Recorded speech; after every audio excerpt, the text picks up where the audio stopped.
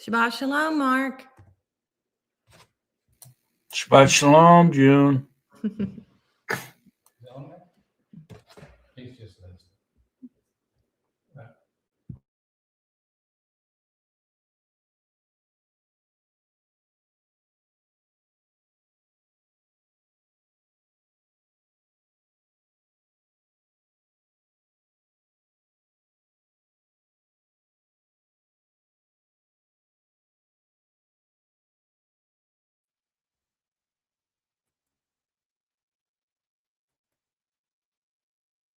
Shabbat shalom. Yes. Shabbat shalom, Sandra. How are you, sister? I'm so grateful and even more grateful after that great message Yahuwah gave us last night. Wasn't Was that that not powerful? Yes. Shabbat shalom, Ross. Hey, Shabbat Shalom to y'all too. Yeah, it gives us more. It gives us more appreciation and meekness. Yes, it does. We haven't really Yeah. suffered anything. Paul calls it light afflictions. That's right. That's Ooh, right. that's what magnificent love he has. Yes, he does. Yes, he does. It's like he's feeding us meat. Mm-hmm. Like we're ready for meat, huh? We're ready for meat. Here in these Yeah. last days, we are ready.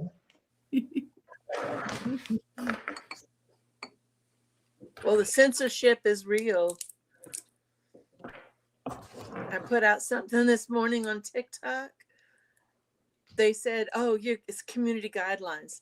2 other places had the same video, but because I put Yahuwah's name on it, they took it off. Oh, wow. So, Hey, Sister Phyllis. I'm so glad to see all of you. How's everybody doing? doing good. How about you? I'm been better. I'm just a That's- little fatigued today, but I'm happy. Hallelujah. That's great. How are you other 2 sisters doing? Okay. Very grateful, very grateful. Yeah. Hallelujah. Hallelujah. Thank you, Yahuwah, for you, sister. Thank Hallelujah. you. Thank you. Hallelujah.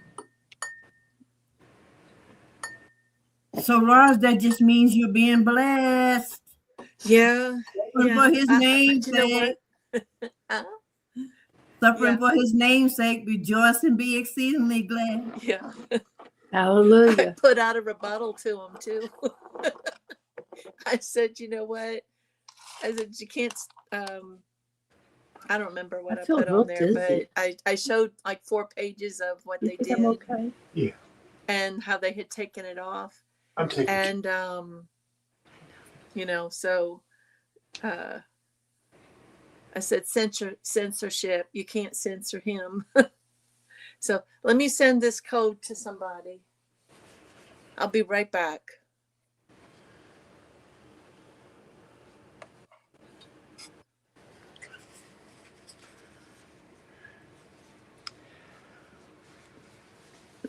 Oh, I forgot I was on camera. Yeah.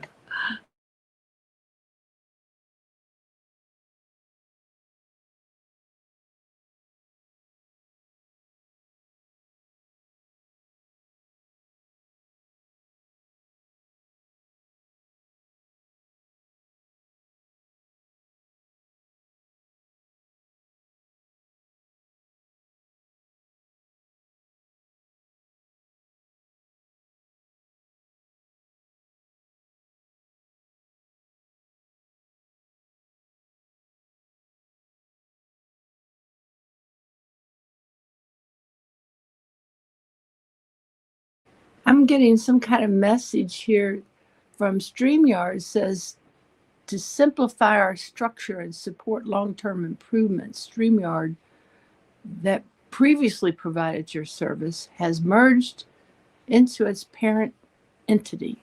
Yeah, I had that too. There's an X up at the right-hand corner to get it off of your screen. Oh. And they asked me a whole lot of junk before I came on, like, Really? do you allow your camera? Do you allow your mic? Do you allow the cookies? Can you accept these? I mean, I had to go through like a 5-point process to get signed up. So Really? And that's not normal? It usually asks me, it says, when I do it, it says that it wants to access my microphone and my camera. And I just say allow, and then that's all I had to do. yeah, well, usually usually when I've come on before, I mean, I just go into the back room and it just instantly, when Mark hits it, it puts me in. So there's been a time where it made me refill our names in the box, but oh well, that was a lot today. I was thinking, wow, am I going to get through all this today?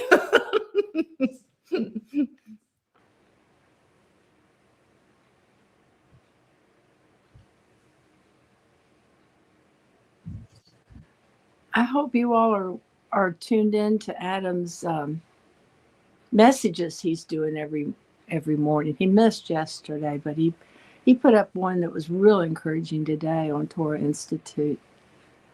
Yeah, I don't think I've seen that one yet, but I do keep track of him every day. So Good. He just put it up. okay. And comments are always welcome.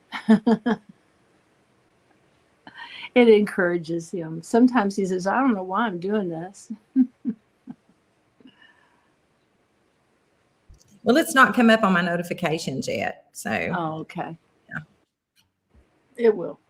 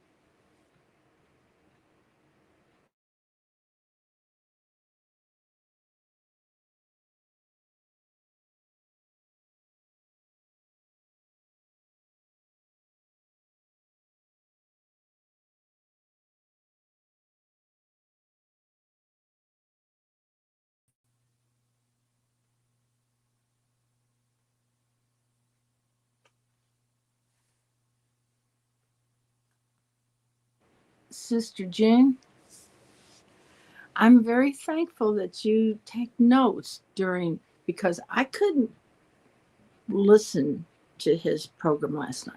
I couldn't. I tried. And I said, no, this is just too gory. I know he went through this, but I just can't deal with it. But I am interested in knowing the references, because he like when he talked about the hands giving blood, then he referenced, and then I said, I can't take any more of this. but so I'm interested in the references between each of the 7 bleedings, but not details. Yeah, well, you'll get them. I'll leave out anything that I think is gory. Please do. Thank you. No, I'll have them. I'll have them ready. Probably. I usually get them finished on the first day of the week in the afternoons. So I'm always amazed at how fast you get that out. Thank you so much. well, good. It really helps. I don't read every one, but it really does help. Okay, that's good. And that was the whole leading. I mean, it's not me that said, oh, I'm going to do this. I'm going to take the marks for notes of Mark and then just put them out there. That wasn't me that decided to do that. So you could make a book out of it. Yeah, someone else told me that earlier this week. I think she's guilty right up there in the corner of the screen. But anyway, yeah, we're hearing that. So I don't know though. I might have to. I don't know. We might have to go in with Mark to do that. That's a big job. I was thinking it would be like a study book over teachings. Yeah, we could be reminded of. I can see that. It's a lot. lot. Must have been the Ruach that led her to say that. I didn't tell her anything. I'm hearing that. I can't wait to read your children's book. Yeah, we're I've got Lou they're reviewing that, and then Oh, the children's book. I agree with, it's not for little children. It wouldn't be for toddlers. But this book is like a history book geared down for a younger person, not a child necessarily. Maybe anyway. What do you think? Well, except that 7? we be as little children, we can't even enter into the reign. So we're the children. That's exactly the point. Thank you for saying that. Yeah, that's it. well, And that's that book what is beautiful. I'll see you, Yahusha. Yeah, that's what I had shared with Lou and Phyllis. I said, I had to start praying and talking with him and saying, let me see this as a child. Let me come to your word and let me see this as a child. Because if this isn't written as a child, then it's of no use to anyone. And I preferred not to go the route of, the normal, I guess you noticed the normal story headings, just something new and fresh and something that's for him, that doesn't distract. So I guess after I get you guys to go through that, and then I'm going to send it to Mark, I'm going to test it on his great grandchildren and see if we can get the appropriate level written on there. But it will be perfect. It'll be to where it might be over the younger ages, but it'll be easily read to them. That's the whole point. If they're too young to read that and understand, it's a tool for the moms, especially home. I've gotten so many requests from homeschoolers wanting something because they want to add, and they want to, I don't like to say dumb it down, but make it clearer for younger people to understand. It is real, and I'm sorry it's taken us so long to go through it, but Lou just finished getting Mark's book.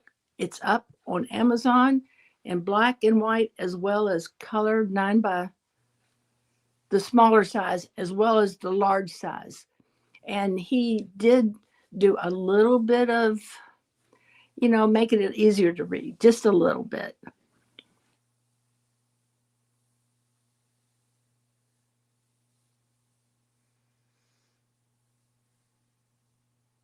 Well, I think when I had started writing this book, of course, it wasn't me. It was you, Phyllis. You were responsible for the Ruach leading to get me going on that. But that was what I had said. I don't know if you noticed up front, I had written a little like a little dedication there, and I was talking about how I wished I would have had something like this to read to my children. Because especially the younger ones, when they came up and I had learned the true name and his ways and everything, there was nothing out there to teach them in the word. And so that was when I had to go in and every day I would have to take, something from a different place or denomination, and I would have to go through, because we had scripture study every day during their school. That's how we started our day off. And I just basically had to go through and just, read it the night before class, and then go from there, try to express it in simple words so that it would get all my grade levels.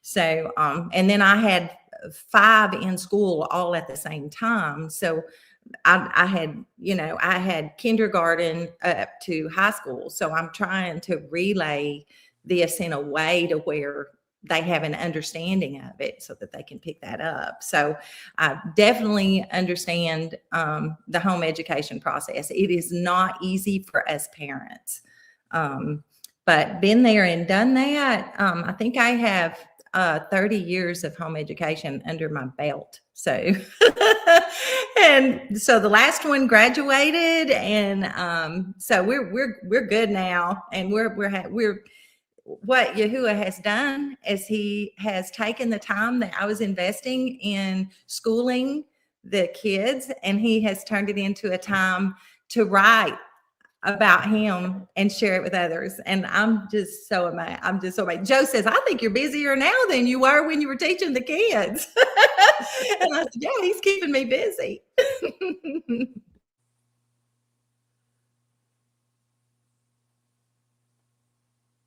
Well, I you think can't. there's a scripture said that in our old age we'll still bring forth fruit. So you're still bringing forth fruit in your old age. Hallelujah. Well, I had shared that with Mark, that when Phyllis had first mentioned this, and then the Ruach kept me up all night. Yahoo is just so great. He just would not let me sleep. He said, get up and start writing. I'm giving this to you. And then when I had finished like the last few lines of just, writing down just what he was giving me and it was flowing out, he said, here's your fruit. Take advantage of it. There's your fruit. I've given it to you. And that was the words that I heard. It was just, he said, there's your fruit. And I'm like, oh my goodness, there's my fruit. So yeah, that hits home.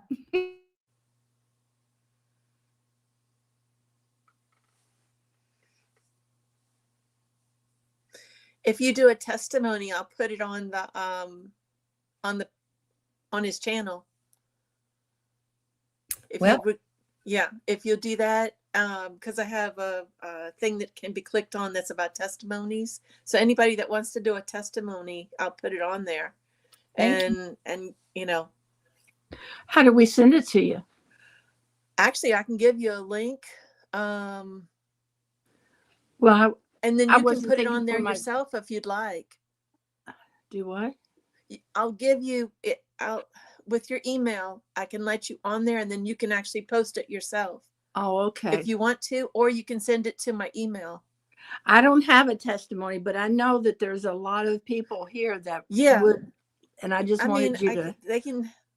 They can post on there. It's only the whole page is nothing but about Yahuwah, and so many different breaths now that he's led me to put on there, and but it's a beautiful thing.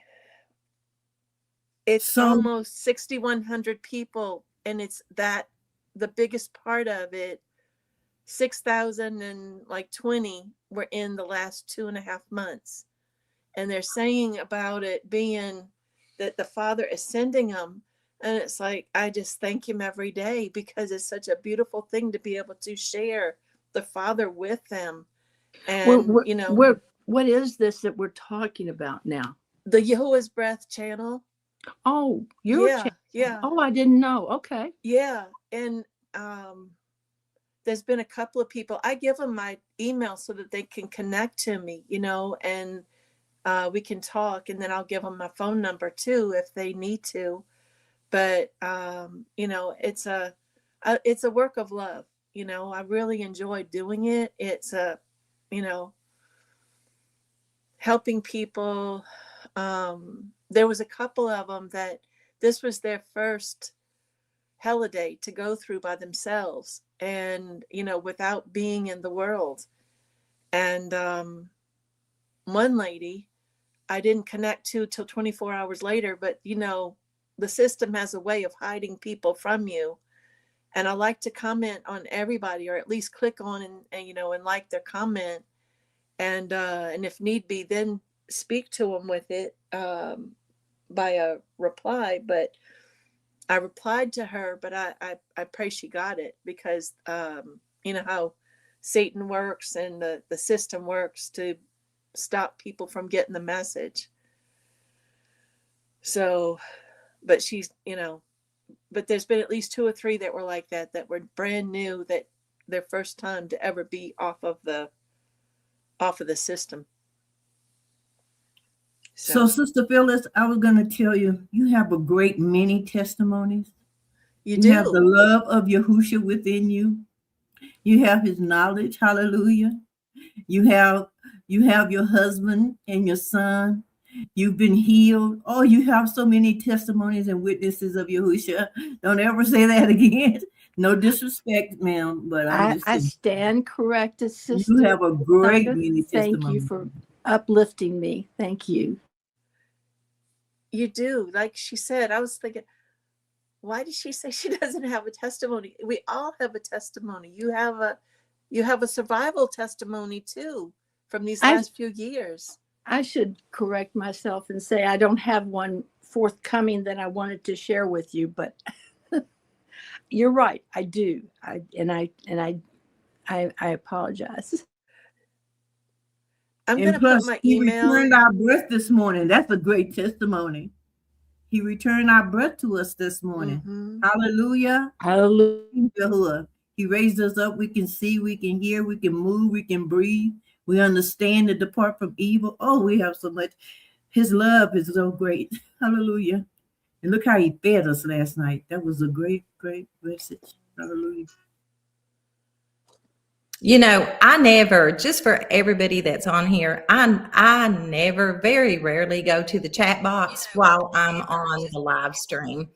And then sometimes I'll go back and go through it and I'll see comments that was made to June. And I'm like, okay, sorry about that. I miss that because it's just a distraction for me. And I just want, you know, but I did just see something up there from Sam and Annie, and they asked the question, where can I get the notes? So I work on those notes after every Shabbat evening that Mark comes on. And if you're interested, just email Miss Phyllis and Lou, and she'll be happy to share your email address with me. And I'll be happy to put you on my list. So just so everyone knows that. And I'm putting my email on the chat right now. Anybody that needs to email me and wants to do a testimony, and I'll get you onto the thing. So feel free and share it, because I put it out there on YouTube with it and for people to be able to get it. So I just put it.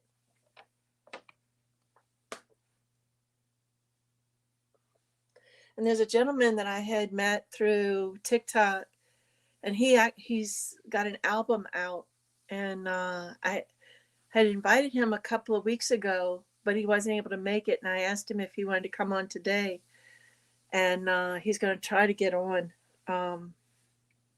But he's got a beautiful voice. You can definitely, you know, it's very beautiful. So, did y'all see the ear? Happy New Year. No. What did you say? There's I put out a post. Everybody else is doing Happy New Year. I put Happy New Ear so that people get a new ear, a renewed ear, so that they can hear the Father. And this would be their last one. That's good. I've not seen that one yet, Roz.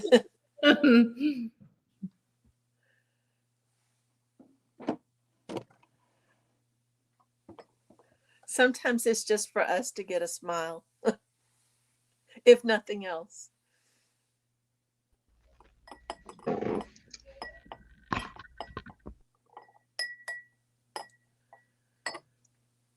Hey. Good morning, Brother Chance. Shabbat Shalom, beloved Kadashim. Hello. Peace. How are you and your children and your wife? Everyone well? Oh yeah, we're good. We got a lot of snow just recently. It's pretty convenient. But I got an 80-year-old, she's about 83. She's a widow.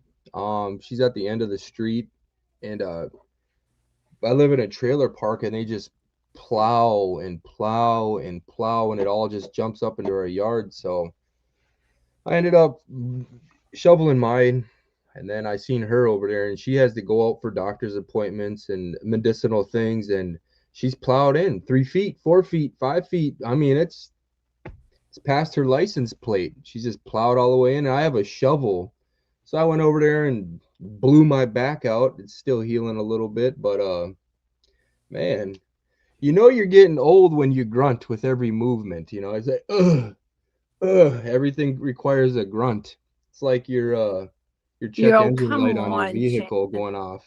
Come on, Chance. You're My not check engine old. You're light's just going out off, of but shape. I'm 40 and I'm already farting dust. It's crazy. You know, I'm 40 and already farting dust, man. He's really putting it on me here. But you know, she was happy, and you know what? A great testimony for her. Her name's Barb, and I think she's watching. I would love for her to come on here, but she feels like it's a little advanced for her. I gave her a BYNV, and a great testimony is, so I was at the park with my children, and I told her Yahuwah, Yah gives breath, Yahuwah. And she said when she first heard that, she said she felt it in her body. And now she is about Yahuwah. I mean, she's teaching me things. You know, I've been on this walk for a while. She came out swinging on me, teaching me all this stuff. I'm like, oh my goodness, Bar, what is this? So I go over and talk with her, and I hope she comes on here. And you know, but what a great woman. I went over there, and you know, she needs help with that stuff. So it was really it's nothing to me. It's just I don't have it in me to. I can't have that on my conscience. It gnaws at me. So I had to go and dig my, you know, it is what it is. But the snow, yeah. This welcome to the cold state of Minnesota. You know, but here we go again. It's snowing again today. Got stuff coming down now. Well, did you ever watch the snow actually falling? Yeah. Because you can actually see all four winds, you know, coming from the four corners. You can see it. And then some of the flakes will come down and they'll just kind of go like this, and then they'll hit the ground. That's like life, isn't it? And then some of them will go like this and then go down and then go up, and then they'll go down and then go up. You know, you'll see all different kinds, and it's like all the different people in the earth. He had me watching that one when I was up in Rochester, and I thought, how beautiful that is. You know, you can just see it. And it's like everything with his creation is just beautiful. So, you know, sister, you had me thinking about something here. I want to share something it actually came together for me a little bit ago. So, you know how this nation practices New Year right now? So with summer is life, fall is death, life and death, right? So while they practice this New Year, are they worshiping death? Because Yahuwah has it, summer is life. New buds, the trees are given bud, life and death. Yahuwah is about order, you know, life and death. So summer and winter, fall, everything falls, everything dies, new life begins, life and death. So, you know, looking at it from a deeper understanding is when you have these people worshiping their new year at a time of fall, we're programmed right now to worship this. This is a time of survival. The fruit ain't bearing right now. We're all in survivor mode, you know, being like groomed. You know, everybody's in a survival mode. There's no plants, there's no food happening right now. There's no, you know what I mean? Everything's in fall. Everything's in the fall and the winter. So I don't know. I just came across me today, and I was listening to this sister of ours. She was talking about this. Yahuwah has her bringing about this New Year's stuff, and she has a really good point. Also, Rosalind, you pointed that out to me not too long ago too, and it just grew into this big old tree now, and I'm looking at it from a different perspective, and I thank you for that. you're welcome. Yeah. But it seems like life and death. Yeah. Fall, summer. Yes, like the fall of man, you know, the fall, the leaves are falling, everything is dying, but then everything comes back to life. So people are out there right now celebrating what? Death? Yeah. That's what I feel at this time of year, because you don't see anything. You know, you do see the evergreen trees. You do see some things, but you just don't see, like in the springtime. That's when everything, all the babies are born, and, you know, It's the beginning of his year. Yeah.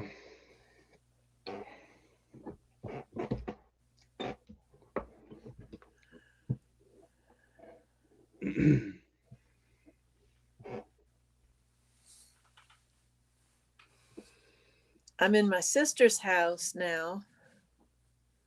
I'll be here for a bit.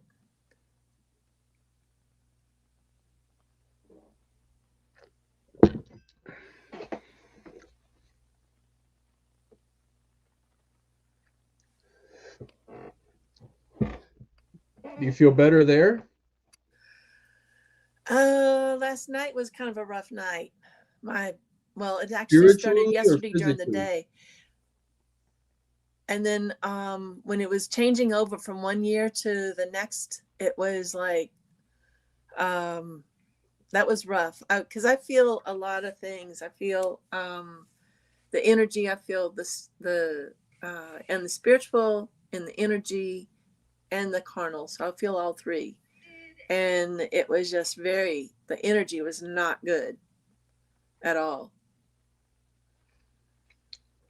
So.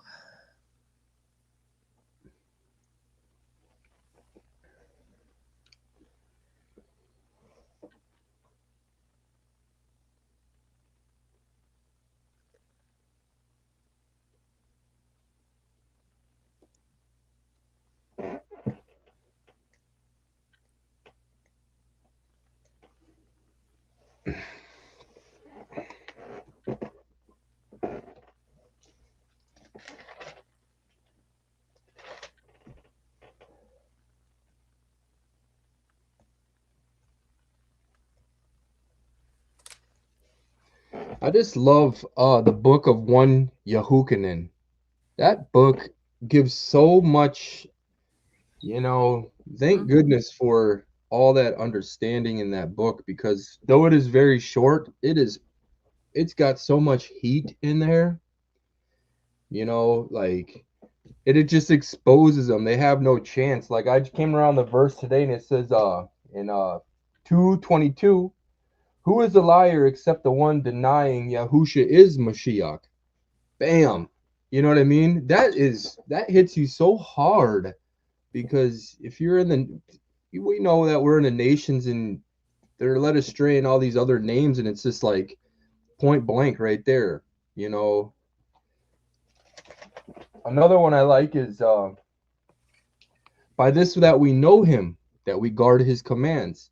He who says that they know him and does not guard his commands is a liar. That's another tall tale sign, like it just exposes the works of darkness so easily. If we just take the time to look at them words, I really like those. I was going through that one this morning, and every time I read it, it just hits me so hard. Every verse, word for word, just like it's like striking at a stringed instrument inside me, just ring, ring, ring. You know what I mean? I'm just ringing, and it's really amazing. You're ringing in the new you, huh?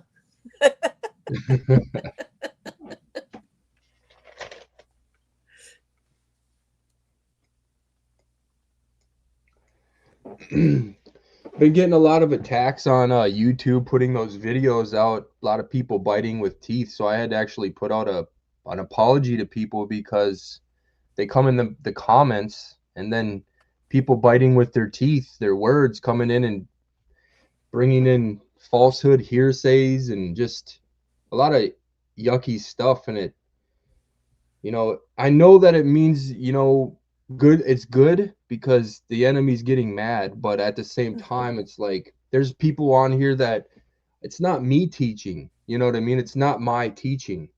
It's who's in me that's teaching. It's Yahuwah. So like when they come on there and they're like, oh, they're biting you and just slashing you up, and it's just like the love in you wants to reach out to them, but then you have to discern their comment. Is this somebody that's actually trying to learn, or are they just biting you? Because if I'm just going to start deleting the comments, I don't delete them. I think they're there for a reason. You can hide them without deleting. Yeah. Yeah. It's just some of them are just real evil. And I mean, it's teeth. It's like teeth. They're bearing teeth. They're trying to just bite you in there, and it's just like I don't, you know. Yeah, but I look at it this way, that that's how some of them are going to get judged, you know, and the good comments that's how they're going to get judged. So I don't remove any of them, although I've been told that I removed it. I said, no, I didn't remove anything. I've had my own channel's comments removed by somebody that accused me basically of stealing something. And I said, no, I didn't take anything of anybody's. And then I said, I don't monetize. I don't do anything. Said if they have it on TikTok and I can download it, I share it because that's what I'm supposed to do, is share the name of the Father and share his word and all that. And they said, but you should have acknowledged this person. And I said, the name is on the video where I got it from. I said, it is acknowledged. And I said, when they kept on doing it, and I said, we'll leave it here. Oh, they told me that I could remove the comment because they were actually put in their place because what they had said. And then they removed my comment when I didn't. And then they commented and changed it, coming at me more. And I said, listen, I said, we'll put it between us, both of us, to the Father, and we'll see who he wants to have do it, because I'm spreading Yahuwah. I said, I'm not taking anything from anybody. Well, and everybody's at a different stage in their walk. You know what I mean? Like in their journey. So they're needing to hear things, and these dangerous bitings coming in on the comments. It's just like some of these people are still in a vulnerable state. They're still coming up in this walk, and they're looking to eat truth. And then you got these dangerous hearsays coming in where, I just want to give them a good home where they're safe. You know what I mean? And I don't want this dragon in here and their dragon servants biting at our people. You know what I mean? So I Yeah, the feel dragons obligated actually to bite a protect lot. them They in a bite quite way. a bit. They're biting. Them teeth out there. Some of that teeth is real. I knew that was gonna happen. Some of them lately have been pretty gnarly. Big But teeth. what bothers me is when there's one that's coming in the name of the Father, and then they criticize the person because they have the wrong kind of t-shirt on. And I said, that's all you got out of that message? And I said, everybody's on a different Isn't it right, part. Roz? You'll do this nice, wonderful show, and then they criticize something that's not even relevant. They do that to Lou a lot. They'll pick some little thing that he said, not even relevant to anything else, and pick on it. Yeah, that's what they do. And this was about somebody else that I had put on there. It was about what that pig is in everything and a lot of things. And I said, listen, I said, everybody's on a different part of their journey. I said, so don't come in here judging her or anybody else.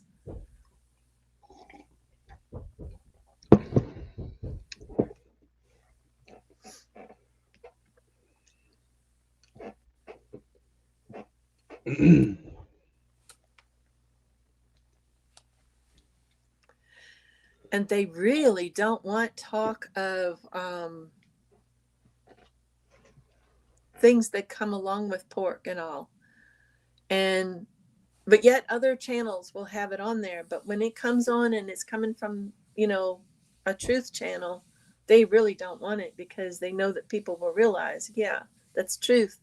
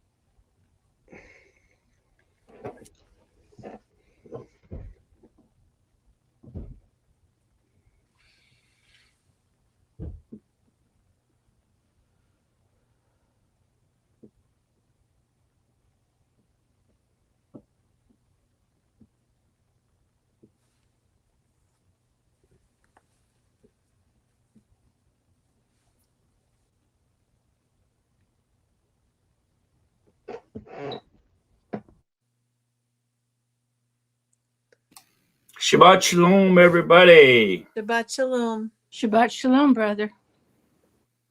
Say, Phyllis, I was just searching for Adam's little clips that he does. Mhm. I just can't find them. It's Torah Institute. Yeah, I put that in there, and it doesn't. I mean, it's just all Lou White this, Lou White that. Well, There's nothing about Adam comes up. I know, but if you'll look at the last thing on the last short on that channel, those are the ones that Adam's doing. It was Lou White and Mark Davison to begin with, but now it's just Adam. He's got control of that channel now. Okay, that may be what's causing a lot of people not to follow along because they can't find him. I'm just saying, if I can't find him, I'm sure the other people can't either. Just But go what to you're Torah. saying, just go to Lou's station and scroll all the way down to the shorts. No, Torah Institute. That's what I did. And this is And then look for the shorts. And Yeah. just click. Let me look again. I'm sorry. Yeah, I can't find it. Honestly, it's too hard to find. me see. Okay. I'm I sorry. And I sent the link to your phone, Mark, for later. Yeah, but I mean that's not the point. That helped or not? Maybe a lot of people aren't Right. following him because they can't find him. That's what I'm saying. Can you send me a link to Okay, so June? Okay, thank you. yeah, see, it's all right. So here we go. I scrolled all the way. Now, Torah Zone comes up. Torah Institute and Torah Zone. Torah Institute. Yeah, it's not. It comes up. The first thing that comes up is some Israelite guy from Baltimore, and then the Torah Institute out of Maryland, and another one out of Dallas, and then Torah Institute. Torah Institute. Grandma Phyllis. I mean, that's it. I mean, it's really hard to find, really, honestly. June, did you send him a link to the one for today? The best thing would be to just send him a link to the last one you watched. Or I know you haven't watched I one. sent the last one. Yeah. Okay. Okay, there you Okay. Anyway, I'm just saying, you may let Adam know. I mean, it's just too hard to find. It should be come right up. It doesn't. go. That's YouTube. That's not on Adam's.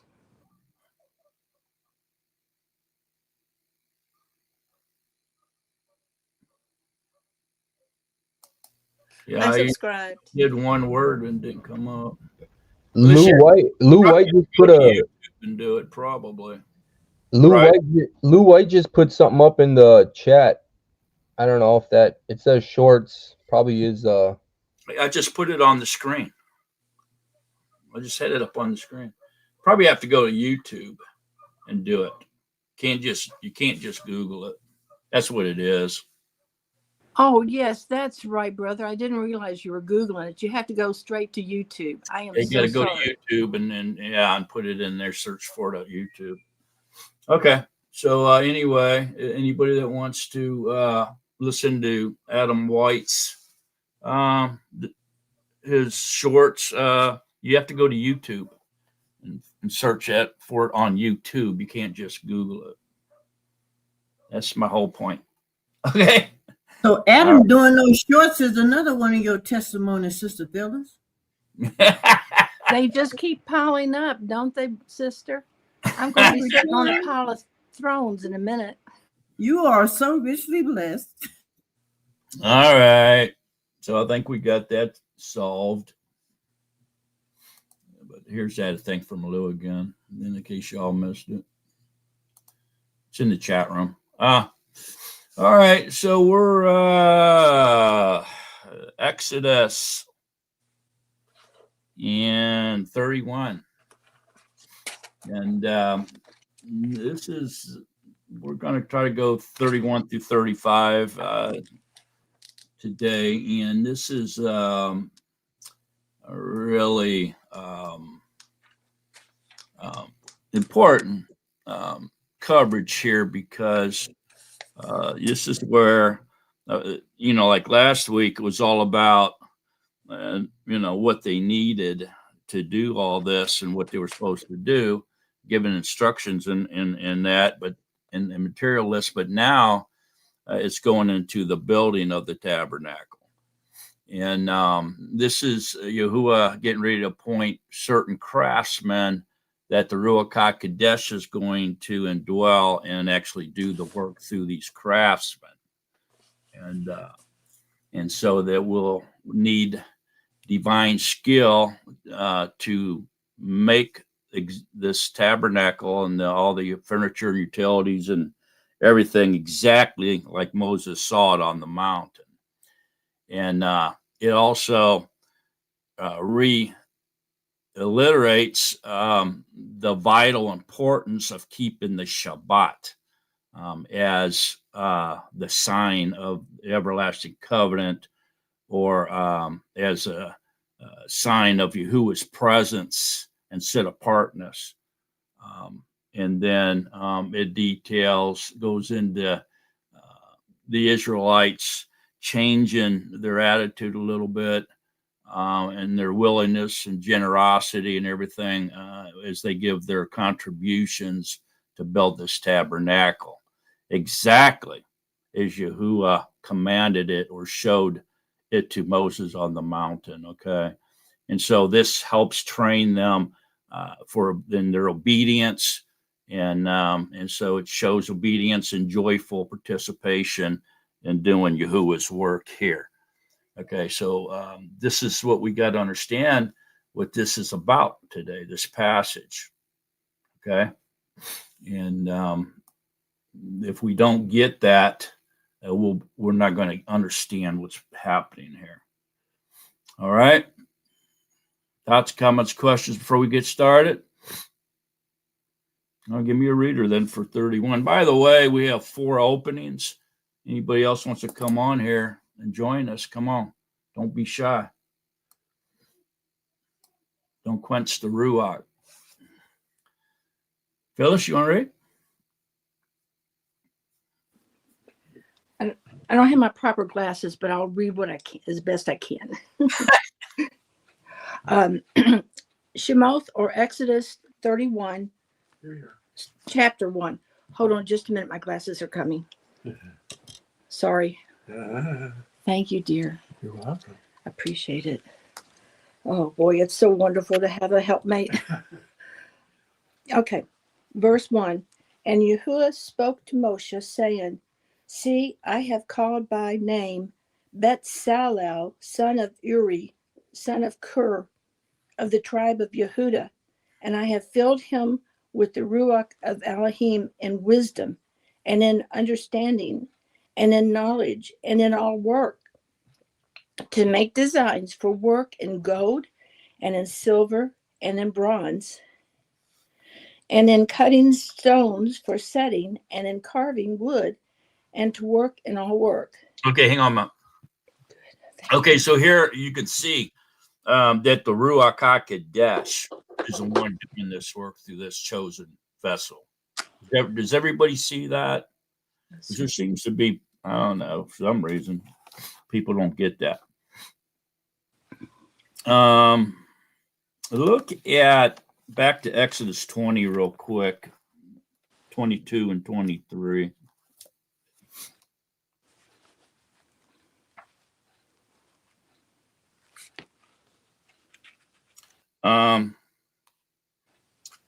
It says, and Yahuwah said to Moshe, say this to the children of Israel. You yourselves have seen that I have spoken to you from the Shemaim. You do not make besides me mighty ones of silver, and you do not make mighty ones of gold for yourself. Okay, see that? And so when we get over here, back over to 31, where it starts talking about, cutting stones and settings and carving wood, and working in different precious metals, gold and silver and bronze. People get that construed. Okay, like so in other words, they think that this stuff has some type of image of, you know, of the heaven, and they're not supposed to do that. And so they apply it to either a contradiction or Yahuwah allowing them to worship different things. And then when you bring the serpent on the pole into the mix, and then they really take it off to a new level.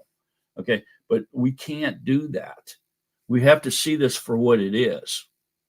Okay, imagery or idolatry is forbidden. Building this tabernacle was commanded by Yahuwah for them to build him a starting house with his family. This is how we have to see this. Y'all pick up what I'm laying down on that, because it's out there, man. It comes at you. And if you don't understand how to show them that that's not what this is saying, you know, they'll have you twisted in knots with this. Well, they were building Yahuwah's house. That's different. Yeah, but people, they get this all mixed up. Okay, and even with the serpent on the pole, the golden calf, they usually think that that's about, you know, idol worshiping, Egyptian god. But what I'm saying is, there's people out there that teach that this is saying that it's okay to worship idols. And can I say Catholicism? I mean, I guess I better be plain about it, right? You mean the Catholics? Yeah. So y'all pick up what I'm laying down. They got rid of what? You know, they deny this, but really they did. They extracted the second commandment, okay, and then they moved all the other ones up, and then they split the 10th commandment to make the ninth and a new 9th and 10th command. And so what this did, when they did that, it allowed idolatry to flourish, and it took off. And that's why you see all these statues all over their churches and people's front yards and all this other stuff, because they think it's okay. And they use this to try to confuse people even more. All right. But like I said, go back to Exodus 20, 22, and 23, and you can see they're not allowed to do that. This is just building a house, the starter home for Yahuwah and his bride who just got married. Remember? We were talking about that last week. Go ahead, Sandra. So, Brother Mark, I was wondering, it came to mind. This is sort of like another blueprint of Yahuwah building us his house, and they're taking it into the dark side when they talk about the idols and things that it's okay to build, because Yahuwah is immutable, so he doesn't change. So he still don't want us to build idols and worship them. But technically, remember in I think it's Yashayahu 54, where he calls us stones of antimony and such different stones, and it's also in Revelation. So this is sort of like a type of what we, his building, are about. And that another thing that comes out of this is when Yahuwah does a work, when it's Yahuwah's work, he gives you his wisdom and his understanding to perform it. Mm-hmm. It's kind of like what I was picking up. Yeah, it's not our righteousness, you know, it's not our work or righteousness, it's his working through us. And the spiritual gifts is proof of that, because those that's not our righteousness. People, you know, they crack me up. They say, I'm working on the spiritual gifts. I got, you know, this one down and that one down, but I'm still working on that one. It's like, you can't achieve those things, dude. That's the spiritual gifts. That's the characteristics of who indwells you. That's proof that you have the Ruach HaKodesh dwell in you. It has nothing to do with what you can do, because you can't do it, you know. But anyway, back to this, especially in 4, to make designs for work in gold and in silver and in bronze and in cutting stones for setting and in carving wood. See that carving wood into work and all work. So they point to that and say, see, you're allowed to have statues. You know, they try to confirm their false doctrine with this. That's all I'm saying. Y'all see what I'm saying there? You know why? Because they don't teach people to read in context. They teach them to read a verse and then get out of there. You know, John 3:16 is probably the best example of that. They act like John 3:16 is the only verse in chapter 3. That's it. And once you read that one, get out of there. That's the only verse in that chapter as far as they're concerned, right?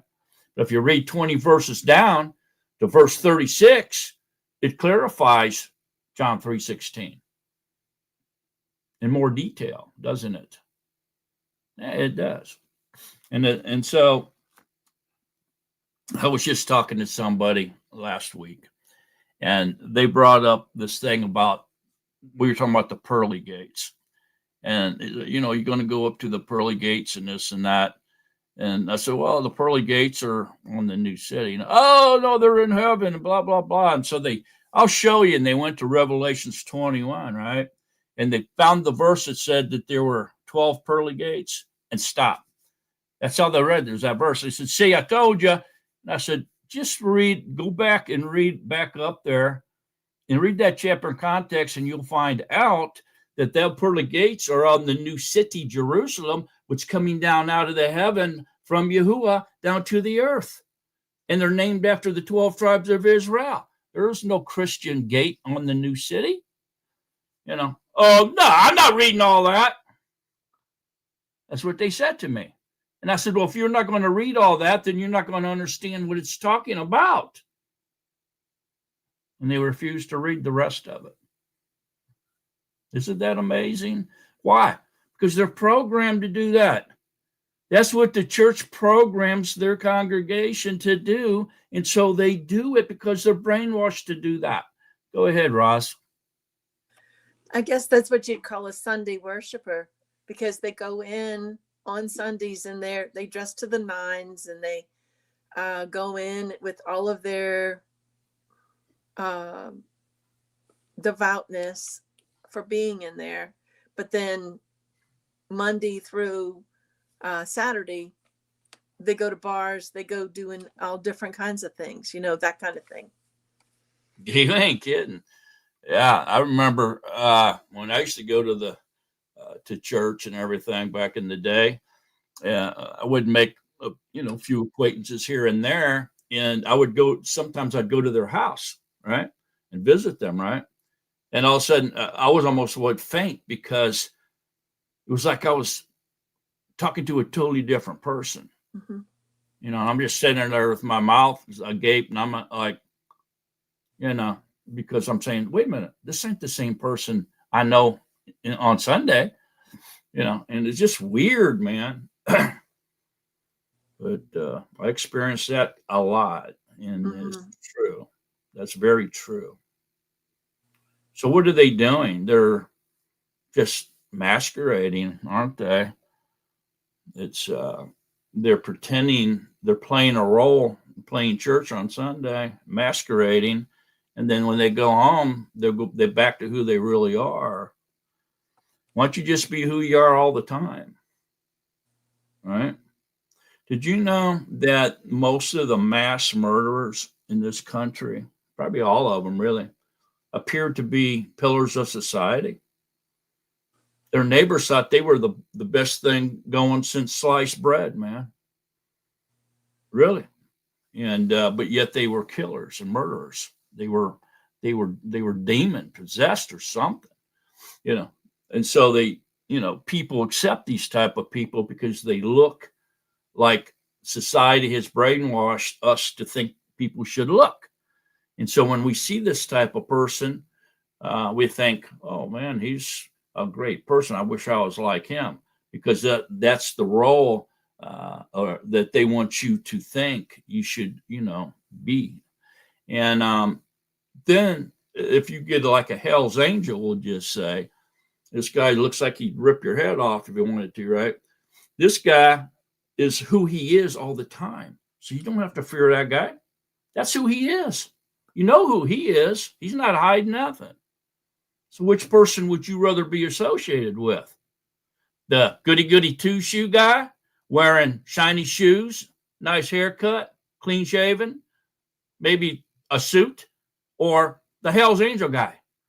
This guy over here is a mass murderer in disguise, masquerading as a pillar of society. This guy here is you see what you get. Who you want to associate with? Who's the better man? The Hell's Angel is. This is a hard lesson to learn, but Yahusha talks about it in Scripture, doesn't he? He says there was a Pharisee that came out and he was bragging about, oh, I'm glad I'm not like those sinners. I tithe every week. You know, I say my prayers. I read Scripture. I do this and I do that. And then there's this other guy. He won't even look up to heaven. He's like this, beating on his chest. Forgive me. I'm a sinner. Oh, I'm not worthy. What did Yahuwah say? The guy that was acting like who he is more righteous than the man who was acting all pious. It's the same thing. It's the same lesson. It's something we have to learn and understand. It's extremely important.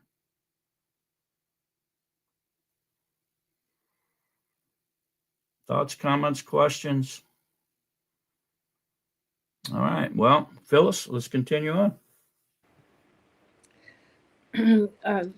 Chapter 31, verse 6. And I have appointed with him Oholiab, son of Achisamach of the tribe of Dan, and I have put wisdom in the hearts of everyone who is wise-hearted, and they shall make all that I have commanded you, the tent of meeting, and the ark of the witness, and the lid of the atonement that is on it, and all the utensils of the tent, and the table and its utensils, and the clean gold lampstand with all its utensils, and the altar of incense, and the altar of burnt offerings with all its utensils, and the basin and its stand, and the woven garments, and the Kodesh garments for Aharon the priest, and the garments of his son for serving as priest, and the anointing oil and sweet incense for the set apart place, according to all that I have commanded you, they are to do. And Yahuwah spoke to Moshe, saying, and you speak to the children of Israel, saying, my Shabbats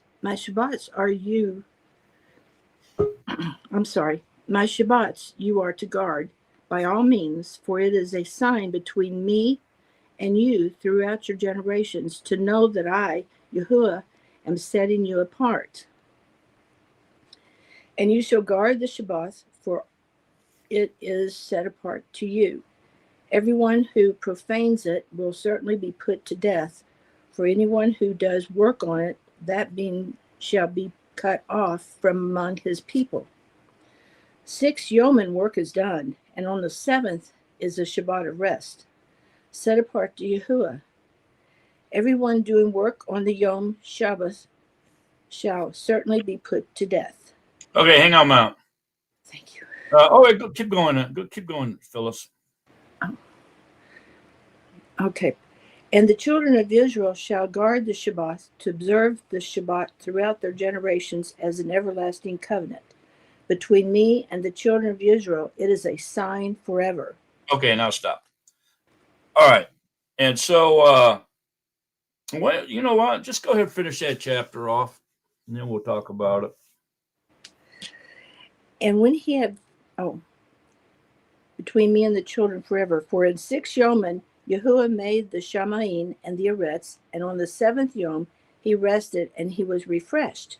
And when he had ended speaking with him on Mount Sinai, he gave Moshe 2 tablets of the witness, tablets of stone, written with the finger of Elohim. Okay, stop. All right, thanks, Phyllis. Okay, look. Why is he's talking about picking out these craftsmen. He's appointing craftsmen.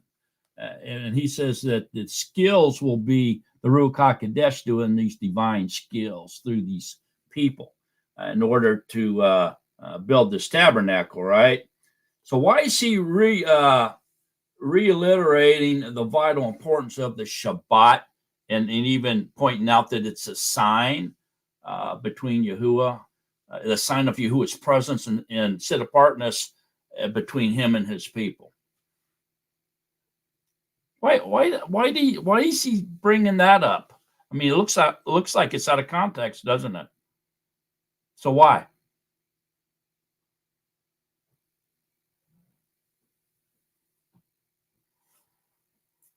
Why is he bringing it up? It appears to be out of context. He's talking about the Sabbath all of a sudden. Sandra? So is he reinforcing so that he makes a difference because he knows that they're going to try to change time, and he's reinforcing their set apartness in recognizing and honoring the Shabbat. That's their set apartness between them and the children of darkness. He's reinforcing that difference. You were right on at first, but then you got off track. You derailed. I derailed. Yeah. I love teasing you, right? For some reason, I don't know why. Well, it helps me learn. So technically he's trying to say, look, this is the difference between me, you my set apart ones, and what's really going to happen. In other words, this is a sure sign. This is something that you remember always. This is because in Revelations, remember, the enemy gives a sign for his people, the darkness. Okay, let me ask you in a different way. Okay. Who are they doing this work for? Who's hiring them to do this? Yahuwah. So they're working for Yahuwah when they build this tabernacle, right? Okay. Right. So then, since they're working for Yahuwah, why is he reiterating the importance of the Shabbat? Why he commissioned them to do work for him? He contracted them. So why all of a sudden, seemingly out of context, is he reiterating the Shabbat? Phyllis? He doesn't want them to do any of this work on Shabbat. Exactly. And so although he's commissioned them or commanding them or hiring them to do this work for him, he's saying, although this work is for me, you still have to keep the Shabbat. Don't forget about that, because no matter what, even though this is important work and this is for me, you are still to keep the Shabbat. You can't do any of this work on my rest day. Is everybody seeing that? It's important to see that.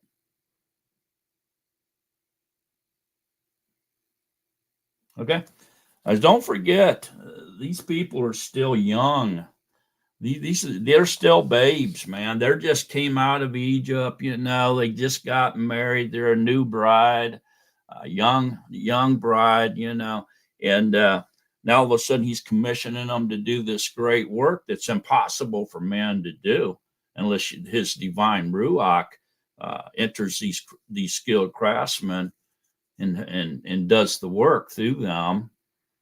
Why did he do that? Why did he choose skilled craftsmen that couldn't accomplish the work on their own, but yet they were skilled? Why?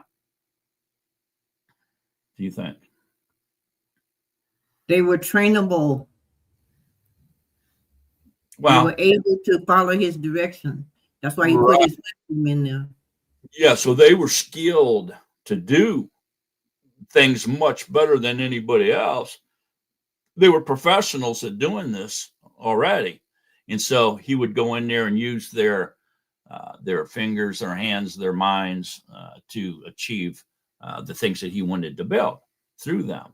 because he already had them skills. Could he have used anybody at all? Somebody that was totally didn't have any mechanical abilities or any type of craftsmanship ability? Could he have used somebody like that? Yeah, he could have, but he chose not to. He chose to use the most skilled. And so what does that tell us? What does that mean?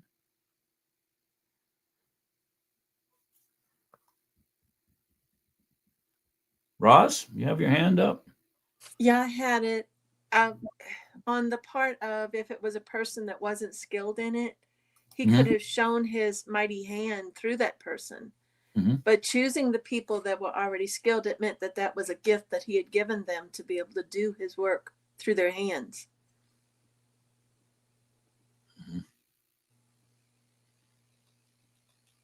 Anybody else? Sandra? Was it to make note that he was doing it? No matter even if they had skills, I'm doing this.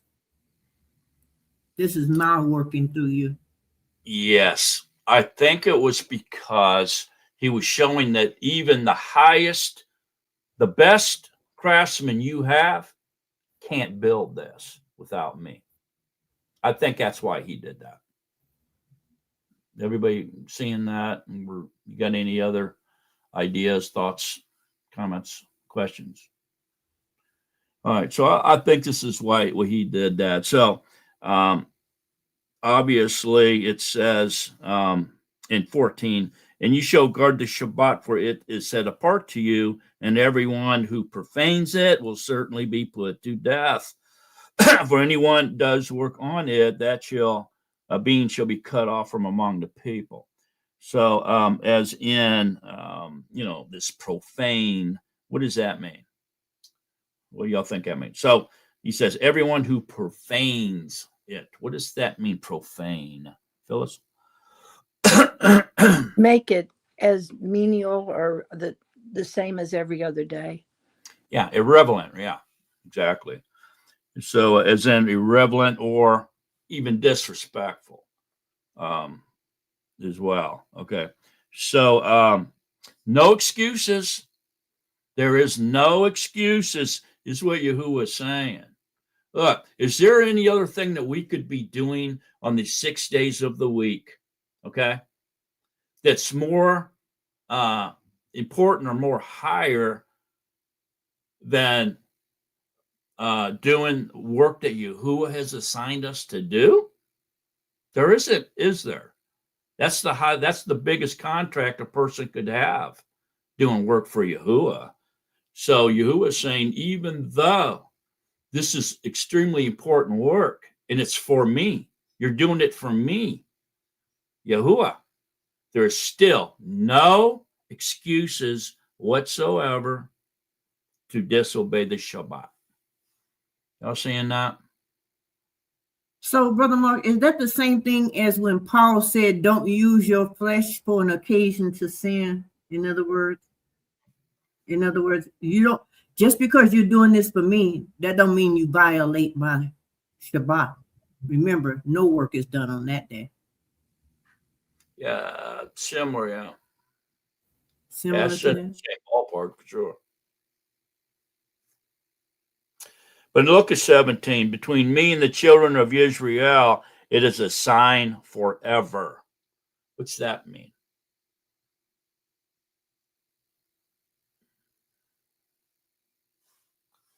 What do y'all think that one means?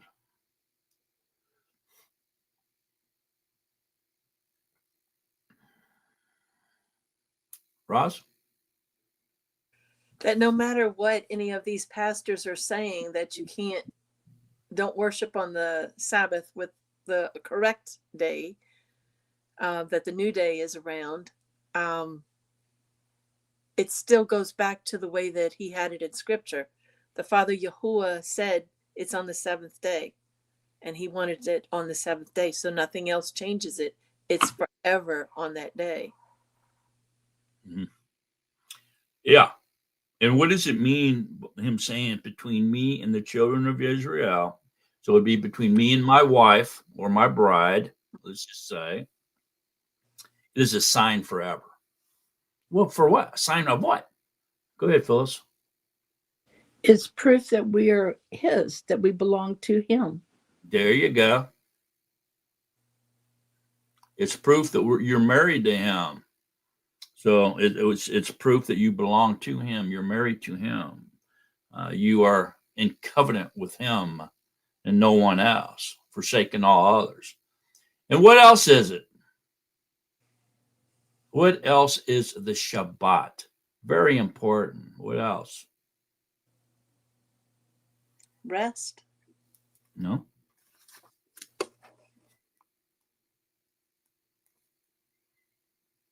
Sandra? So is it proof that he created heaven and earth in 6 days and rested on the seventh? No. It's not. No. It's something very important. What's going on? Okay, so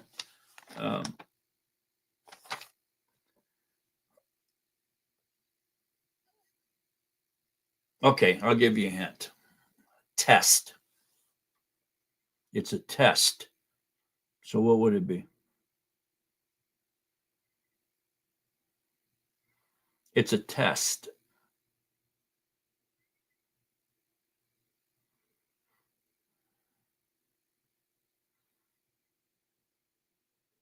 Nobody? Okay. And so this sign is a test to see who is willing to obey him. Your willingness to obey him. Who is willing to obey him? It's what the Shabbat is. It's a test to see who is willing to obey Yahuwah. So if you disobey the Shabbat, what does that mean? That means you're not willing to obey him. That means you're willing to go out and sneak out of the house and go out whoring with other mighty ones. And so if you obey the Shabbat, that's the test, that you're willing to obey him or that you love him.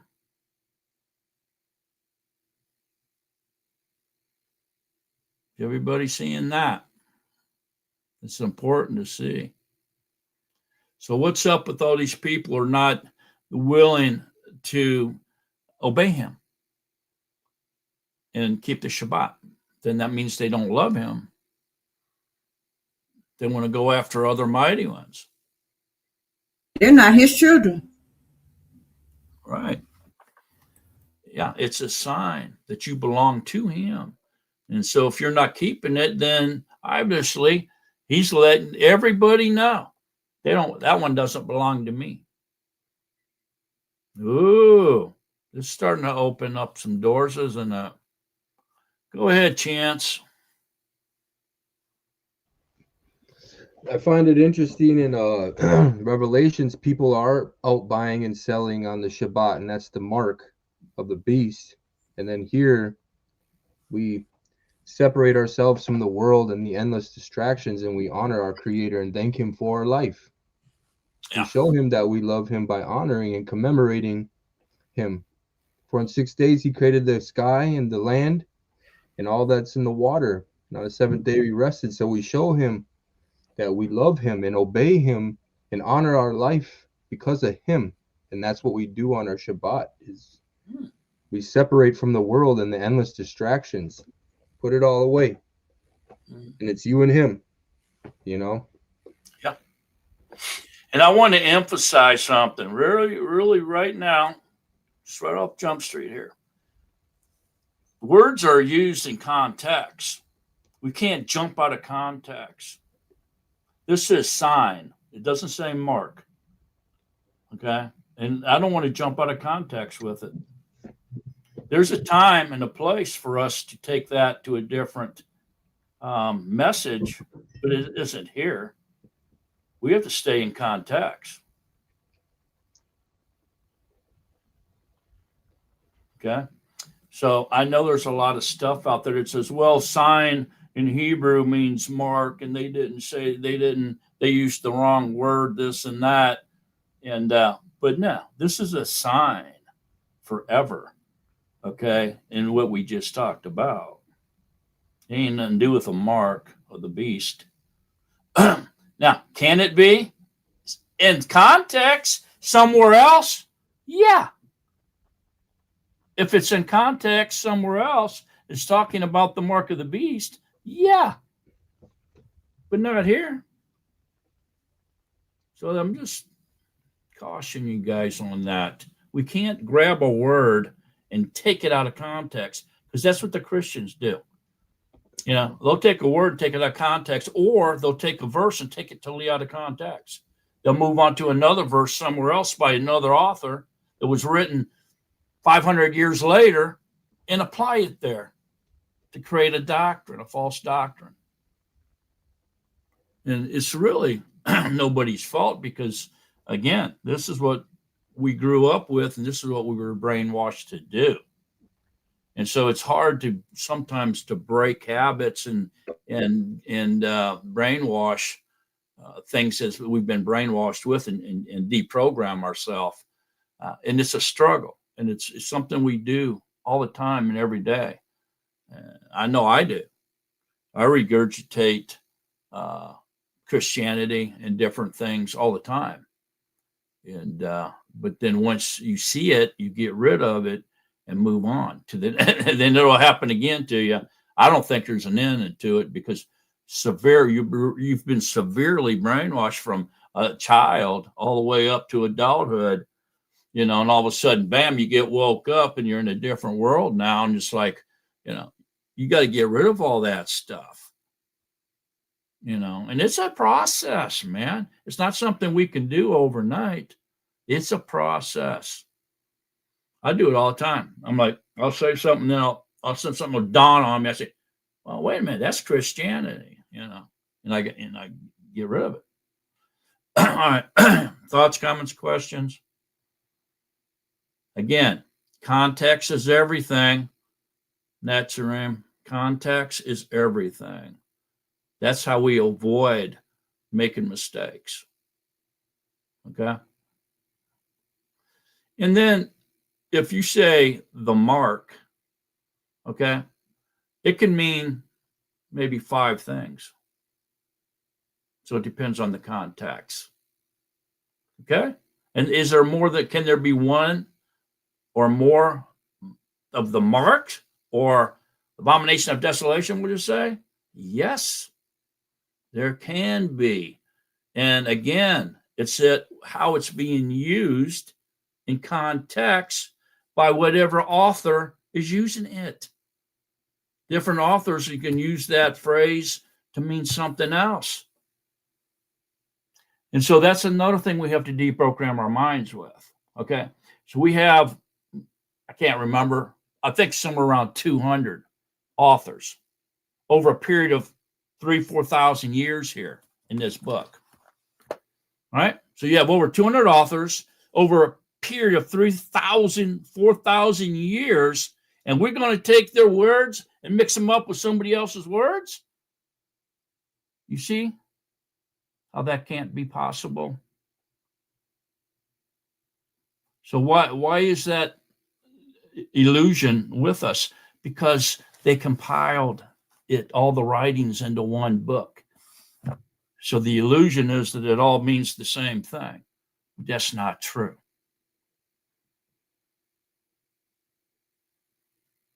Questions, thoughts, comments?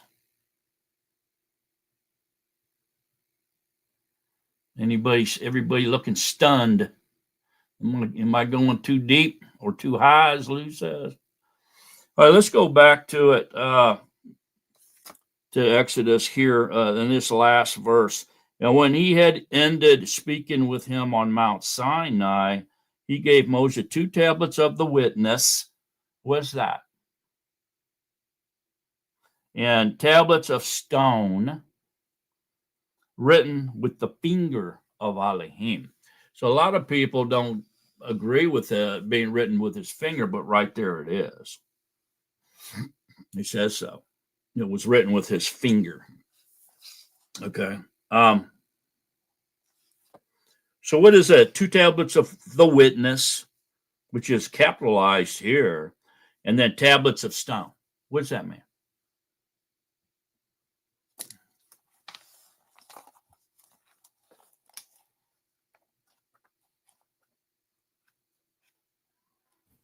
Say that question again, Brother Mark. Well, what does that mean when it says 2 tablets of the witness and tablets of stone? What does those mean? Phyllis. Because one tablet is for the wife and one tablet is for the husband. And so that is a witness of their marriage agreement. Mm-hmm.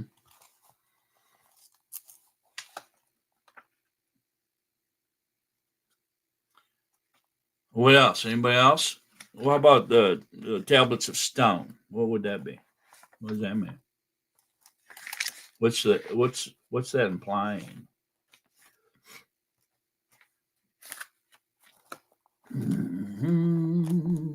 Ross. Is that the stony heart? And then when you're in the New Testament, it's the heart of flesh? Yeah. Yeah, exactly. And so the 2 tablets of the witness being capitalized. Look at Psalms 119:2. The witness is Yahusha. I think the Ruach HaKodesh is the witness, isn't he? Doesn't it say that in John 1:5? Yes, you're right. I just got that. These 3 bear witness. Okay. Why? Because the Ruach is true. 119:2. Blessed are those who observe his witnesses, who seek him with all the heart. Now, see that? So when in Psalms, we see this witness, his witnesses pointed out quite a bit, really. So here it's saying, blessed are those who observe his witnesses, who seek him with all their heart.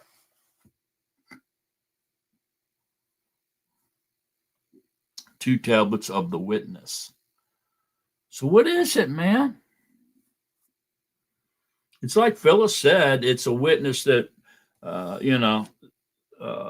you're married, but what else?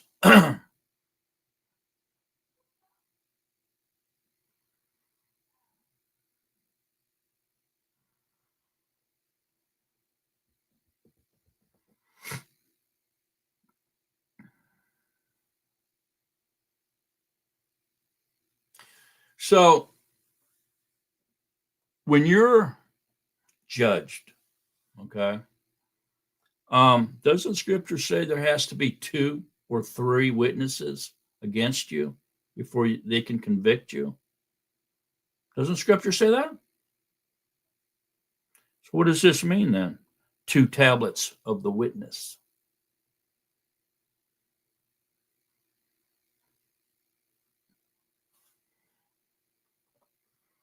Is it Anybody? the proof? Yeah. It's, the Torah, or here in this witness here, the tablets of stone is the 10 commandments, right? 10 debarim. We all see that, right? So this is in context. This isn't speaking of Torah being a witness against you, although Torah is a witness against us. This is more speaking of the 10 commandments in context. So now what does it mean? Roz? That each one of these commandments is its own little spirit of Yahuwah, Spirit? the own ruach of Yahuwah. Like each commandment is his word that's spoken out, and it's like each one of those is a witness to us. Each one of the commandments. You see what I'm saying? Yes. Go ahead, Phyllis. I was thinking that each stone bears the same words, so that if someone were to make a mistake, commit a sin, they've got 2 witnesses against them. It's written here that thou shalt not kill, and it's written here, thou shalt not kill. Yeah. And it's written in stone. Yeah, that's it. That's what that is. If you break one of them commandments, the tablets will witness against you. It'll be a witness against you. It's like the Torah, same thing. It's a witness against you. The Torah can't deliver you. It has no power over the flesh, but it can witness against you and get you burnt.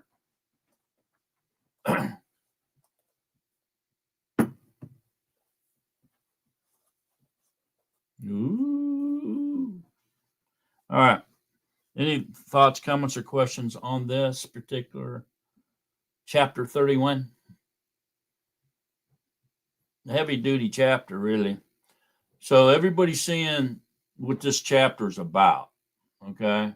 I mean, it's heavy duty, man. All right. But so don't forget the main theme here is that they're being told, commanded to do work for Yahuwah.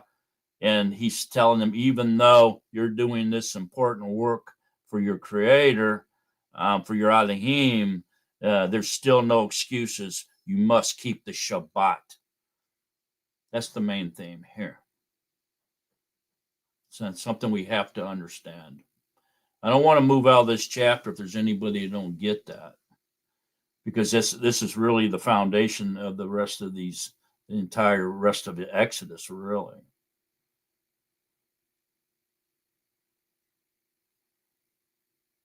Roz? I got a question. You got so many people with so many calendars these days. If they're on these calendars and they're not following their, the lunar calendar, we've got the one that they call, there's so many different ones.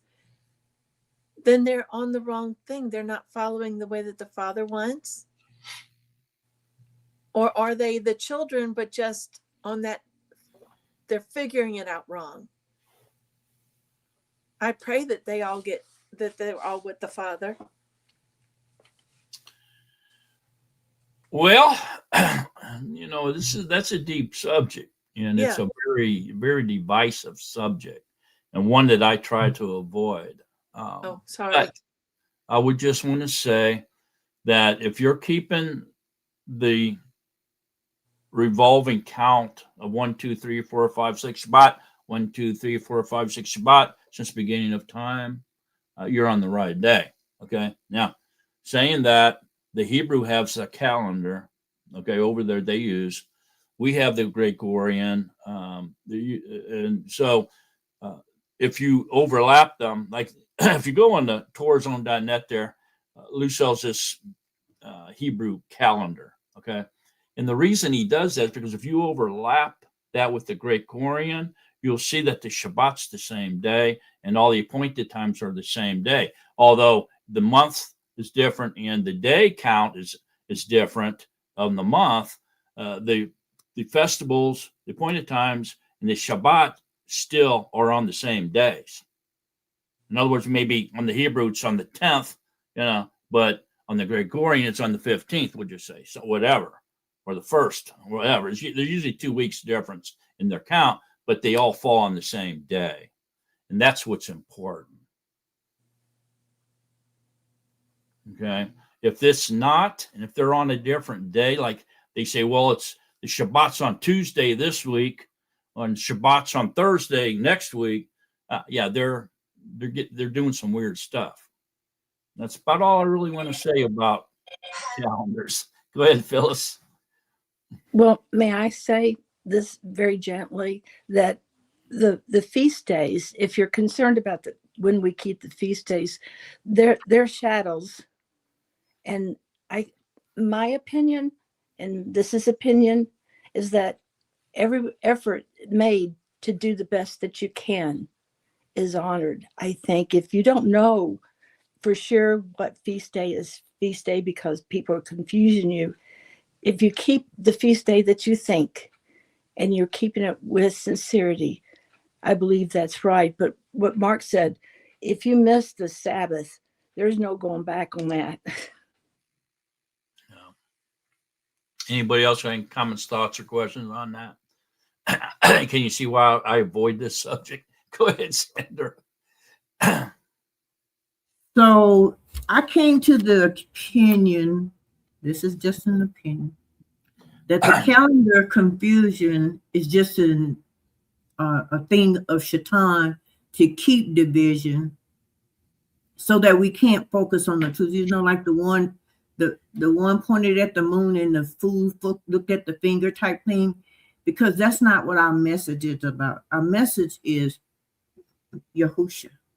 That's the primary message, is to teach to repent, return back to the everlasting covenant, and to teach Yahusha, dead, resurrected, born, dead, resurrected, and his blood delivers us from our sin. That's what our message is about. It's not about all these other side roads that keep confusion going like the world does.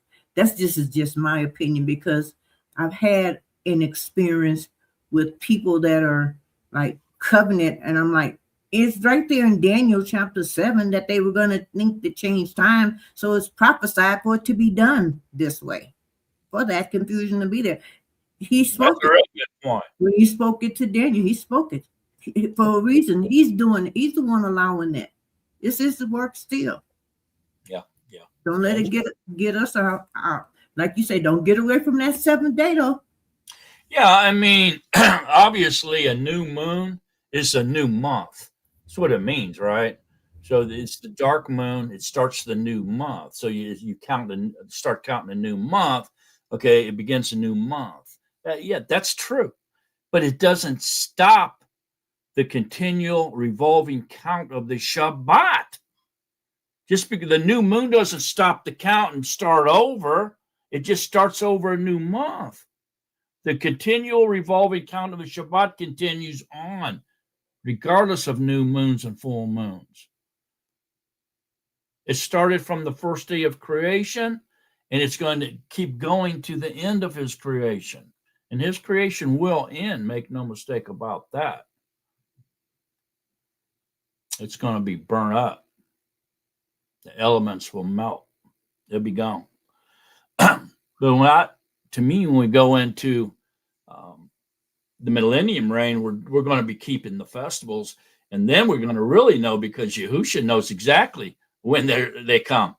Yeah, and for sure it mentions tabernacles in the millennium reign, for sure. And so I'm sure the other ones as well. And so they will definitely all be on the same day then, for sure. And I think after he destroys everything and he creates a new heaven and new earth, he's going to do it in a 6-day format and rest on the 7th day, just like he did the first time. And I believe that's the 7 thunders. And so I think the Shabbat, I don't know really about the appointed times, because they're shadows of Yahusha, redemption plan. But for sure, he's going to rest on that 7th thunder. And I think the Shabbat's going to go off into eternity, and we'll always keep the Shabbat, even in the eternal reign. But that's just my opinion. Okay. Thoughts, comments, questions? Who wants to read 32? Go ahead, Jim. And when the people saw that Moshe was so long in coming down from the mountain, the people gathered together to Aharon and said to him, "Arise, make us mighty ones who go before us. For this Moshe, the man who brought us up out of the land of Mitzrayim, we do not know what has become of him." And Aharon said to them, "Take off the golden earrings which are in the ears of your wives, your sons, and your daughters, and bring them to me."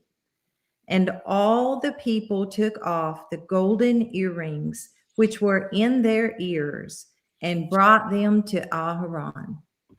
And he took from their hand and formed it with an engraving tool and made a molded calf. And they said, "This is your mighty one, O Israel, that brought you out of the land of Mitzrayim." And Aharon saw and built an altar before it. And Aharon called out and said, "Tomorrow is a festival to Yahuwah." Okay, stop. All right, so here we go with the golden calf event. Okay, so they made an image here that most religious sects will say that it represented a mighty one of Egypt. Okay, because that's where they came out of, right? And but here it says otherwise, doesn't it? And so we see here that not only is it saying, "This is your mighty one, O Israel, that brought you out of the land of Mitzrayim, Egypt," is also Aaron says, "Tomorrow is a festival to Yahuwah." So what is that all? What's that telling us? What's going on here?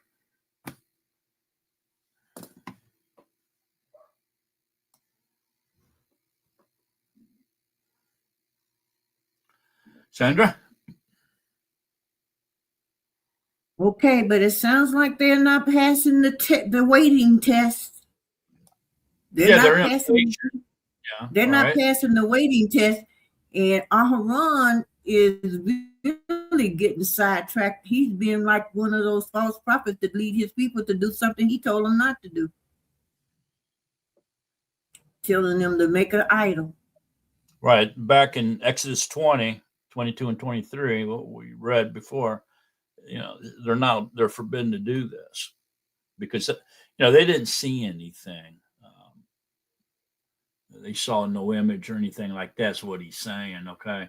Now we know that they did at the wedding feast, they did, right? But here in this chapter, in the next several chapters, okay, we're going to read about all this, but we need to understand here is that they weren't making an image of a mighty one out of Egypt, although it was in the shape or the form of a bull. To the Israelites, this image of the bull here was a mixture, okay, kind of for them, because the bull was the animal that they would always sacrifice. All right, it was the biggest sacrifice when they sacrificed the bull, wasn't it? Like that was a big time sacrifice.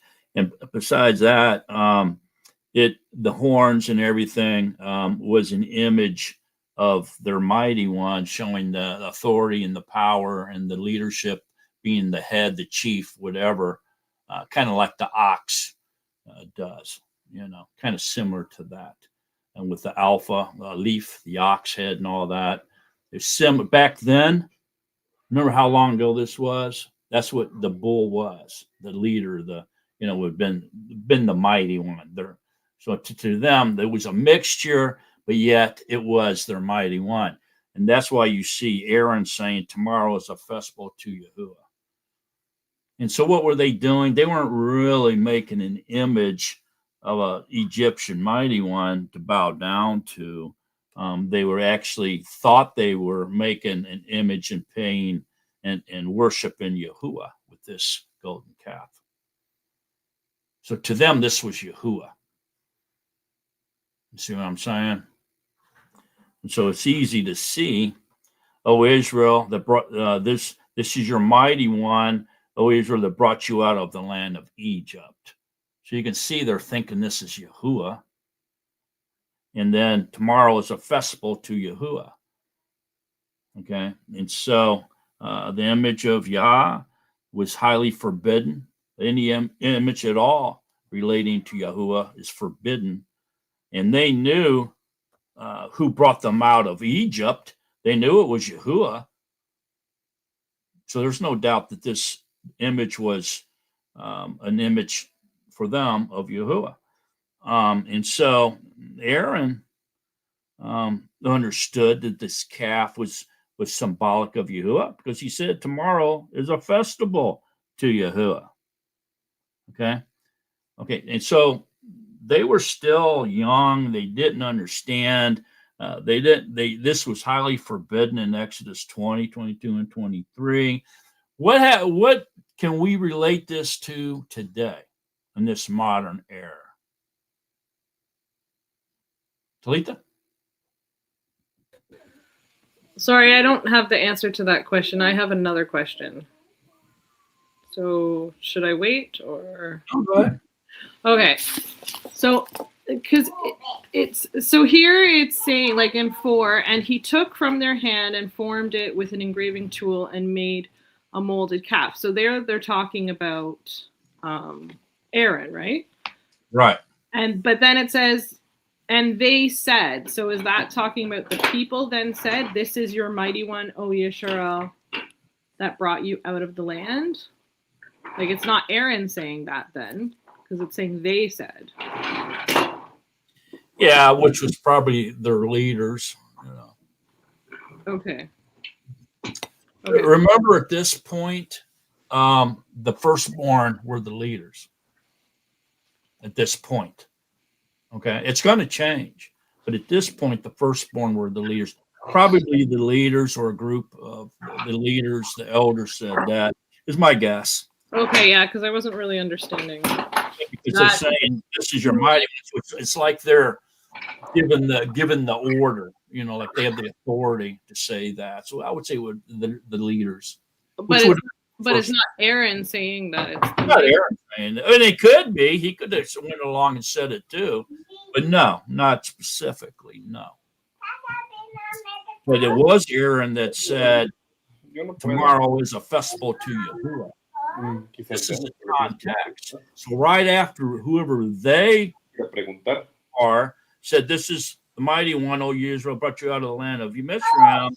And Aaron saw, and Aaron built an altar. And Aaron called out and said, tomorrow is a festival to you. Okay. So it's right in context there. See what I'm saying? So that's what Aaron said. I don't know whose hand was up first. Go ahead, Ross. I think it was you. The cross, especially the one with the dead man. Exactly. And so today in this modern era that we're living in, the crux is the sign of Yahusha.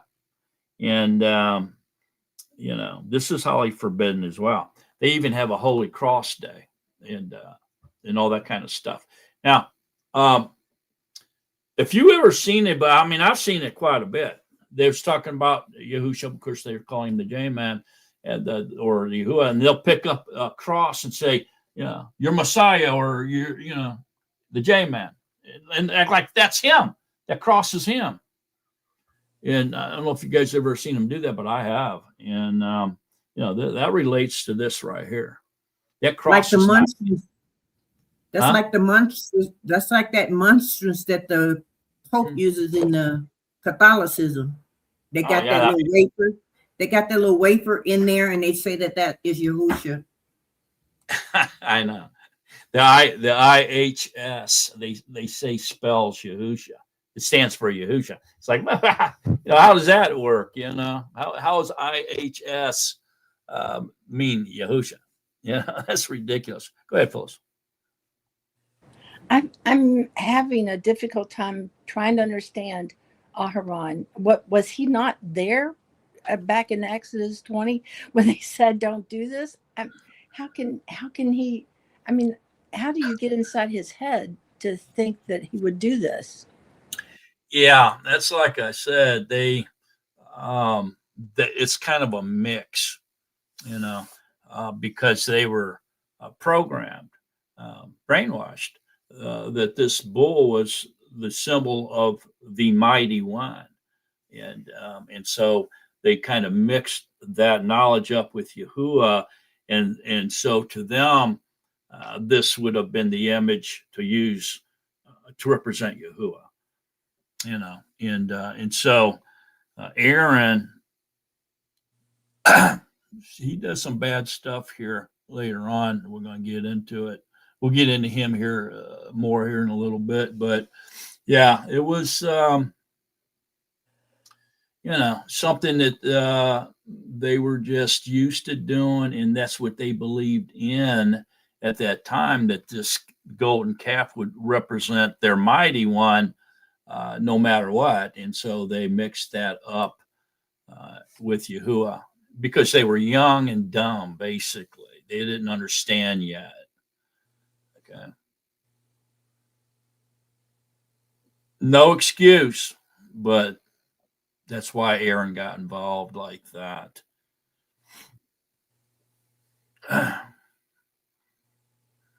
Sandra? So in Yirmiyahu 10:23, Yirmiyahu was praying. I think they was going through the tribulation. I know it's a kind of like a different writer, but this one statement makes me think that they didn't even do it on their own. Yahuwah did it, had them do it, because it says, "Oh Yahuwah," this is what Yirmiyahu prayed. "I know the way a man is not in himself. It is not the man who walks to direct his own steps." So that lets me know, based on that first sentence in 32. And when the people saw that Musha was so long in coming down from the mountain, the people gathered together to Aharon and said to him, in other words, they went and gathered to the leader. They were supposed to have been waiting, and he was supposed to have been waiting on Yahuwah. But they're in the process of being trained and conditioned on how to worship and serve Yahuwah. And this was in them, this rebellion, because they didn't really know him yet. They didn't even know what he was about. And he was trying them on waiting to see if they were going to obey him and not. All you heard was a voice. Mighty funny they didn't make a voice, because they could make a voice. But they were just supposed to have been waiting. And that's sometimes how we are today. We're supposed to be waiting on him to direct our path, and he will establish our steps. Yeah. I mean, they came out of Egypt and they were used to seeing images of their mighty ones. Okay. So that image of the golden bull like that was the image of the highest mighty one. And that's why they used that to represent Yahuwah. Okay. And, but they weren't supposed to do that, but that's what their minds, that's where they were at this particular time. And that's why they did what they did. And Yahuwah showed them that wasn't what they were supposed to do, very severely punished them for this, because he wanted to really ingrain it into their minds that this ain't allowed. You know what I mean? We'll get into that even deeper here in a minute. Go ahead, Ross. So Go ahead. Hey, Sandra.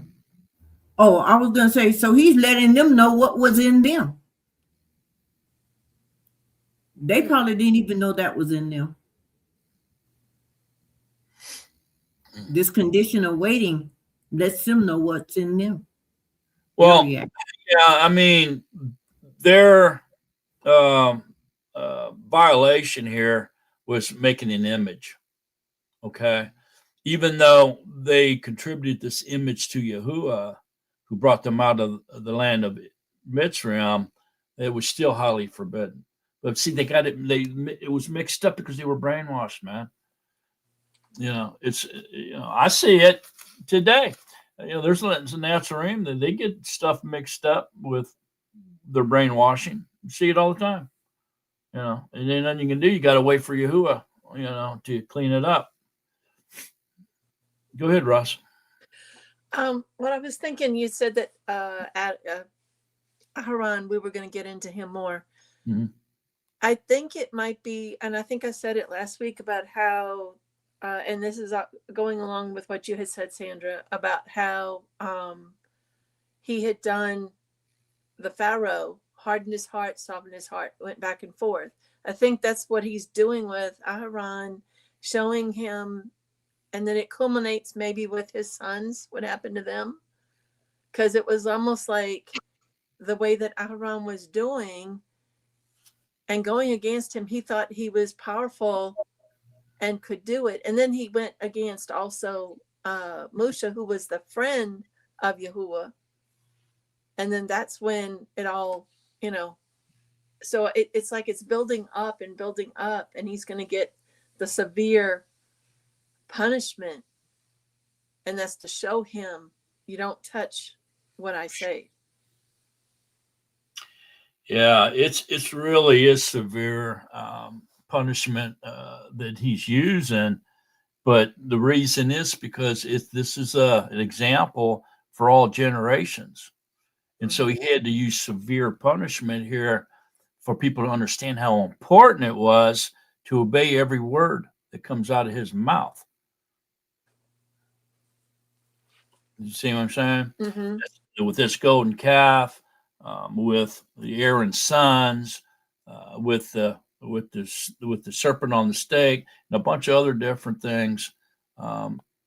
Yet, disobeying him for not going in across the Jordan, like he told him to do.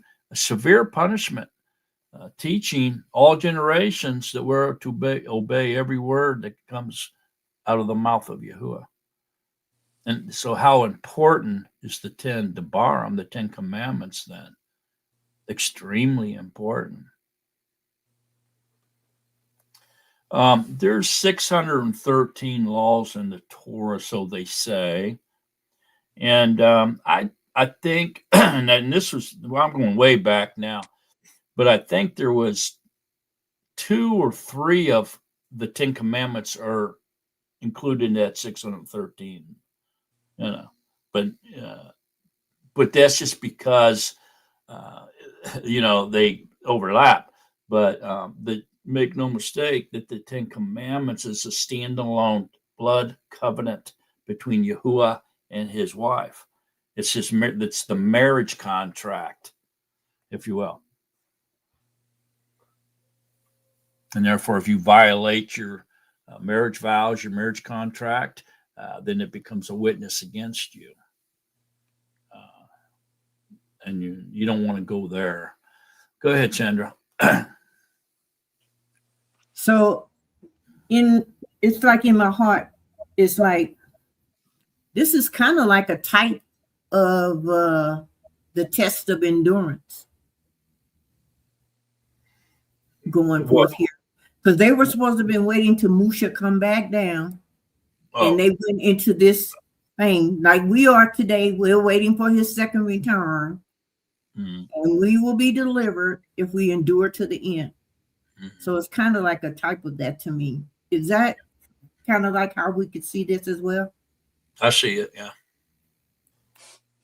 Yeah, I think so. Look at this. So here's that monstrous you were talking about, the Pope holding this monstrous. Look at here on the staff. Look at these are serpents. Right here and right here. These are serpents or dragons wrapped around the bottom here. And of course, this pearl in the middle here is the sun. And these are all sun rays coming off of here. And look at the crosses up here. Yeah, that's a sunbeam. But look at how these are. Some are straight, and then some are curly, straight and curly. This emphasizes male and female being one. Something to do with some nasty stuff there, transgender stuff. But look how. I mean, is this not clear that this is the sun? Of course, this is the sun. And it tells you if you worship the sun, you're really worshiping the dragon, and the cross represents Satan worshiping the sun. If you're worshiping the sun, the moon, the stars, the earth, people, I don't care what you're worshiping. Any of that is a violation. You're not allowed to do any of that. And all of it is just a gross abomination, really. No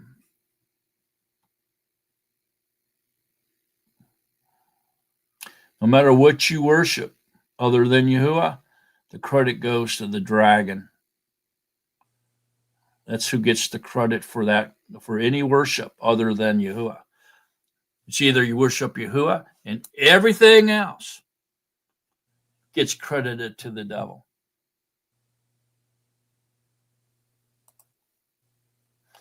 I'll show you one more, and this is getting Speedy excited here. Let's see.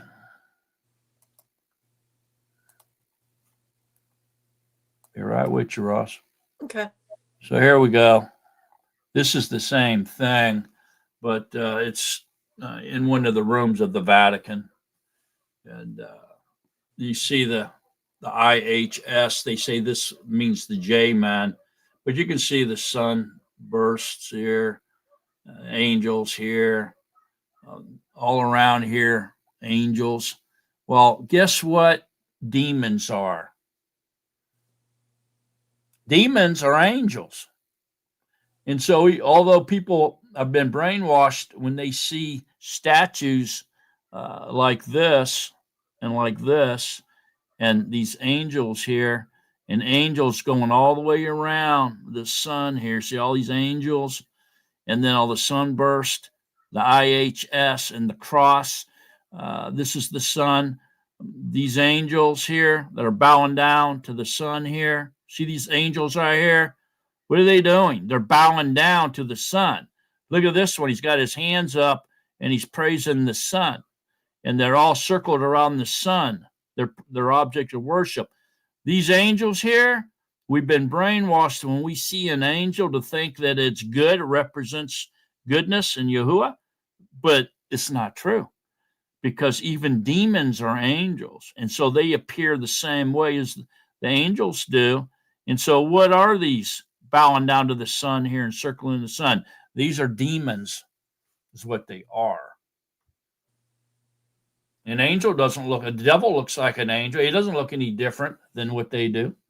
That's why he masquerades as a messenger of light. And so what does IHS mean?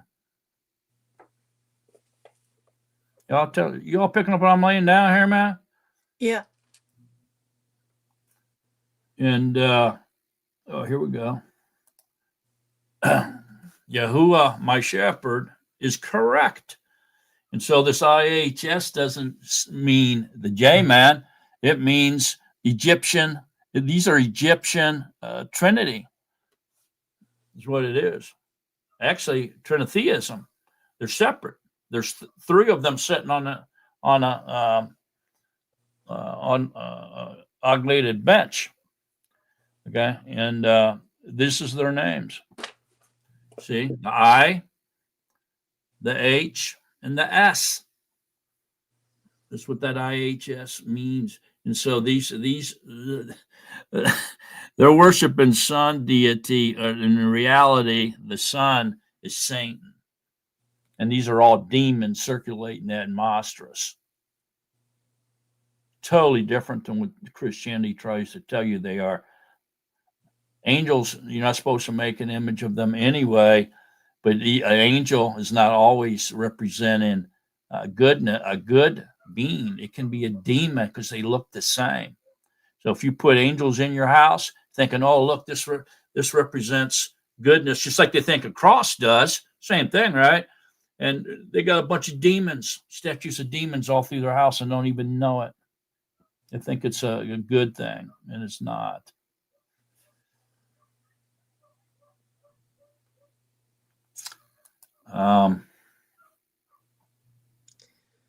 Yeah, it could be.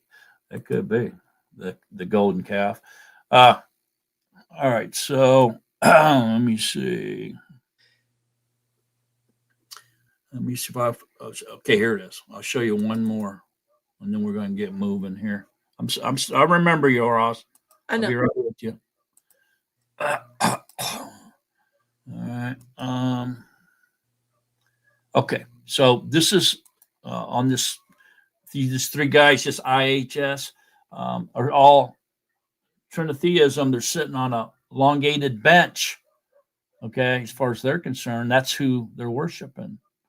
And so this is a statue of them that they have, and there it is. Hmm. So that's would be, I, H, and S sitting on their elongated bench. So these tritheism people, right here is your mighty one. This is who you worship. A Trinitarian, they believe in one body on one throne, but the body has three heads. So it's a three-headed monster sitting on the bench.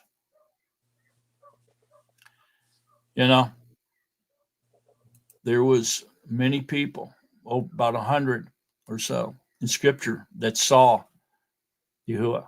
They saw the messenger of Yahuwah. They saw Yahuwah. The elders saw him at the wedding feast. Jacob wrestled with him. Samson's parents saw him. A lot of people. And then even when he was ultimately the Messiah, thousands of people saw him, right? And not one person, not one, ever said he had three heads. They all said he looked like a man, and a man does not have three heads. Sorry about that, Chief. All righty. Comments, thoughts, questions? Ross. Okay. On I don't know if everybody's noticed, but the sun, this is just as an observation. The sun used to be yellow. Now it's white. It's almost like they're making it look like the Eucharist, like that little thing that they give out in the church. Mm-hmm. And, trying to make that little false bread come out into reality. But you know what I mean? Mm-hmm. Yeah, I mean, it could be a sign that we're getting closer and closer to light going out. Yeah. I'm not a scientist, but I kind of get it. Go ahead, Jim. Okay, so tomorrow is a festival to Yahuwah. Are they trying to use this calf and celebrate maybe the festival of Shavuot, Feast of Weeks here? Or what time frame are we here? Or are they just using this as an excuse to have a party?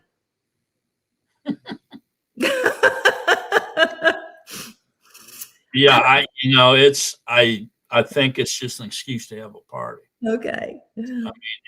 We know that it is around Shabbat because they're waiting. They're at the Sinai and they're waiting on Moshe, who's up there to bring down those Ten Commandments. But if you look back to Exodus 20 again, you see here where he spoke those words to them, the Ten Commandments. See that? And so really this was probably Shabbat right here. And so I would say this would be a little bit after. Okay, so I would think they were just looking for a reason to have a party. And so he went up to get the contract, right, signed, right, by Yahuwah, written with his finger and signed by him. And, but they have already been married because they had the wedding feast, And so he betrothed them and then he married them. And now he's telling them how to build the house and everything. And then Moses went up there to receive the written contract by the finger of the husband. And so I would say it's a little bit afterwards. in my opinion. It just seems to be in context that way. Go ahead, Sandra. You know what I noticed here is that whatever they built, there's no life in it. There's no blood in it. So what was the purpose of it in the first place? It was like man trying to establish his righteousness rather than esteem Yahuwah. All they had to do was wait. Yeah, I mean, we cannot make up religions or ways of worshiping Yahuwah on our own account. We just cannot do that. We have to obey every word that comes out of the mouth of Yahuwah. Okay, and they haven't learned this yet, but they're going to learn it, and the punishment's going to be severe. But it does teach us that we're not allowed. We simply cannot make up religions or our own ways of worshiping Yahuwah. Not allowed. This right here is clear. It shows that. And so these people that are making up all these religions by mixing Yehudaism up with pagan worship to me, they fall in this same ballpark. Really. Can't be doing that. So we're not allowed to do that. So we can now make up our own religion or way of worshiping Yahuwah. We have to do what Yahuwah said. He didn't tell us to do any of that stuff Christianity does or Islam does.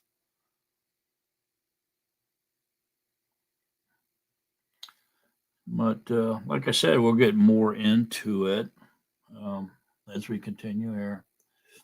Does anybody else got any thoughts, comments, or questions?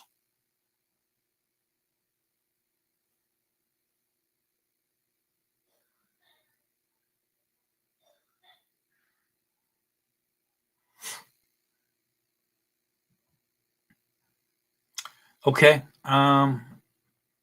Let's continue on then. Okay, Shemoth, Exodus chapter 32, verse 6. And they rose early on the next yom and offered burnt offerings and brought peace offerings.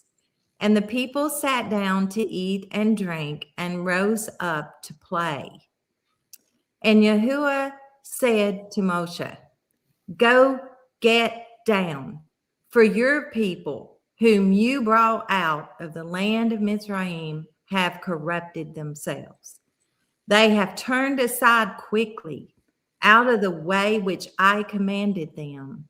They have made themselves a molded calf and have bowed themselves to it and slaughtered to it and said, this is your mighty one, O Israel, who brought you out of the land of Mizraim.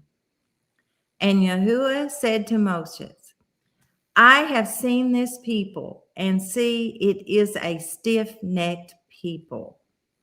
And now let me alone, that my wrath might burn against them, and I consume them, and I make of you a great nation.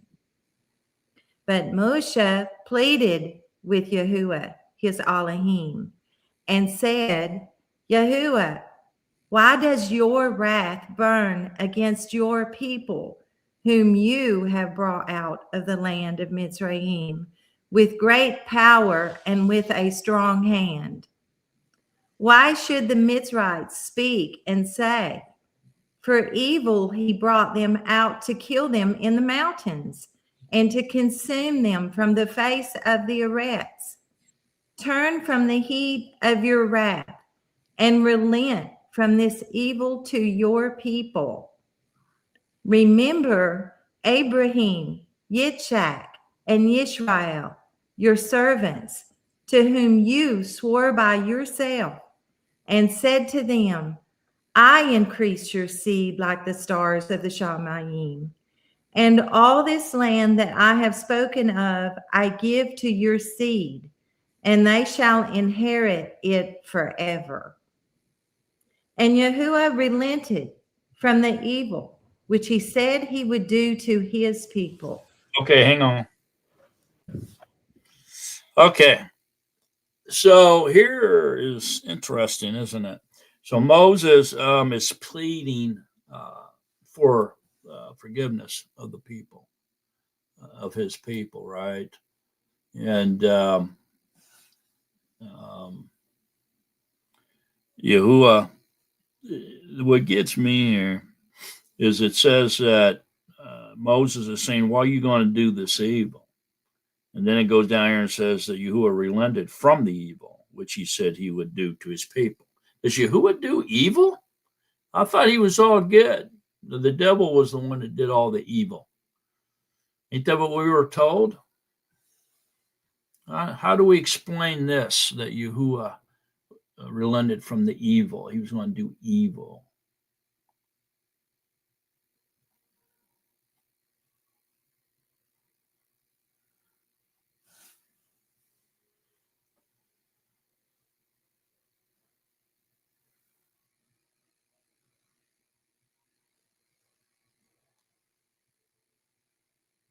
Sandra?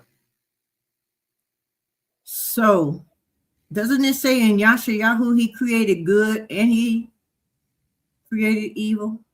Right. But I think this is talking about,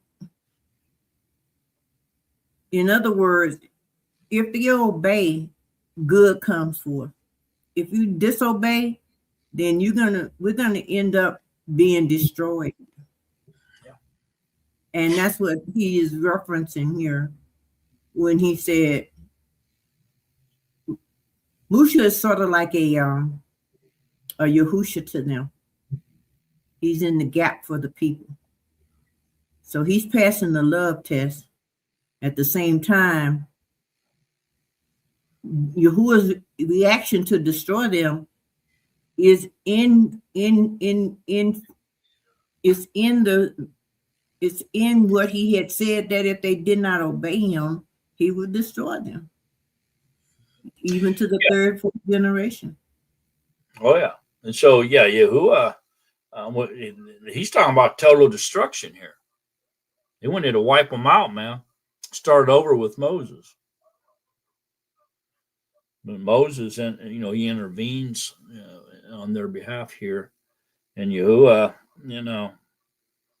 relented from the evil, which he said he would do to his people.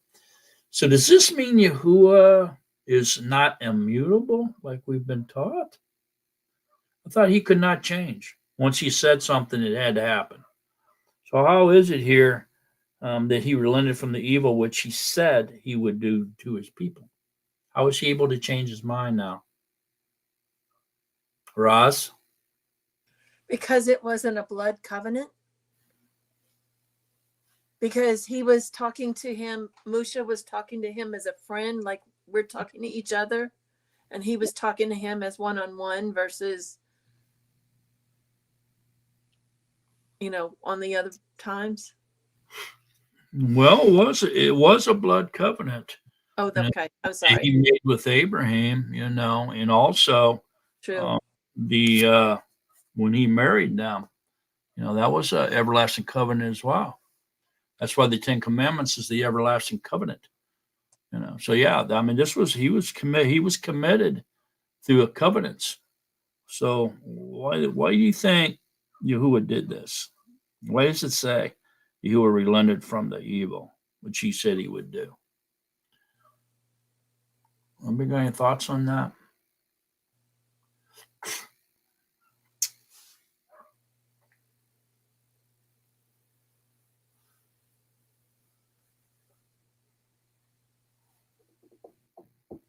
It keeps coming to me. Is it just because of Musha talking to him and reasoning with him?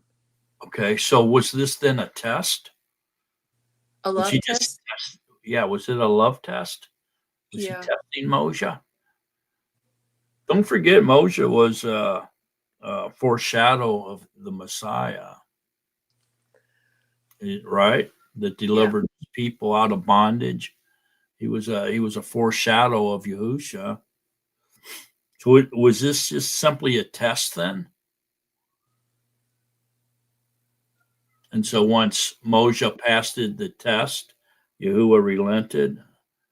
He didn't do what he told Moses, because he was just testing Moses. He really wasn't about to break the covenant. He doesn't break covenants.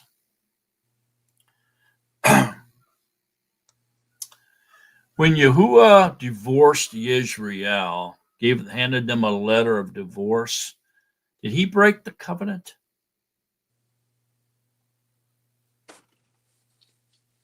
Yes or no? No, he didn't break the covenant, because the letter of divorce only allowed them, a husband and wife, to live apart. Basically, the husband couldn't stand the bride or whatever. Then he sent her to go live somewhere else. But that was all it allowed. They weren't allowed to go marry somebody else. They weren't allowed to go whoring around. Okay. They were only allowed to live apart. And then the only other option they had was reconciliation, which Yahuwah told them that they should reconcile and get back together. And so Yahuwah hates divorce, so he didn't actually divorce Israel like we think of a divorce, but allow them to live apart until the time of reconciliation would happen. Now, what happened? Well, Yahuwah kept his part of the bargain. He didn't go after another bride, because the seed of Abraham was spread out through the nations. Was still the same bride through that seed, which was Yahusha. But the bride did go out and whore around. And even then, it was sin. It wasn't a divorce, but they were sinning. And so he still allowed reconciliation, and even promised not to remember their trespasses no more, and to clean them up, restore them back to their maiden status, and reconcile with them and bring them back into the marriage covenant, which is the everlasting covenant. So no, Yahuwah doesn't break covenants. So this, then, to me, must have been a test, testing Moshe, just to see,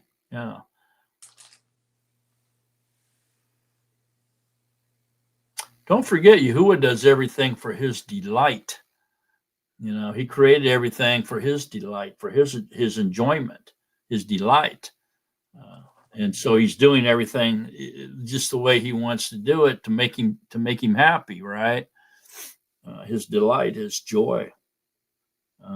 And we might not be able to wrap our minds around that, but that's what Scripture says. Well, I go back to refining them and trying them. As gold is tried, getting all the impurities and the dross and all the byproducts out, so he can take the good with him into eternity. Because once he created, he had to get rid of the opposition.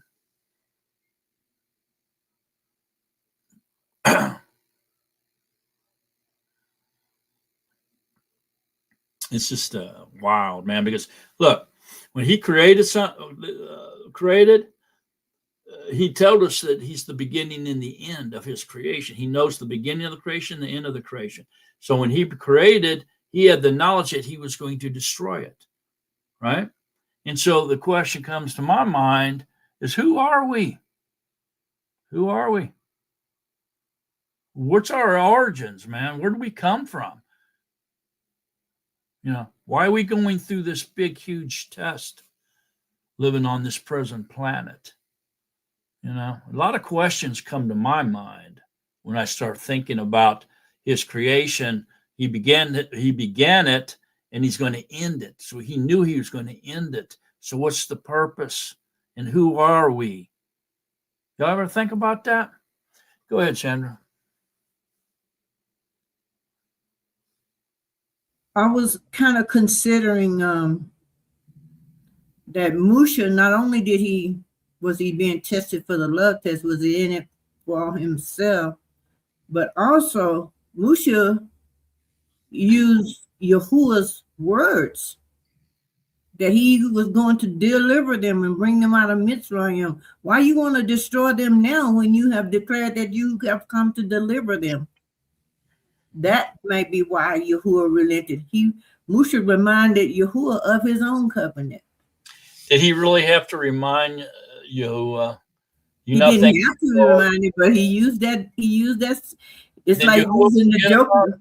You saying Yahuwah forgot about that and Moses had Yahuwah didn't forget about it, but Moshe, like in a card game, you have a joker that trumps everything. He said, "Whoa, wait a minute, Father. You are a father of compassion and kindness." Okay. So although he knows everything and created everything, he seems to enjoy conversation, conversing with his creation, like he did Satan over Job, right? And so he seems to enjoy the interaction and the communication with his creatures. To me, and I think to me, he knew all this already. This is for the mind of the flesh. This seems like Moses is having a conversation with the Almighty and reminding him, of these things and why should the Mitzrayim do this and that. And it's not that Yahuwah didn't know all this. This is obviously a test. It's that Yahuwah enjoyed the conversation, the reciprocation. He wanted to hear what Moses had to say. To me, because he knows everything. He's all powerful. So it's the only explanation I got. Go ahead, Ross. Maybe the conversation was like a form of worship too. Yeah, that's right. It absolutely is. I think Moses stepped out of bounds here a couple times, in my opinion. But Yahuwah, he doesn't forget, and so Moses pays the price because he does step out of bounds here in some other situations, and in the end, he gets punished. He's not allowed to go into the promised land. I think though that wasn't because of that. I think it was because he had murdered that Egyptian. It was for a lot of things. Oh, it was for It wasn't more than just that? for one thing. Okay. It was for a lot of things that he did. And see, look, Yahuwah forgives our sins, our trespasses, our iniquities, okay? But that doesn't mean we're going to go unpunished. Well, because he forgave them, he still remembers we did them, and he's still going to bring punishment on us for that. But in the end, he's going to deliver us. He's going to forget about it. But in the meantime, you can expect punishment. Just because he forgave you doesn't mean you're going to live a rosy life, and nothing's going to ever go wrong in your life. You know better than that. That doesn't happen. Everybody pays the price for their actions, even the rich. Although they may enjoy possessions and positions and all this other stuff, they still suffer. Don't make no mistake about that. Their body breaks down. They have pains, suffering. They lose. They have loss in their life, just like everybody else. Everybody gets punished no matter what. Even the forgiven, even the chosen ones suffer punishment for their crimes, although they're forgiven.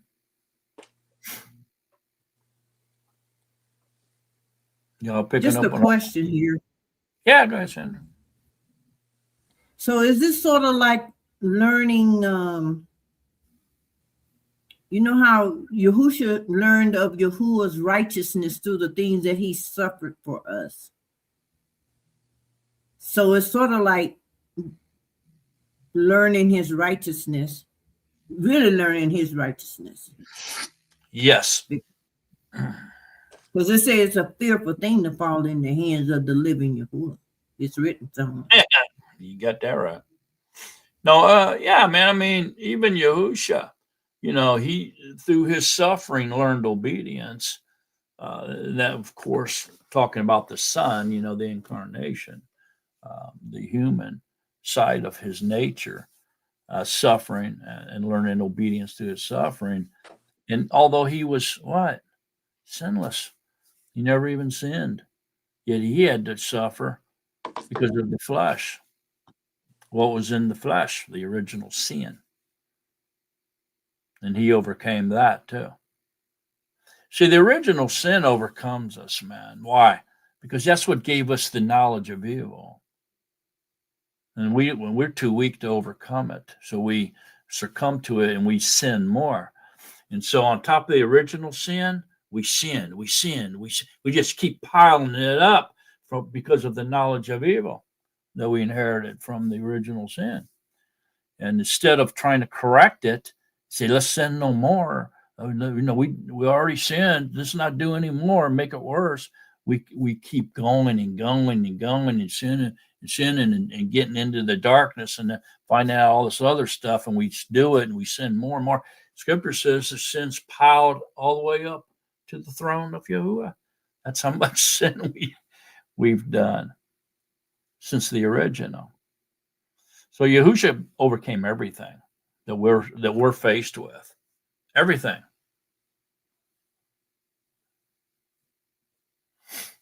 There's nothing that you can name that Yahusha did not overcome. He overcame the world, man. That means everything. Thoughts, comments, questions? Ross? His name, Musha, actually the only difference is the M and the YAH. Usha is in Yahusha. Mm-hmm. Yeah, I mean, he was definitely foreshadow of him. Yeah, Usha means what?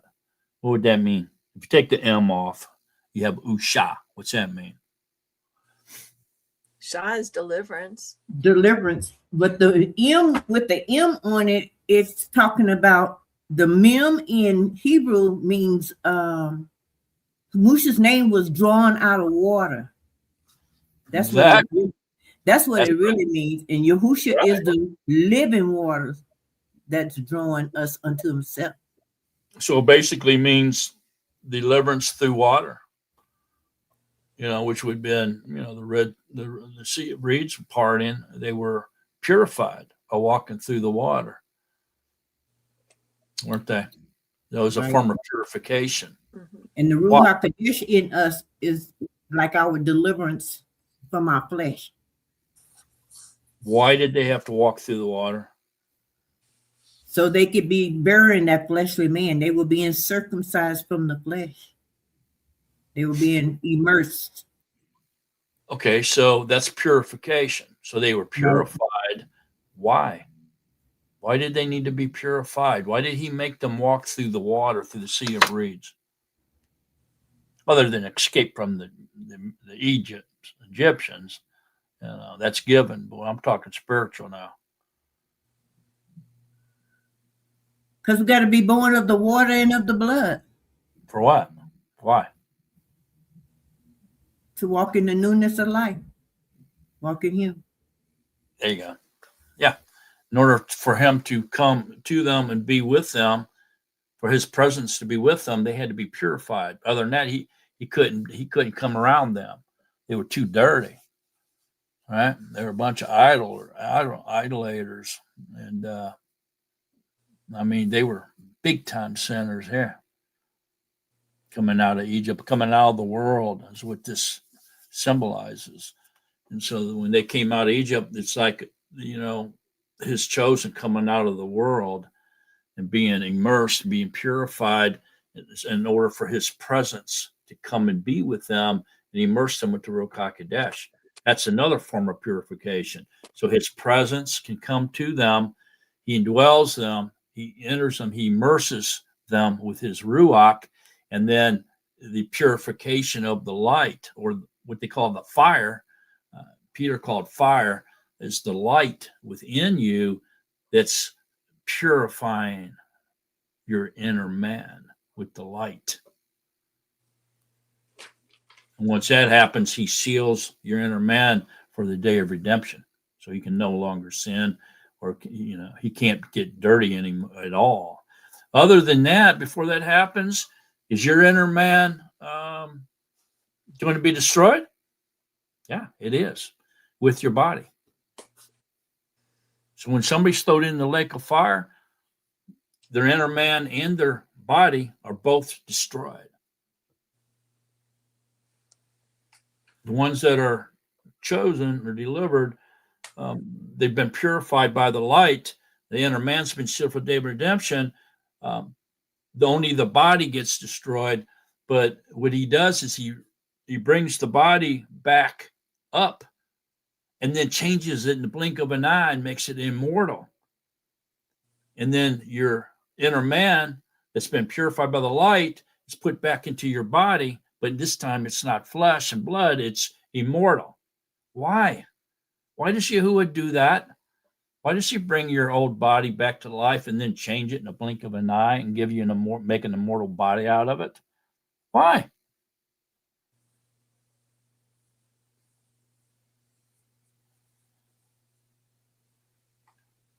Sandra?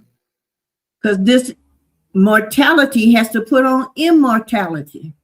Why? Why does he?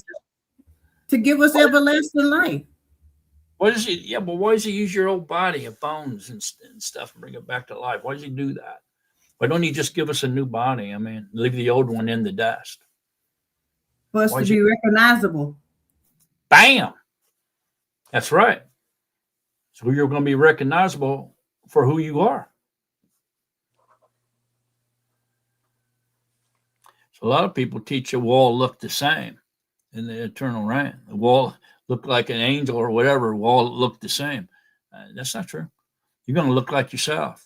You're going to be recognizable. But the ones that are thrown in the lake of fire, all remembrance of them will be erased. They won't even come to heart. That way, there's no suffering of the remembrance of loved ones and friends. They'll all be erased from your memory. Thoughts, comments, questions?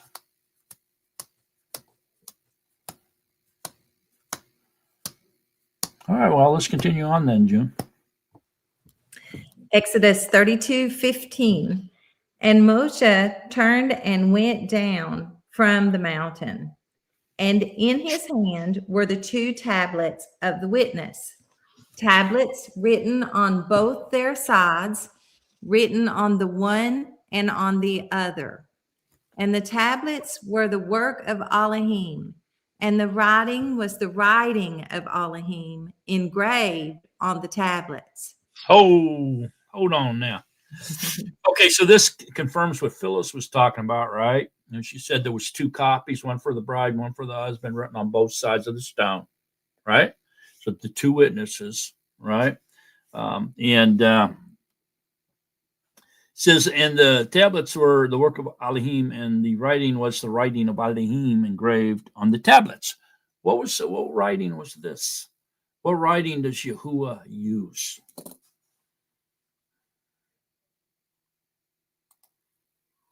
Esaret Hadabarim, the 10 words.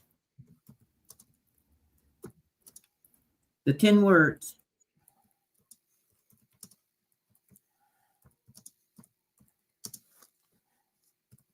How do you know?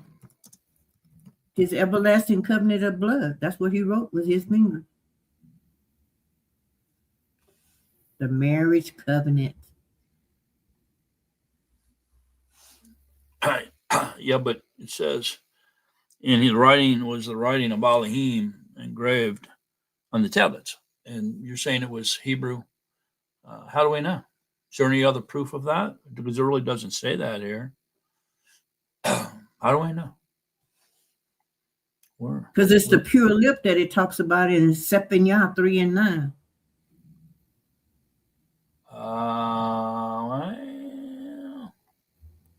Well, That's what I would say. I don't know. Is there any evidence in Scripture about the language that Yahuwah he writes with? Is there anything anywhere? In the book of Daniel, when he wrote with his finger, put Now Belshazzar for drinking out of his set apart. okay, let's go there. Daniel 5.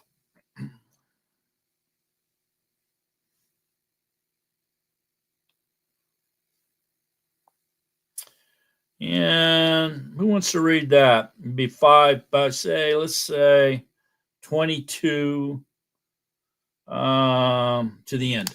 Who wants to read that? Go ahead, Talitha. Sorry, what page is it?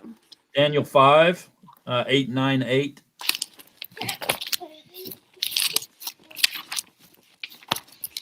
Be 22 to the end of the chapter.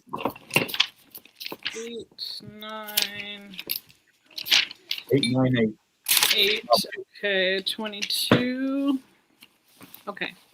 And you, his son, Belshazzar, have not humbled your heart, although you knew all this. And you have lifted yourself up against the master of the Shemaim. And they brought before you the vessels of his house. And you and your great men, your wives, and your concubines have been drinking wine from them. And you have praised the Elohim. You have praised the Elohim of silver and of gold, of bronze, of iron, of wood, and of stone, which neither see nor hear nor know, but the Allah who holds your breath in his hand and owns all your ways, you have not made great. Then the part of the hand was sent from him, and this writing was inscribed. And this is the writing that was inscribed. Mene, mene, tekel, uparsin. This is the interpretation of each word. Mene, Allah has numbered your reign and put an end to it. Tekel, you have been weighed on the scales and found lacking. Peres, your reign has been divided and given to the Medes and Persians. Then Belshazzar gave orders, and they robbed Daniel in purple and put a chain of gold. Robed Daniel in purple and put a chain of gold around his neck. And they proclaimed concerning him that he is the third ruler in the reign. In that Lila Belshazzar, sovereign of the Chaldeans, was slain, and Darius the Mede took over the reign, being about 62 years old. Okay, and so if you read the whole chapter, you find out that that when the hand came out and wrote on the wall, nobody could read the writing. Why? Because they were got accustomed to the Babylonian writings. Okay, and so they couldn't, the square letters, and they couldn't read it. And so they said, well, Daniel can read it, because Daniel, he came out of Israel during the Babylon captivity, and he was a young man, but he could read the Paleo Hebrew. I mean, so when he got older, he still could read it. So they went and got Daniel, and then Daniel came up and he could read it, and he read it. And so this would have been the Paleo Hebrew. And so this is proof that when Yahuwah writes, he does it in Paleo Hebrew. Everybody seeing that? If you're not familiar with that, read that whole chapter, and then it'll become clear.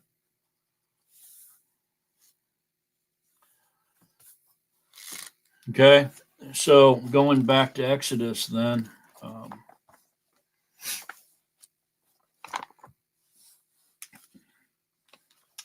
And the writing was the writing of Elohim engraved on the tablets. So can apply that to when you write something. He's doing it in Paleo Hebrew. That's the only other example I know of that he wrote something with words, with a language. And of course, it was Paleo Hebrew. That's why Daniel could read it. But Babylonians couldn't read it because they were using those square block type letters. Everybody picking up what I'm laying down on that? Any comments, thoughts, or questions? All right, let's continue. Exodus 32:17. And Yahusha heard the noise of the people as they shouted, and he said to Musha, a noise of battle in the camp. But he said, it is not the sound of those who shout of might, nor is it the sound of those who cry out in weakness, but the sound of singing that I hear. What does that mean? What do y'all think that means? They're partying and celebrating. They just Acting answered like the question. clowns. I just answered Jim's question, man. They're partying. They're getting down, man. Right? So this isn't an appointed time or anything. They were partying, man. Okay, go ahead then. Verse 19. And it came to be as soon as he came near the camp that he saw the calf and the dancing. And Musha's displeasure burned, and he threw the tablets out of his hands and broke them at the foot of the mountain. Okay, so Moses was displeased, and he was really mad, and he threw those tablets out of his hands and broke them at the foot of the mountain. Was this a good action of Moses? Was this something that he did was good because he was sticking up for Yahuwah, or what's going on here, Sandra? That's the wrath of man. Moshe was more angry than Yahuwah and worked not the righteousness of Yahuwah because he just forgot about it. He had those precious two witnesses in his hand. Okay, so this was another mistake of Moses, wasn't it? And so, we can see him, just his mistakes stacking up. Okay. All right, let's continue on. Exodus 32:20. And he took the calf which they had made and burned it in the fire and ground it into powder and scattered it on the face of the water and made the children of Israel drink it. Okay, stop. Okay, so Moses is going crazy now. And so he takes burns this calf, melts down all this gold, and he pounds it into powder and puts it in water, and he makes them drink it. They have to drink that gold. Is Moses ticked off here or what? Is this something he should have been doing? I mean,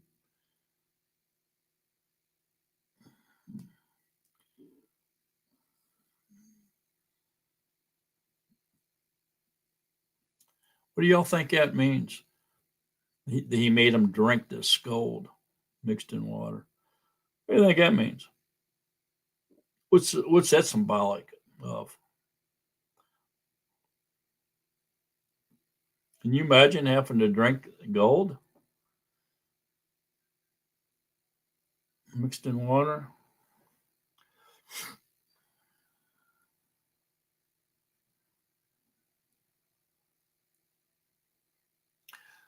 Sandra. Sorry, but it kind of reminded me of the false teachers of today making the people drink poison waters. Although there is a liquid gold out there, Yeah. In proof, there is such thing as a liquid gold, but I'm not sure what it's supposed to produce. But it's like drinking poison waters.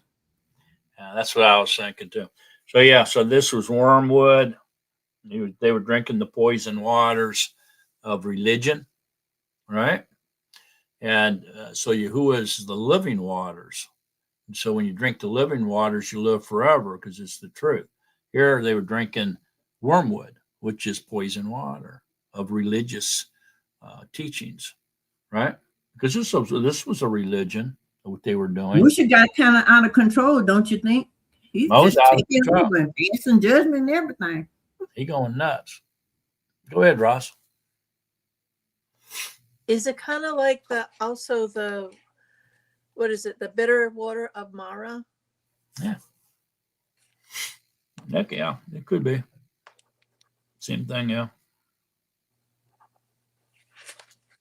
All right. Thoughts, comments, questions on that one? Would you mind putting the link up to join? I think JJ wants to join. Sure.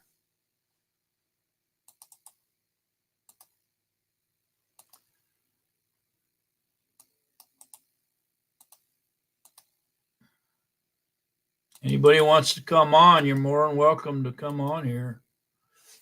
Don't quench the Ruach. We got see, we got 7. So we have 3 openings. If anybody wants to come on, come on. All right, yeah. So I think that's probably a correct interpretation there of that, and just amazing to me, yeah, that he's making them drink that. Crazy. All right, let's go ahead and continue on then, Jim. Exodus 32:21. And Musa said to Aharon, what did this people do to you that you have brought so great a sin upon them? And Aharon said, do not let the displeasure of my master burn. You know the people, that it is in evil. And they said to me, make us mighty ones who go before us. For this Musa, the man who brought us out of the land of Mizraim, we do not know what has become of him. And I said to them, whoever has gold, let them take it off. And they gave it to me, and I threw it into the fire, and this calf came out. Okay, stop. Okay, so is Aaron lying? Aaron lying. He's scared of Moses. He's lying now. He said, "Oh, I threw it into the fire, and this calf jumped out, came out of there." And when we go up there to back up to 15 and 16, written on the one and on the other, and the tablets were the work of Elohim. And that's not it. Where am I at? Oh, here it is. 4. And he took from their hand and formed it with an engraving tool and made a molded calf. So here Aaron is using skill, isn't he? He's forming it. He's using precise instruments, and he's using skill to make this thing. And then he's telling Moses, I just threw the gold in there, and this calf jumped out of the fire. What do y'all think of that?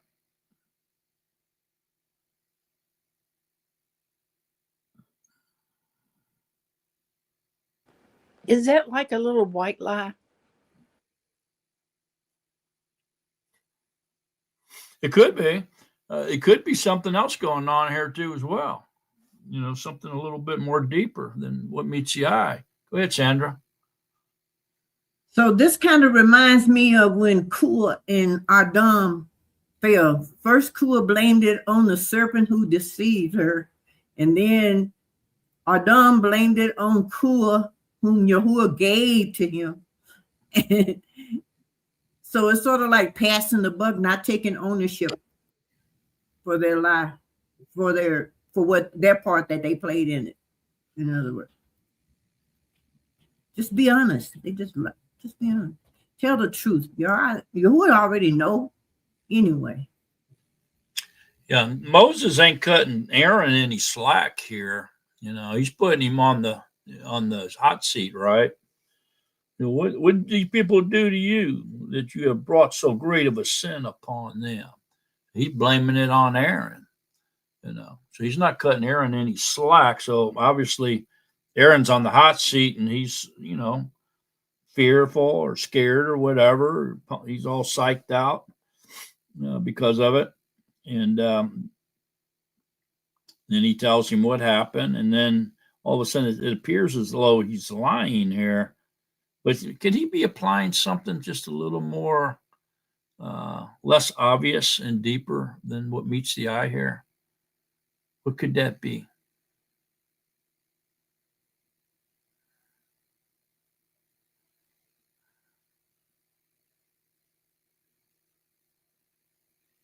Anybody got any thoughts on that?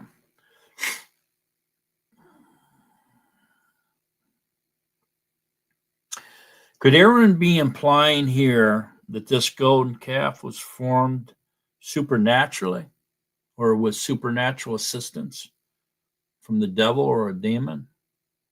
Could he be applying that? He could be. Absolutely could be. Remember the devil possessed Judas? Remember that? And so, we know that the devil can do that. Maybe he possessed Aaron, and helped him form this golden calf through supernatural assistance. That's a possibility. Maybe that's what he means by saying that I threw it in the fire and this calf came out. Maybe the devil entered him and made him form that at that particular time. It's a possibility. So would this be a type of Yehuda Kiryat being possessed in the future to come against Yahusha? Would that be the same? Could we say that this is a type of that? If you use that perspective. Yeah, if you use that, it could be. Wow.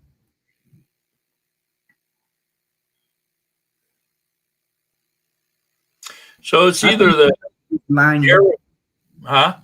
I think Aharon is just lying. Yeah, it's either he's lying or he's implying that this was formed by supernatural assistance of the devil or a demon. Because remember how Satan likes to imitate Yahuwah, So what did Yahuwah say? He's going to enter, the Ruach's going to come into these skilled craftsmen and build the tabernacle through these people. And so maybe this was the devil, copycat and Yahuwah came into Aaron and made this calf to where the people would worship the calf. See what I'm saying? Aaron seems to be implying something other than what meets the eye here, in my opinion. But it just seems that, he's lying for sure, but maybe there's more to it than just him lying. All right. It really doesn't say, but knowing that Satan likes to copycat Yahuwah and he possessed Judas, this could be very well be what Aaron's implying here. Go ahead, Ross. Is it maybe the end part when they were in the inn and he was going to kill Moshe? Remember that story? Is it maybe that why Yahuwah got so upset with Moshe? Because he saw that the spirit was already there in Aaron, and maybe that showed, and that's why he was going to do it. He wasn't going to let Aaron talk.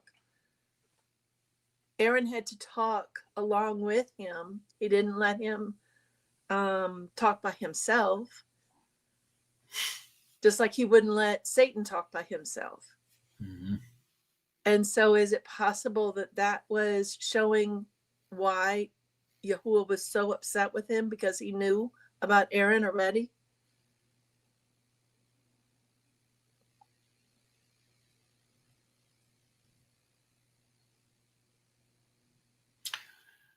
Yeah. Aaron is blaming it on the people, what he's doing. And then he comes out and says that he just threw it, the gold in there and the calf came out. So he's avoiding taking responsibility for sure. Okay. But it makes me wonder why, because he's the high priest here. Well, Go he's ahead. in charge. Yeah. He's what? He's in charge at that moment. The other thing that came to me was Deuteronomy 22:8, where it says, when you build a new house, I forget it. It's not verbatim, but that you have to build a fence around it. And that's actually the ruach, so that the ruach, and then if anybody falls from thence, you don't want that blood on your hands. So he's let the blood of all those people be on his hand because he was in charge of that group of people while Moses was gone. Mm-hmm.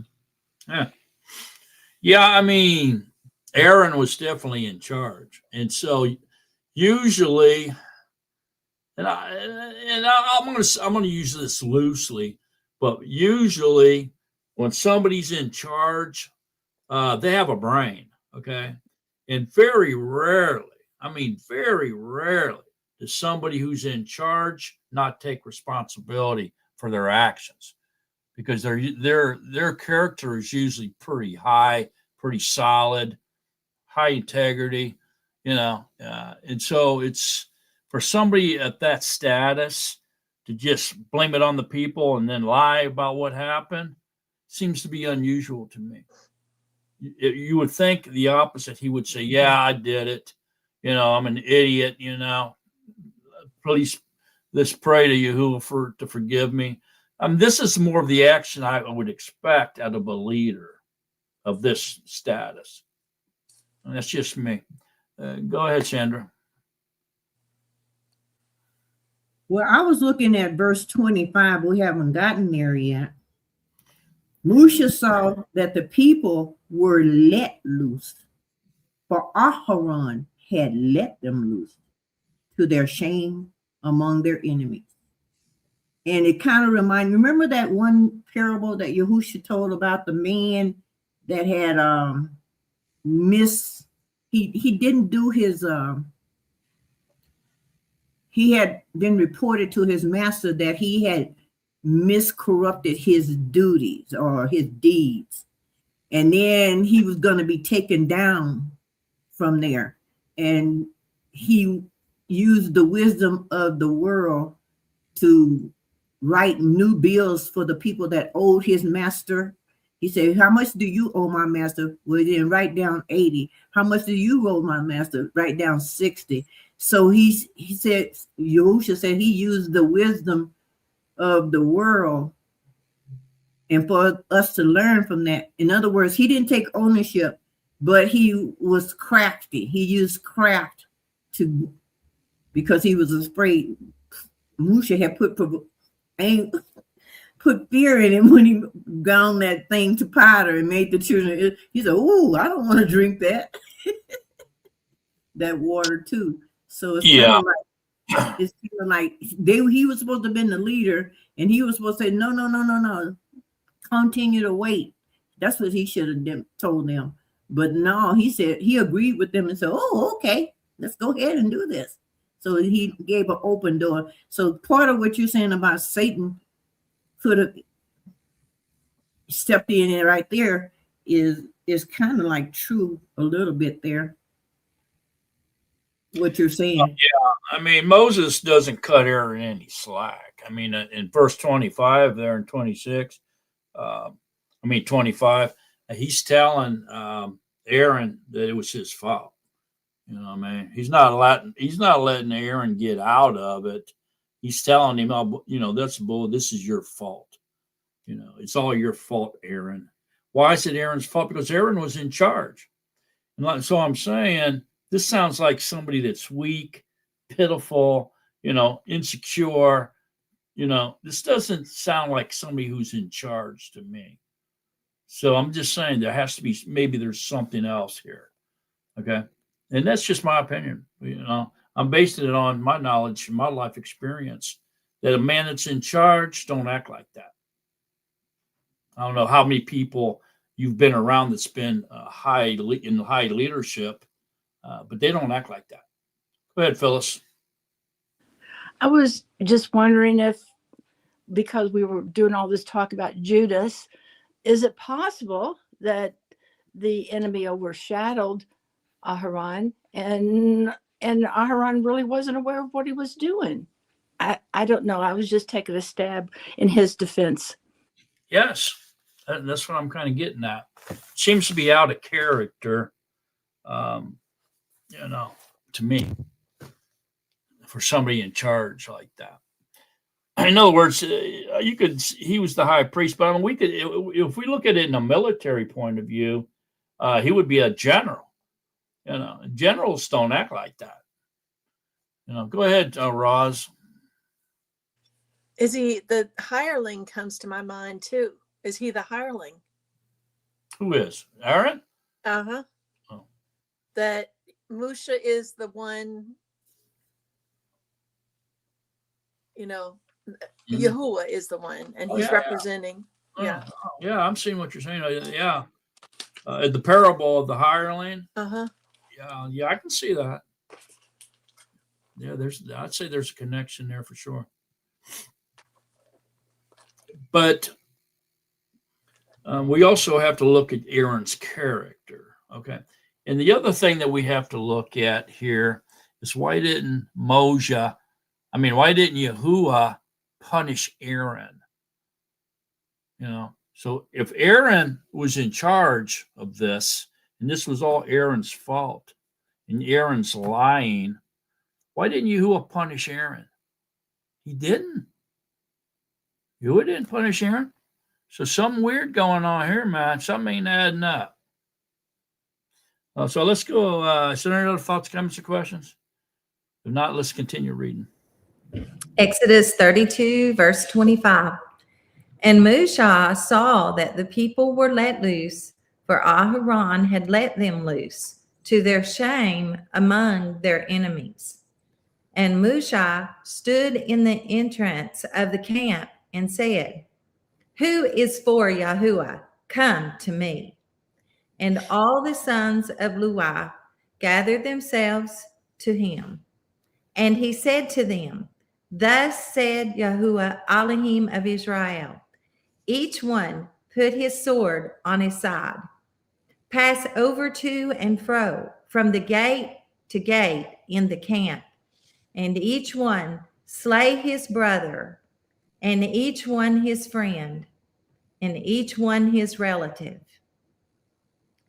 And the sons of Luah did according to the word of Moshe. And about 3,000 men of the people fell that yom. And Moshe said, You are established for Yahuwah today, since each one has been against his son and his brother, so as to bring upon you a blessing today. And it came to be on the next yom that Moshe said to the people, You have sinned a great sin, and now I am going up to Yahuwah, if I might atone for your sin. Okay, stop. All right. So, wow. So here, Moses calls for those who are for Yahuwah, and the Levites all go over there. Okay. And so, because the firstborn was in charge of each one of the tribes. Okay. And then they were told to go slaughter their brothers and their friends and their relatives, and they listened and they did it. And so it says, and about 3,000 men of the people fell that day. Okay, now there's probably 1 million people here, so it's not a lot, but these 3,000 was more than likely, and this is just my opinion, that these were the leaders. These were the firstborn.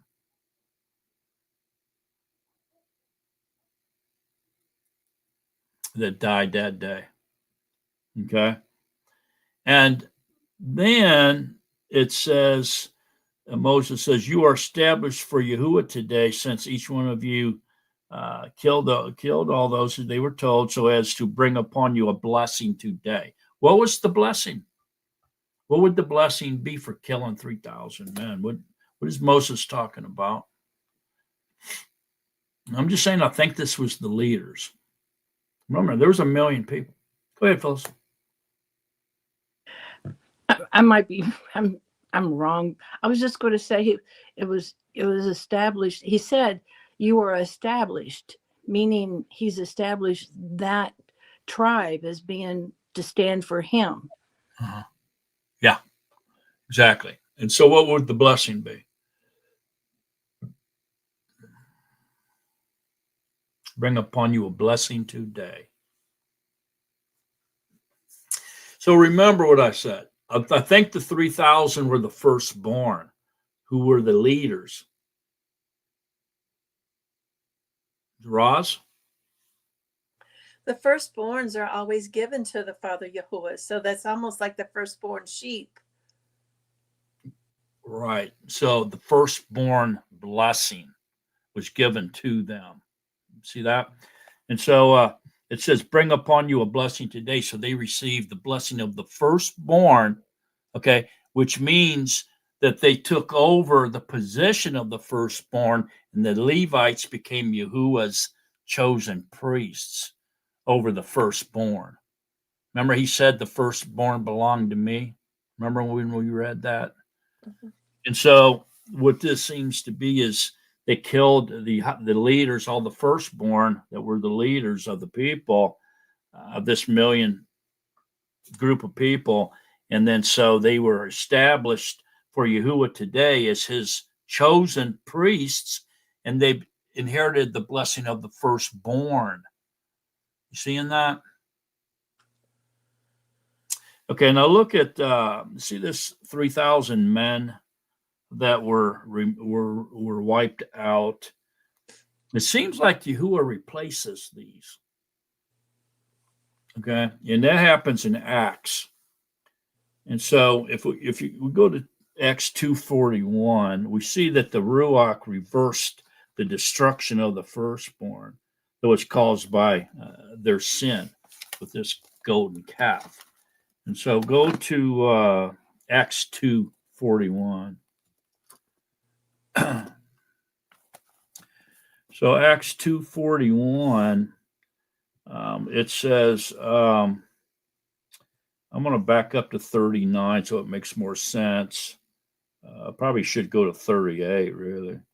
And Kepha said to them, repent and let each one of you be immersed in the name of Yahushua Mashiach for the forgiveness of sins, and you shall receive the gift of the Ruach HaKodesh. For the promise is to you and to your children and to all who are far off, as many as Yahuwah our Elohim shall call. And with many other words, he earnestly witnessed and urged them, saying, be delivered from this crooked generation. Then those indeed who gladly received his word were immersed, and on that Yom, about 3,000 persons were added to them. So this seems to be an amazing reversal, okay, of the Ruach HaKodesh, bringing the destruction upon the firstborn to me. And notice here where it says, received his word, were immersed. I believe that was immersed with the Ruach HaKodesh, not with water. Can we be immersed with the Ruach HaKodesh before water immersion? Absolutely. Peter was misled, or he misunderstood the message, and Peter thought there was a program. You know, there was a guidelines. You had to repent, then you had to be water immersed, and then you had to receive the Ruach, and then you had to endure. And Yahuwah let him know real quick, that ain't right. I can immerse anybody I want, when I want, before they're immersed, while they're being immersed, or after they're being immersed. And so that blew Peter's mind. You know, it shattered Peter's knowledge. His belief system was shattered. And the Ruach let him know that that wasn't true. There was no pattern or formula, I should say, to being delivered. There's no formula. Ruach can do whatever the Ruach wants to do. He can have favor on whoever he wants and compassion on whoever he wants. Okay. So, anyways, this 3,000 seems to be added here as sort of an amazing type reversal of what we read here about the firstborn in 32:28. About 3,000 men of the people fell that day. Okay, so there's it's kind of clear here too that there's a right way and a wrong way to be worshiping Yahuwah. And so I think proper worship of Yahuwah cannot include any physical figure, such as a cross or a statue. And especially if it's made out of stone or wood or precious metals. You know what do y'all think about this golden calf thing? What can it be a foreshadow of? Oh, go ahead, Ross. I'm sorry, I didn't see your hand up. I wanted to say that actually this is kind of part of his punishment. He was the firstborn. Aaron got his firstborn taken away from him, and it was given to Musha at that point. Think about, because Musha was the third child.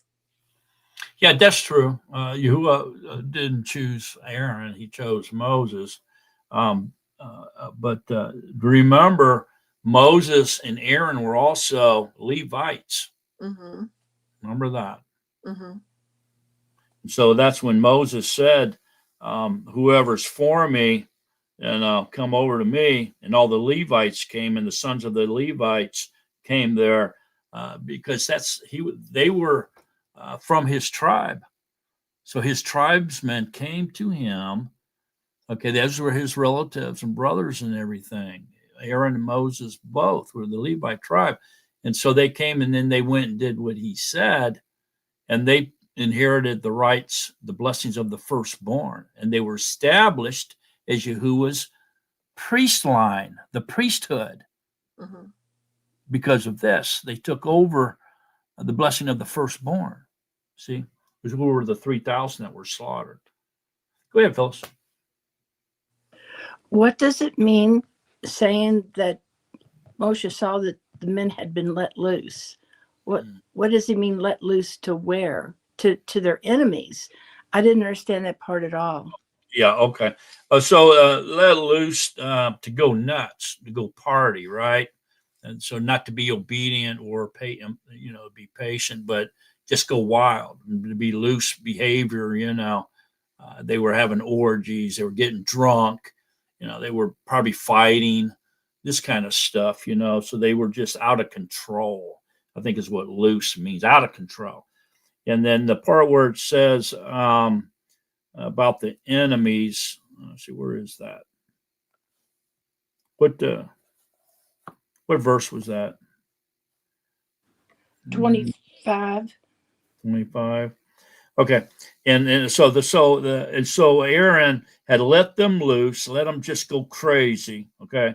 To their shame among their enemies means like Egypt. That they heard that these people who left were delivered or by Yahuwah went nuts, and they just wasn't listening to him, and they were doing whatever they want. And so there was the embarrassment of their enemy. Their enemy saw this, and so it brought them shame to their enemies. See what I'm saying? Okay. Go ahead, Sandra. So I wanted to ask, does that have any relationship to the binding and loosening key that Yahuwah gave to Kepa? Because it's like is it idiom? What you bind in Shamaim is bound, and what you loose. So when he let them loose, they were turned, like you said, turned over to disobedience. turned over, because what they were loosed up on was doing the idolatry that he told him not to do. That's what they had done. So does it have any relationship with that binding and loosing theory? A little bit. It hits it, yeah. I was kind of wondering. So I don't that think blessing, but it does touch it, yeah. so That's that right. blessing, I think Proverbs says that the blessing of Yahuwah adds to you, and there's no sorrow with it. It's one of the proverbs in Marshall. Yeah. So I'm thinking that a blessing today, they became his chosen inheritance. Actually, the Lewians began to become his royal priesthood, and that was like prophesying to them being dwelling of Yahusha, because he's the chief of the priest, the head, and they became his royal priesthood too. That blessing, the blessing of Yahuwah added to it, and there's no sorrow with it. That's what I'm seeing, that blessing. His inheritance. Yeah. I can kind of see that.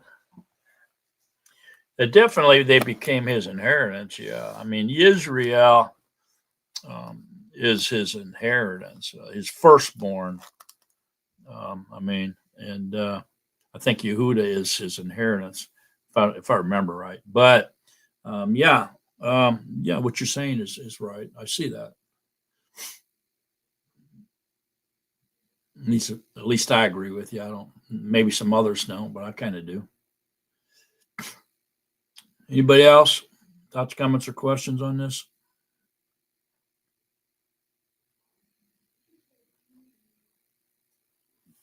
All right, June. Let's continue on. Okay, chapter. I forgot I asked you all that question. It was what is this? The foreshadow of this happening here.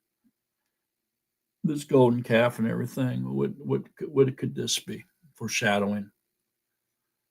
Several things actually, but they all point towards something.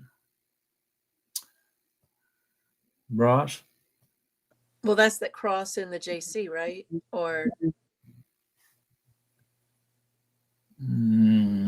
well, yeah, in that direction, yeah. yeah. Yeah, but even farther out, deeper. I don't know, but I wanted The anti-Mashiach and the false prophet. This was foreshadowing in that. The mystery Babylon. Image of the beast. Right. Okay, so foreshadowing Nebuchadnezzar's statue. Remember, he made a statue of himself in gold. Remember that? And everybody had to bow down to it when they would play the national anthem. Remember all that? Mm-hmm. And so it foreshadows that, but then it even continues on, and both of those foreshadow the image of the beast. So there's a great possibility that there may be a statue of gold put up on the Temple Mount. Okay, and it could be in the likeness of the anti, or could even be a cross, a big, huge gold cross up there too. We don't know, but we will. When it happens, we'll know. But I think it has something to do with gold myself. Go ahead, Sandra. I heard in another study, and I don't know if it's true, that where the Temple Mount is today is not really where the Temple Mount is, because the Temple Mount was in Bethel, which is a few miles away from where that current day Temple Mount is. It's not the location. That's not true. That ain't true. Okay. It may be that it's on the city of David, where the Kidron Spring is. Right. It could be there, but miles away. No way, man. That's. Well, I think that's what they were saying in that study, that the Kidron, where the city of David is actually where the Temple Mount is supposed to be, and that the one they have there is a little few distance away from there. Yeah, well, that's what they did. It's right there. It's in the same vicinity. It's not too far off. Okay, so what they did was there was a mount the city of David, was on the crest of the Kidron Valley. And then between there and where, that Dome of the Rock is, there was a gap there, and they took the dirt from a mountain, and they brought it there, and they filled in that little gap or that little valley there so that you could walk straight across. Okay. And so if they were up in Jerusalem, what they called Upper Jerusalem, they could come and walk down. Really, it wasn't down; it was straight across that where they filled in that little valley into the city of David, where the Temple Mount was. So that's what they're saying now, as far as what I know of it by studying it, is what I'm gathering, because they had to have a lot of water. I mean, look at all the animal sacrifices they did every day. Every day. It was like a river of blood flowing out of that temple, man. They had to have a lot of water to clean all that up and everything, to do those sacrifices. And so the only source of water around there that they could use that could possibly supply that amount of water every day was the Kidron Springs by the city of David. And so they believed that that's where the temple was, and because that's where the water source was. Other than that, they'd have to walk a good distance just to get water. And there's no way they were doing that. They had a water source, and it was the Kidron Springs. Go ahead, Ross. My question is about, do the Levites are they still in that, to where they're like the chosen within the chosen with Melchizedek order? Say that again. Are they still like the chosen of the chosen in Yasharal, with now the Melchizedek order being, with Yahusha? Mm-hmm. Yeah, they are still. Oh yeah. Okay. Yeah, the Levi priesthood is forever. So they are Yahuwah's. Yeah, they're still his priest line. Yeah. To me, this is how I understand it. The bride, okay, the body of Yahusha is going to be immortal, and they're going to reign as kings and priests with Yahuwah, okay, in the Millennium Temple. The Levites are going to be there, and they're going to be priests too, and they're going to be keeping the temple cleaned up and everything they're supposed to do as their job in that Millennium Temple. And that's why I think that's how the priesthood is forever, in my opinion.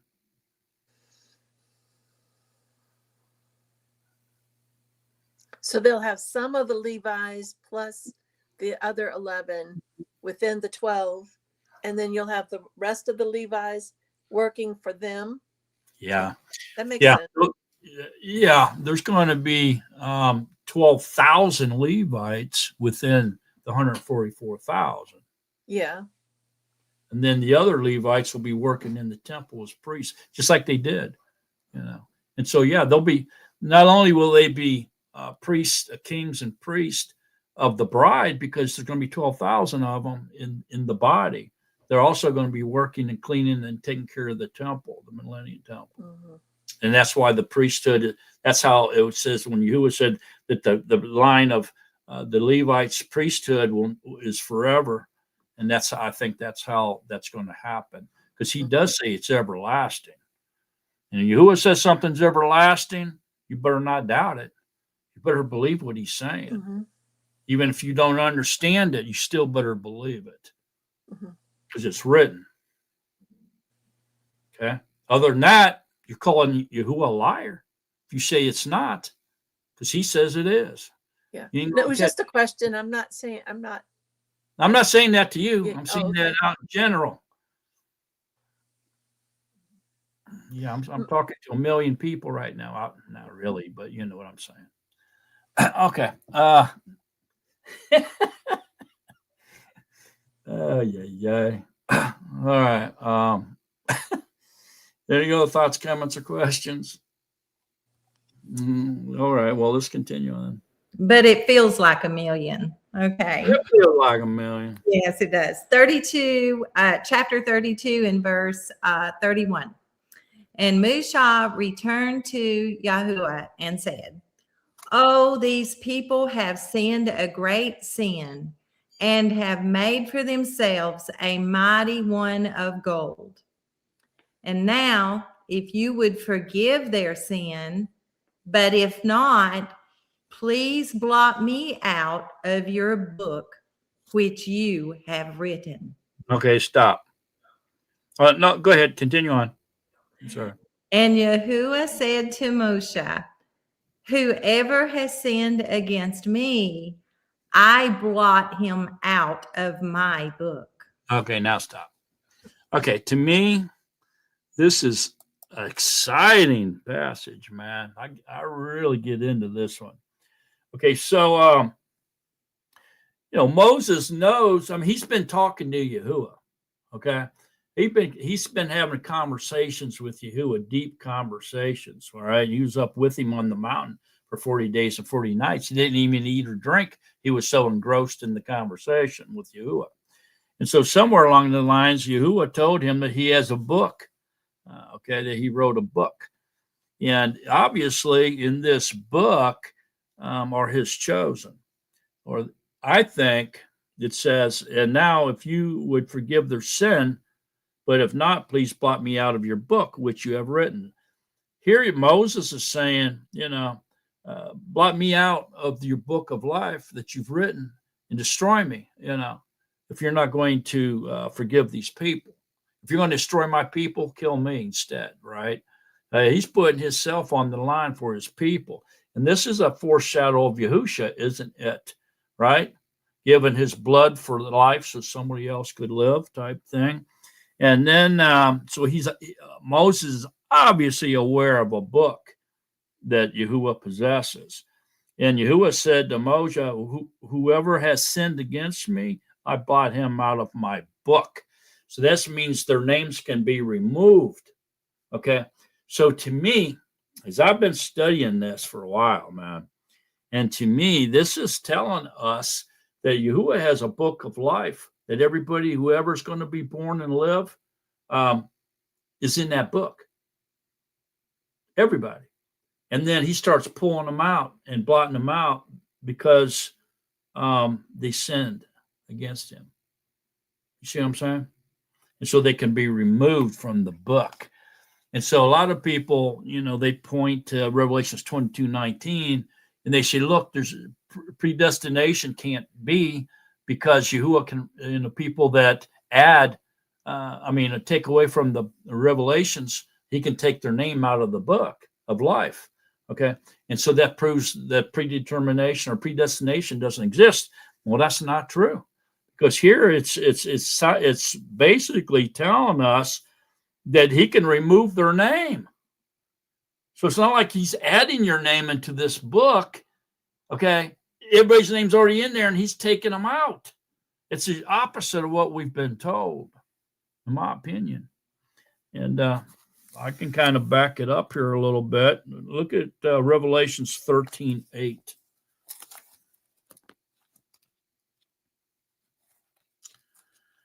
Revelations 13:8.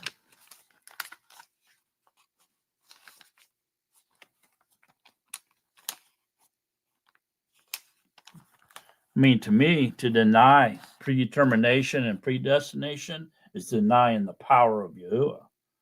I ain't doing it. But 13:8 says,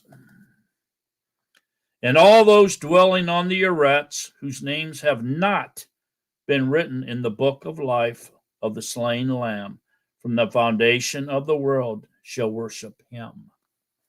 You see that? And so they say, that's where they go, and they say, well, look, if you have to get your name written in the book. It's not already there. You see that? So they go there. And then if you go to 17, 6 or 8, it says, "The beast that you saw was and is not and is about to come up out of the pit of the deep and goes to destruction. And those dwelling on the Eretz, whose names are not written in the scroll of life from the foundation of the world, shall marvel when they see the beast that was and is not and yet is. And so, to me, what this is saying is, your names have been written in the book from the foundations of the world. Everybody who ever lived, and the ones that at the end whose names are not written there because they've been removed are going to worship the beast. That's what that tells me. And so then go over to 22:19. And you see here where it says, and if anyone takes away from the words of the book of this prophecy, Yahuwah shall take away his part from the scroll of life and out of the Kadesh city, which are written in this book. You see that? So now this seems like he can remove your name, take it out of there. Okay. And so this doesn't disprove predestination at all. To me, he already knows who's going to be born, and at the end, who's going to be removed from there and who's going to be in there. He knows all that. Look at Matthew 25.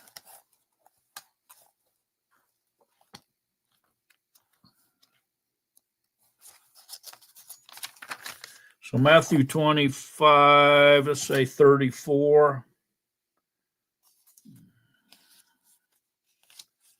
Matthew 25, 34. Then the sovereign shall say to those on his right hand, come, you blessed of my Father, and inherit the reign prepared for you from the foundation of the world. See that? So we go back over here to Exodus 33 then. We can see that Moshe is aware that Yahuwah has written this book. And he says, and now if you would forgive their sin, but if not, please blot me out of your book, which you have written. And Yahuwah said to Moses, whoever has sinned against me, I blot him out of my book. So they're already in there.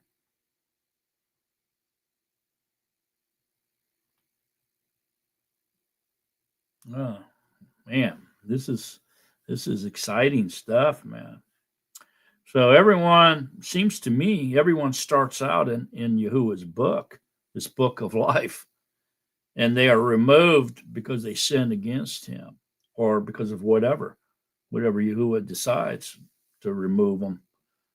I think the proof of that is Revelations 22:19, where somebody who adds to the revelations, he'll remove them from the book. And so with that knowledge, when we read Revelations 13, Revelation 17, it kind of gives you a different perspective of what's being said there. It's not really that he's adding people's names to the book, but he's taken them out. And whoever remains in there, which he knew who would be in there at the end before he created anything. That's what I think really the true message is. Go ahead, Roz. We just went through that 1225, which is that ultra worldliness junk. And he's got a list too, Satan's clause, and of the naughty and nice. And so that's making fun of what's in scripture with the Father Yahuwah. Oh, yeah. Oh, yeah. It's really, it's Satan usurping Yahuwah's character. So he's pretending like he knows everything and he's everywhere at once all the time. He's acting like he can do what Yahuwah can do, but he cannot. Satan is restricted just like we are. He can't be in more than one place at one time. Don't forget, he's a creation. He's a creature. He's not from everlasting to everlasting. He was created just like we are. Look at Ephesians. What are Ephesians one time? While we're on this subject. Yeah, it's, Santa Claus is Moloch or even Satan, if you will. And obviously, he's trying to pretend like he can do what Yahuwah can do, but he cannot. Ephesians 1, 4, and 5 says, even as he chose us in him before the foundation of the world, that we should be Kadesh and blameless before him in love, having previously established us to adoption as sons through Yahushua Mashiach to himself, previously, according to the good pleasure of his desire. And so there it is again, the good pleasure of his desire. And so there's no doubt in my mind that he knows who's going to be left in the book of life and delivered at the end. So that's what I'm seeing there for sure. Anybody else see it differently, or any comments, questions, or thoughts? This is a heavy subject because there's people that believe in free will, of humanity's free will. We get to choose and do whatever we want. And then there's people that believe in predestination, which is your eternal destination, or predetermination, which means Yahuwah knows everything else that's going to happen. He knows everybody's thoughts before the thoughts even come into their mind, before they can even speak them. He already knew. That means he knows all. He knows all, created all powerful, everywhere, all the time. Knows everything. Okay, so it's one you can't say both. You can't say, "Oh, I believe in free will, but Yahuwah's all powerful." That makes no sense. That's an oxymoron. You can't say that. That's like opposition, man. You can't say that. It's either one way or the other. If a man has free will, Yahuwah doesn't know what man's going to do. And that, to me, is blasphemy. Because I say Yahuwah knows everything. There's nothing he doesn't know. So I'll go along with free will as far as saying that we have a perception of free will. We perceive it to be free will because we have to, when we live in this our little short lifespan, which we don't know how long it is. Everybody's is different. We get to perceive free will. And if we didn't, we'd probably go insane. Or at least go crazy. People would go nuts. Well, what does it matter then? It don't matter what I do. If he knows they're going to save me or not, I'm going crazy. Well, guess what? He knew you were going to go crazy. And so you're not in the book, dummy. Come on, man. See what I'm saying? So we get to live what it really is. This is the best way to understand this, is we get to live out Yahuwah's will. And if you want to perceive that as free will, go for it. But in that case, if you have free will, then free yourself to be in the book of life. If you have free will, just go do, whatever you want. And by your free will, you choose to be delivered. Go ahead. If you think you have all that power. Yahuwah knows what's happening, man. He knows everything, in my opinion. All right, so is there any thoughts or comments or questions on this very extremely powerful passage here? Anybody else understand this any differently? This is Yahuwah talking. Whoever has sinned against me, I blot him out of my book. Is that not the Lamb's book of life? Well, yeah, because Yahuwah is the Lamb. His body's the Lamb. Yahusha is Yahuwah to the esteem of the Father.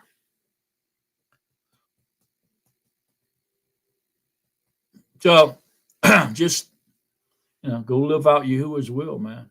That's all you're doing, really. Now, in the eternal reign, we might see something slightly different, but still, it's going to be Yahuwah's will. I don't think it's going to ever be ours. I mean, it's going to be His will that we're even alive and in eternity. He's the one that chose you. If we find ourselves in eternity someday with Yahuwah, it's because Yahuwah chose us to be there. It's not because we did something. It wasn't because of our will. I willed it to be in eternity. Sure you did.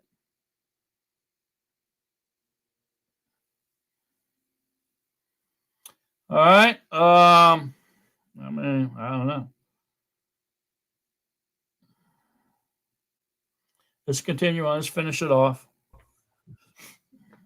Chapter 32, verse 34. And now go lead the people to the place of which I have spoken to you. See, my messenger goes before you, and in the yom of my visitation, I shall visit their sin upon them. And Yahuwah plagued the people because they made the calf which Aharon made. All right, so there's a good example right there that although Yahuwah forgave them for what they did, He's still going to punish them. So even though you're forgiven, you can still expect suffering and punishment. Why? Why do you think that is? You would think if you're forgiven of something, you wouldn't be punished for it, but yet you are. You have to suffer and be punished. Why?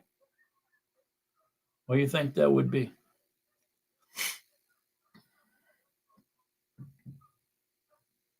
Sandra? I kind of think it's because of the afflictions he suffered. We also are going to suffer too. We're drinking from the cup of his sufferings.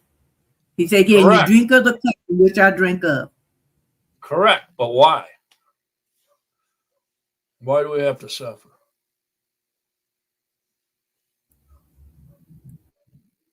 Because in our weakness, he's made strong.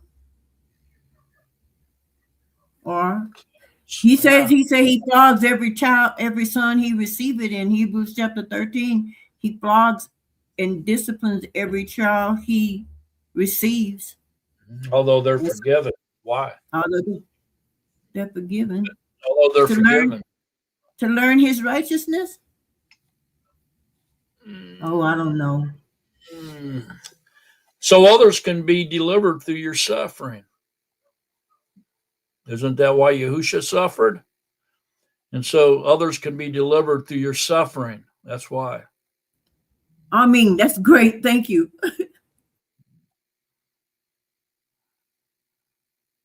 Okay. Who wants to read 33?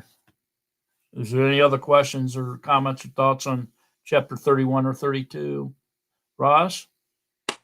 I ask this, I guess, all the time. But does that mean family? Huh? What do you mean? That our suffering, our test, our corrections could be our family's redemption? Yeah, if it's Yahuwah's will, yeah. That would be an awesome thing. Yeah, very well could be. Because I personally believe that the bride gets to have a list of guests at the wedding feast. And, so for me, I think, yes, your suffering could include bringing your family out. Because there's going to be good and evil there. And so I think the good are the list of the bridegroom, and the evil is those who are on the list of the bride. Because they weren't delivered on their own, were they? Because they're evil. So how did they get there? Why are they there? The only explanation I can come up with is because the bride asked the husband, this is the people that I want to be at our wedding feast, our ceremony or our feast. And so he allows it. But that's another subject. Yeah. Who wants to read 33? Go ahead, Sandra. Shemoth, Exodus 33, verse 1. And Yahuwah said to Musha, come, go up from here, you and the people whom you have brought out of the land of Mitzrayim to the land of which I swore Abraham, to Yishak, and to Jacob, saying, to your seed I give it, and I shall send my messenger before you, and I shall drive out the Canaanite, the Amorite, and the Kittite, the Perizzite, the Kui, and the Yebusi, to a land flowing with milk and honey. For I do not go up in your midst, because you are a stiff-necked people, lest I consume you on the way. And when the people heard this evil word, they mourned, and no one put on his ornaments. And Yahuwah said to Moshe, say to the children of Israel, you are a stiff-necked people. Should I go up in your midst for one moment? I shall consume you. And now take off your ornaments, and I shall know what to do with you. So the children of Yisrael took off their ornaments at Mount Horeb, and Moshe took his tent and pitched it outside the camp, far from the camp, and called it the tent of meeting. And it came to be that everyone who sought Yahuwah went out to the tent of meeting, which was outside the camp. And it came to be, whenever Moshe went out to the tent, that all the people rose. Each man stood at his tent door and watched Moshe until he entered the tent. And it came to be, when Moshe entered the tent, that the column of cloud descended and stood at the tent door of the tent. And he spoke with Moshe. And all the people said, okay, so what is this back in 3, to a land flowing with milk and honey mean? That's an idiom. What's it mean? What's the first rule of idioms? They have to mean something other than what they're saying, right? That's the cardinal rule. And so what does it mean, flowing with milk and honey? So go ahead, Phyllis. Would it be filled with good pasture land and just goodness that they can grow food on? Yeah, it does. Go ahead, Ross. I think it's going to be the scripture, and then the ruach being with them, to be, them having the ruach. It's going to be flowing is like the water flowing, isn't it? So it's flowing like is coming from the Father directly. He's going to be talking to them and dealing with them himself. And it's just, he's going to be in abundance there. Yeah, there's going to be an abundance there. And so that milk and honey just basically means prosperity and health. So flowing with prosperity and health. And it's a Hebrew idiom. There's a lot of things go underneath that category, doesn't it? Prosperity. So,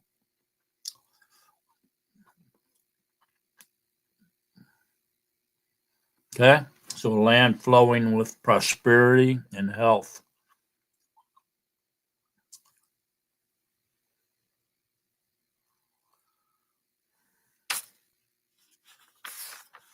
All right.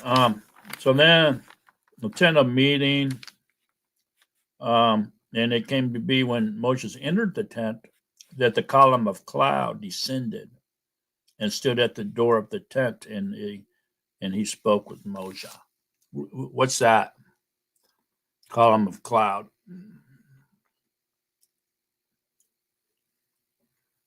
His esteem. I'm sorry. Go ahead, Chandra.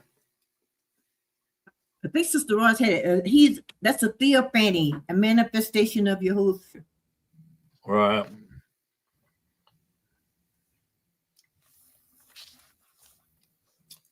So what it would mean is basically His Yahuwah, presence. yeah, Yahuwah's presence. That's what it really would be. Okay. So Yahuwah's presence.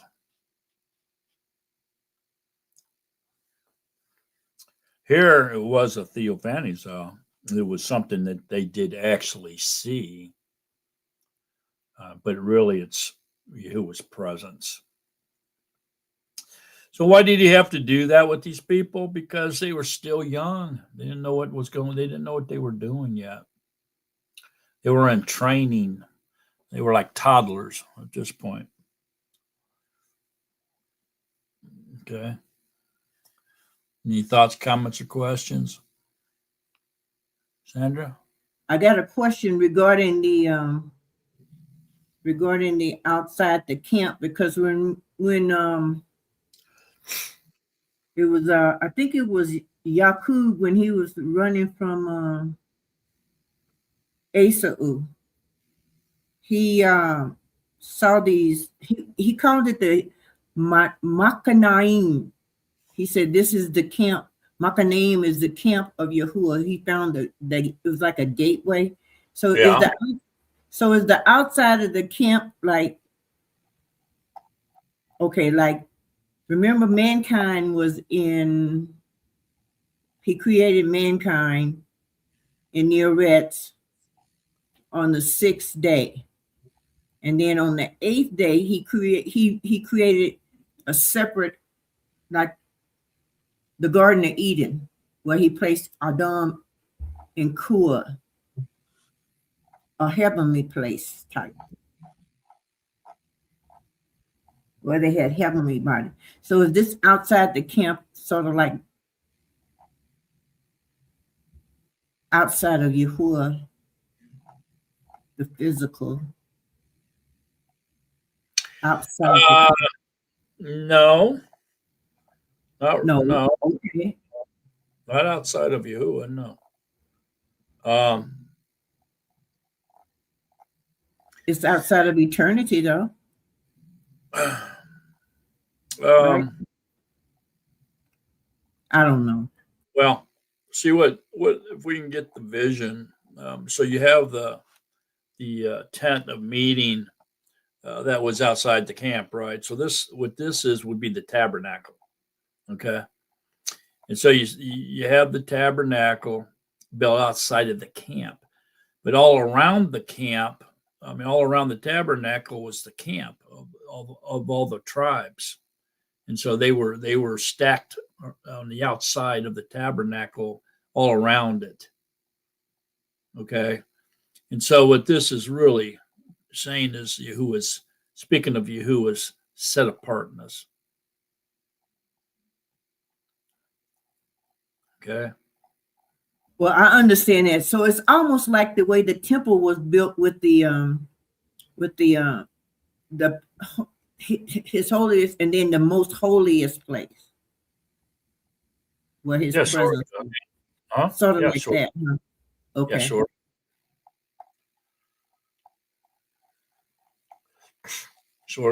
Sort of, yeah.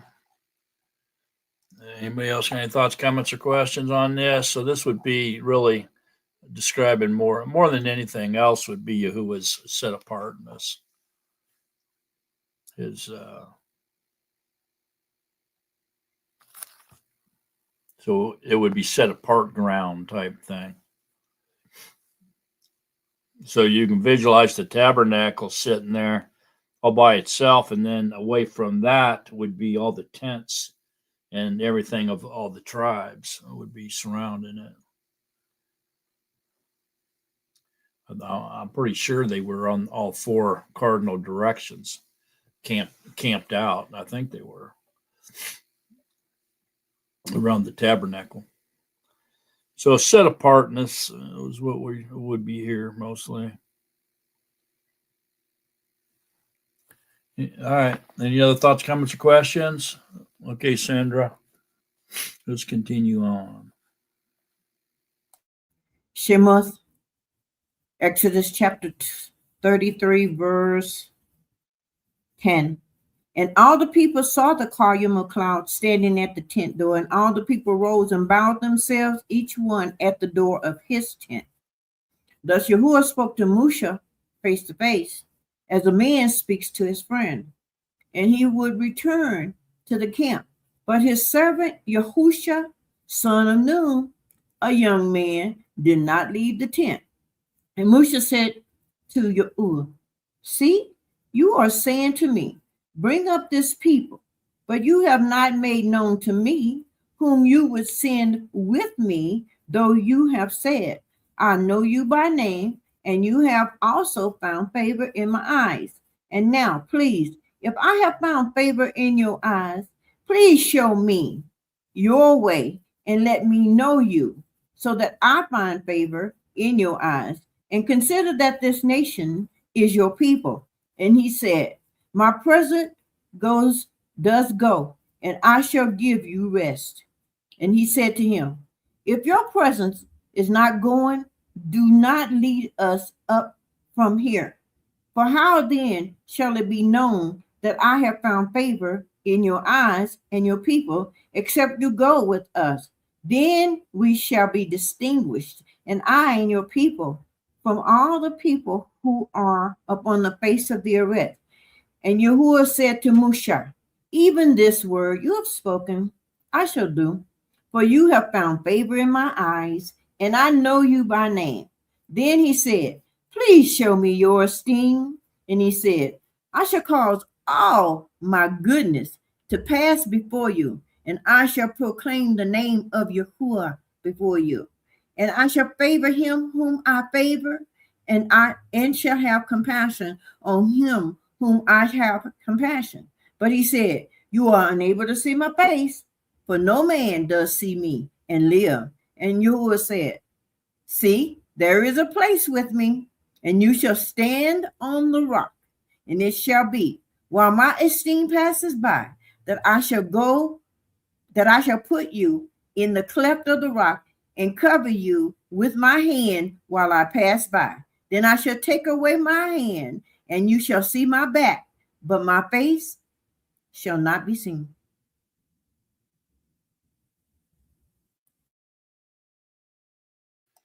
It's just power packed here now.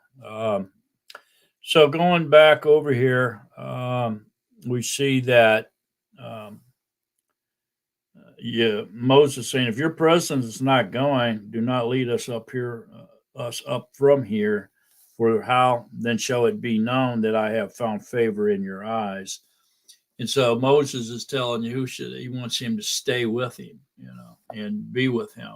And so Yahuwah does. And after Yahuwah agrees to doing that, all of a sudden Moses does something really bizarre.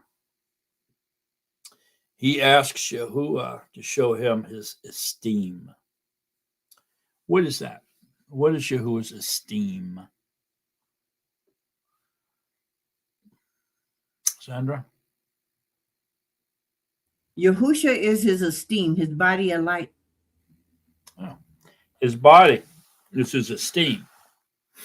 And he said, please show me your esteem. He said, and I will cause all my goodness to pass before you, which is his body of light. And I shall proclaim the name of Yahuwah before you, that you know that this body is him. And I shall favor him who I favor, have compassion on him who I have compassion, meaning he can deliver anybody he wants, regardless of what anybody thinks. And then but he said, you are unable to see my face, for no man does see me and live, speaking about his body of light. his unapproachable light, which is his body. He's in it. He dwells in an unapproachable light. That's his body of light. Turned all the way up. And then he says, see, there's a place with me and stand on a rock, and then while my esteem passes by. So his esteem is animated. So it can only be his body. Okay? And so in context, this esteem, my esteem passing by means his body.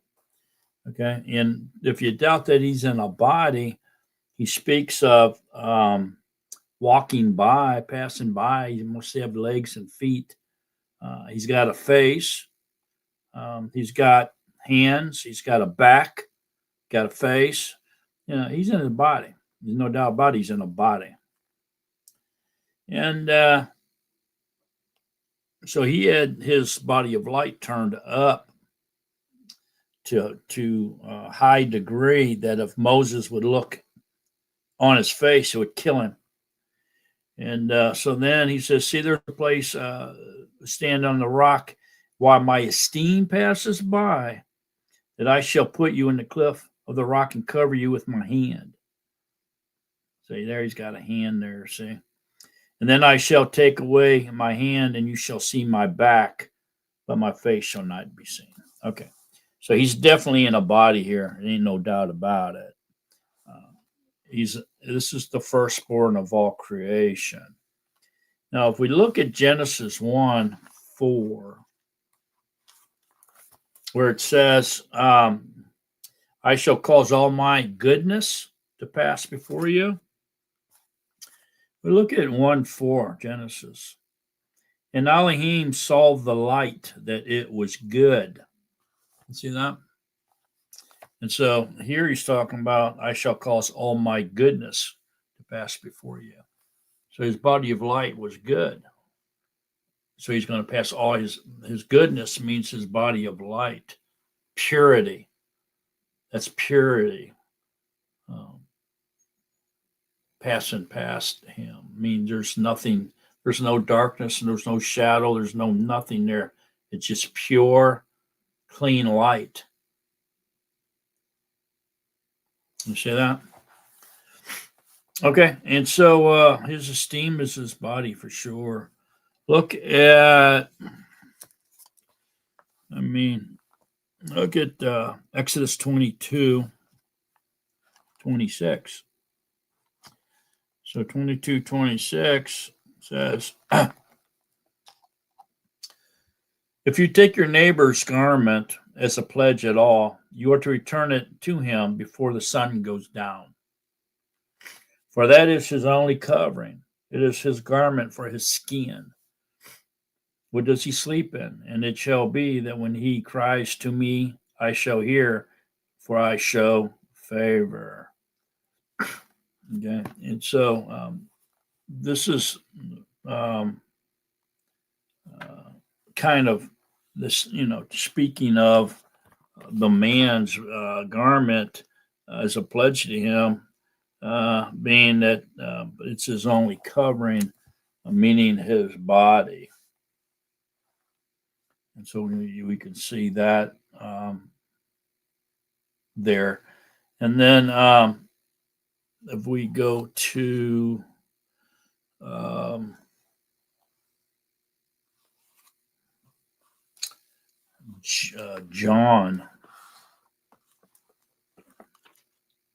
1.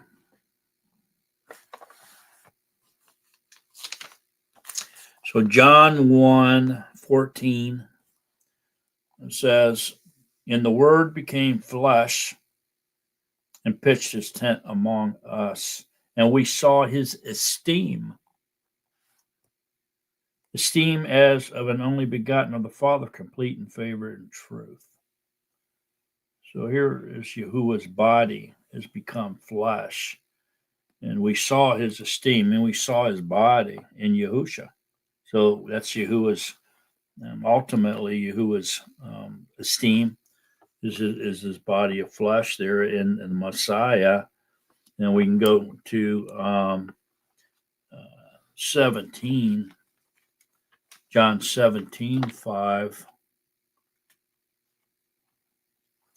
says, "And now esteem me with yourself, Father, for with the esteem which I had with you before the world was."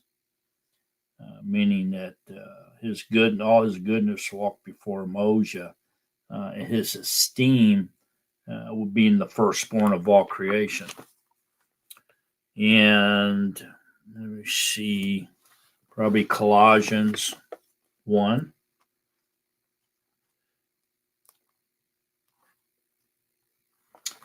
We go to Colossians 1.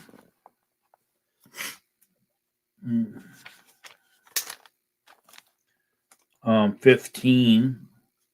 It says, "Who is the likeness of the invisible Yahuwah, the firstborn of all creation? Because through him were created all that are in the Shemaim and all that's in the rest, visible and invisible, whether thrones, rulers, principalities, authorities, all have been created through him and for him, and he is before all, and in him all hold together." And so this is also speaking of the firstborn of all creation, his body of light. The perimeter of life is what it is. And if we see Hebrews 1:3, it says, "Who being the brightness of the esteem and the exact representation of his substance," which would be his body, the brightness of his esteem, an exact representation of his substance.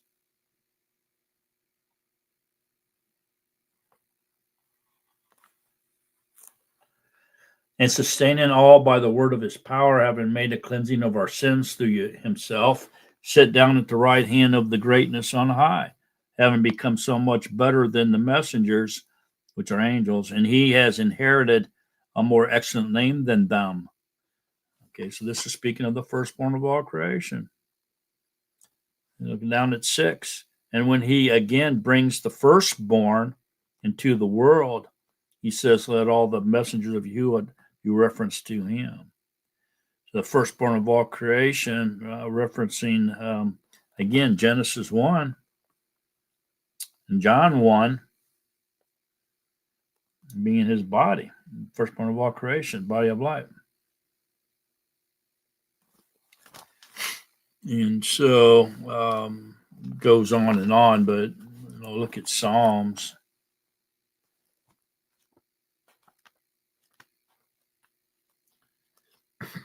Psalms 104. It's fairly clear. 2. Probably 1, 2. "Bless Yahuwah my being, Yahuwah my Elohim. You have been very great. You have put on excellency and splendor, covering yourself with light as with a robe, stretching out the Shemaim like a curtain." So here he is in his body of light. He's put on light as with a robe, speaking of his body of light. And now look at Psalms 45. 45:6.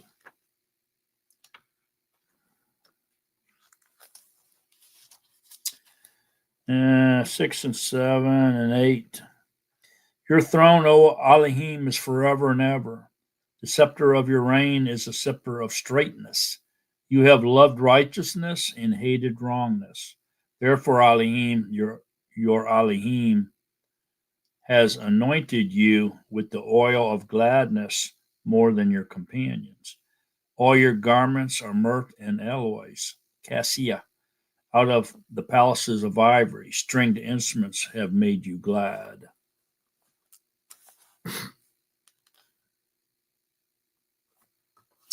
So he's definitely in a body here, a body of light. And his esteem is his body of light.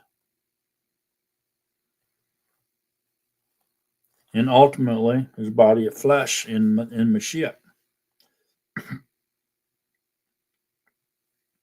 So esteem can also mean, in other contexts here, highly valued or highly respected thing, right? But in this context, it's talking about his body. Let me see, hang him up. I'll let Ross back. There you go, Ross. I get rid of your other ones because there you go. So in this context, he's talking about his body, or the firstborn of all creation. Okay. In other contexts, esteem means highly valued or highly respected individual, but here it's about his firstborn of all creation, his body, man. Because he says so. He says, and it shall be while my esteem passes by that I shall put you in the cliff. You won't see, take away my hand and you can see my back, but not my face. I mean, he's in his body. Esteem is his body. It's pretty clear. I don't know how you can mix that up with anything other than that. But all at the same time, Yahuwah's body is the perimeter of existence, perimeter of life. And so he's everywhere, all the time, everywhere present in his body or his perimeter. So his body of esteem here, his body of light, first one of our creation, or even ultimately when he was Yahusha, was walking around within himself, within his perimeter of life, because he's everywhere present.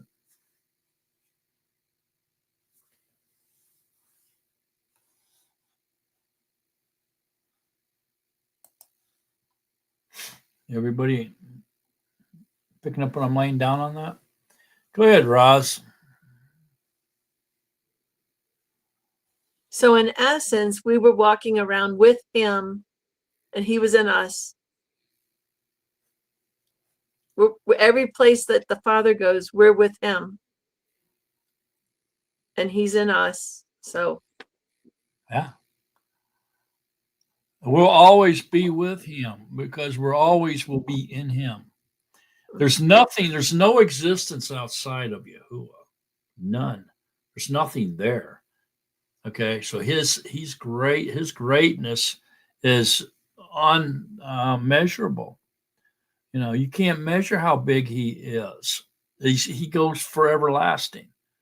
And so within Yahuwah he created everything within himself, within his perimeter. There's nothing outside of his perimeter, man. Nothing's out there. It's only Yahuwah. And everything that exists other than Yahuwah has been created within him, within his perimeter of life, the perimeter of existence. That's how big he is.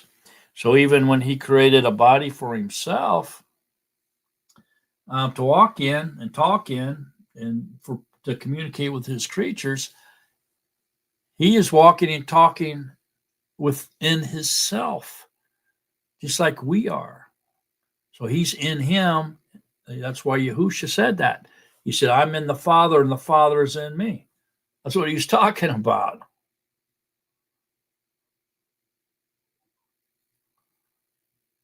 Go ahead, Roz. So it's like when you look into a mirror and there's a mirror behind you, you're looking into so many different possibilities. That's a good way to look at it. Yeah. Mm-hmm. That's a way of looking at it. Any other comments, thoughts, or questions on that? I know that's pretty deep.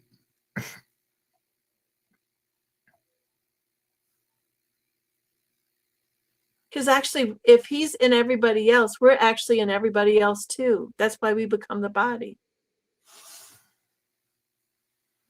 Yeah, sort of is. I mean, why do you think? Okay, so explain to me the difference between everything is in Yahuwah and Yahuwah's in everything. Okay, that's everything, even the evil people, everything. But yet, his immersion of his Ruach HaKodesh and his chosen, and he's in them, he's indwelling them, he's living with them inside of his temple, which is our body. What's the difference in that? Because he's sustaining and living in everybody else's too, because he's their breath. Other than that, they can't live. They can't live away from Yahuwah. That blows my mind when people think that you can exist outside of Yahuwah. So how do you figure that? I mean, if you can accept it, he's the very breath that we're breathing right now. He returns your breath. You can't live outside of him. Nobody can. But yes, so he sustains all life because he's the great life giver. So what's the difference in that and being immersed with the Ruach HaKodesh? Ross? Well, I had another thought on my head and now I forgot it. It'll come back. But immersion is when you're totally immersed in the Father Yahuwah. You're immersed in everything about him.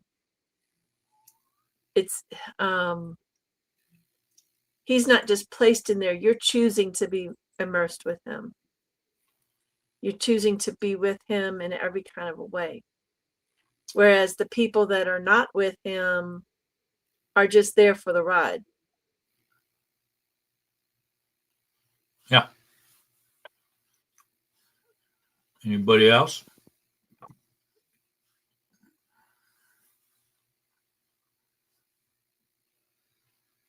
So he sustains all life, and he that's why he knows where they're at and what they're thinking, or he even knows what they're going to say before the thought even comes in their mind. He knows the number of hairs on their head because he has to sustain everything. But when he immerses someone, this means that he's becoming one with them and they're becoming him. And this is really evidence that he's going to allow you to live everlasting with him, is what it is. So I want to say, I guess the easiest way to describe it for somebody to understand would be, it's kind of like putting on a wedding ring. It's saying you belong to me, and you're going to be with me forever when he immerses you with the Ruach. And so the husband moves in to his temple with his bride, his chosen ones, and lives with them in a relationship that resembles human marriage, very intimate, very close, to where you can understand the mind of Yahusha, or at least be like-minded with Yahusha, and he be like-minded with you. And so it's kind of symbolic that you belong to him. You're his. Kind of like a wedding ring, if you will, showing that you're married to him. You're immersed with his Ruach. But he sustains everyone, which means he's in them and they're in him in order to keep them alive.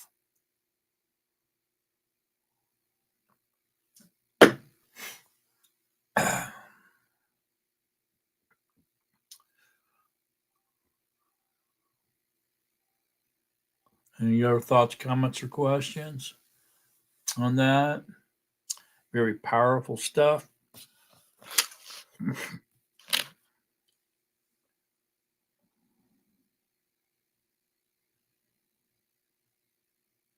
He's definitely in his body, which is he's calling his esteem, and it's his goodness. It's all of his goodness is in this body. Everybody seeing that? Is there anybody that doesn't see that? If you don't see that, let's not move on. Anybody not seeing that in the chat room?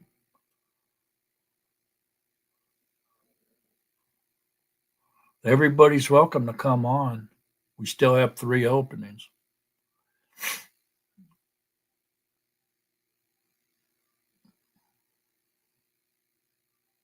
All right. Let's see. Yahuchan. Brother Chance had to split, take care of his children. He'll probably be back.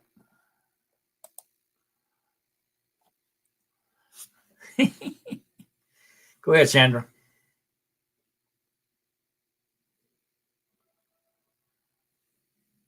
I was wondering,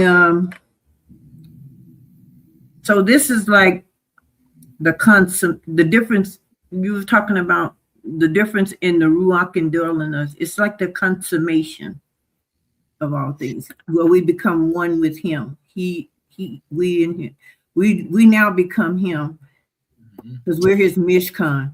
And it says here in Ephesians chapter 1, he says, and he put all under his feet and gave him to be head over all, to the assembly, which is his body, the completeness of him who fills all in all. That's what he's talking about with Ephesians chapter 5. That's marriage, right? We can see the immersion as consummation of the marriage, because you become one, right? Same thing. When a man and woman does it, they become one, right? Together, same thing. Yeah. Go ahead, Ross. You know, us being in him and him in us, okay, and then us being in everybody, that's like the cells in our body. Nothing is new. So everything is the same as it's always been. So each person is like a cell within the Father Yahuwah's body, working together with the other cells. And then you can kind of say that the evil ones are kind of like what cancer would be or something like that. You know, that it's working against the Father. You know, and that they're not working together with him, so then they'd be against him. Okay, that's They're one the way. Darnell. They're the Darnell. Yeah. You know what? Darnell is, how do you spell it? Darnel, right? Right, Darnell, yeah. Or Tars. So darn L's, like the Elohim, you know, the fake ones. That came to me yesterday. Yeah, they could be, man. There's a lot there. Speaking over my head, but yeah, I'm catching on. Anybody else? Thoughts, comments, or questions? All right. Man, that's what a powerful chapter.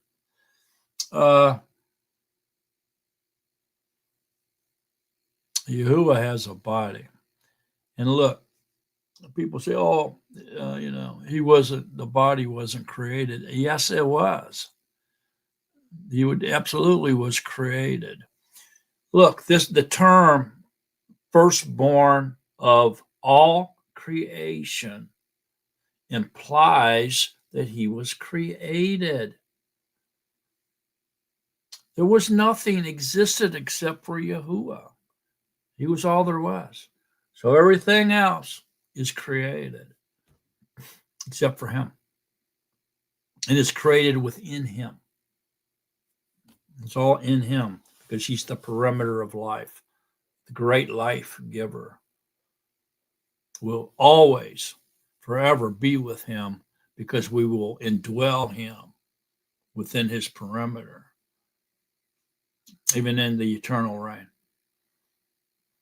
He's huge beyond our minds. We can't even conceive the size of him. I mean, his size is everlasting. Let's look at it this way. In our human mind, we understand infinity. So we come up with this mathematical equation we call infinity, right? And they've worked with infinity, and they now know that infinity is just a number, right? And so, but the number of infinity is the point where the human mind shuts down. And so we can't imagine anything beyond infinity. That's as far as our minds go. Okay. And so anything beyond infinity, humanity can't even fathom it. But guess who does? Yahuwah. Yahuwah is way beyond infinity. Infinity is way back in the beginning somewhere for him. But for us, it's the maximum our brain can go. Our brain can't go beyond infinity. And that's why they call it infinity. It's our maximum intelligence as far as we can go. All right. Any other thoughts, comments, or questions?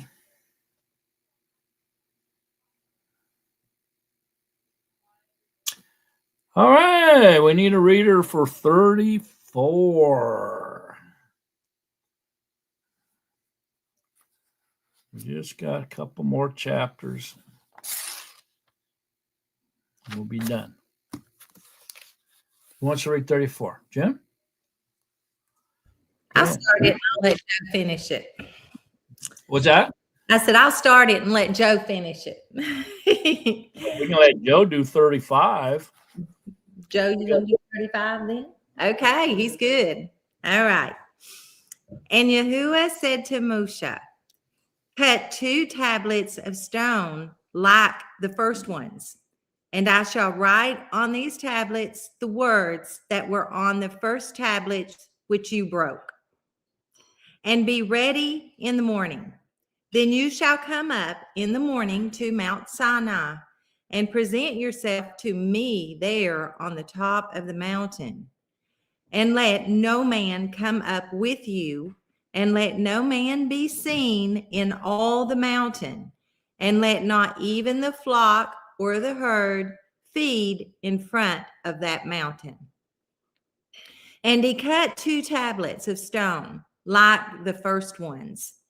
Then Moshe rose early in the morning and went up Mount Sinai as Yahuwah had commanded him. And he took 2 tablets of stone in his hand. And Yahuwah came down in the cloud and stood with him there and proclaimed the name Yahuwah. And Yahuwah passed before him and proclaimed, Yahuwah, Yahuwah, and all compassionate and showing favor, patient and great in kindness and truth, watching over kindness for thousands, forgiving crookedness and transgression and sin, but by no means leaving unpunished, visiting the crookedness of the fathers upon the children and the children's children to the 3rd and the 4th generation. And Moshe hurried and bowed himself toward the Eretz and did obeisance and said, if now I have found favor in your eyes, O Yahuwah, I pray, let Yahuwah go on in our midst, even though we are a stiff-necked people, and forgive our crookedness and our sin, and take us as your inheritance.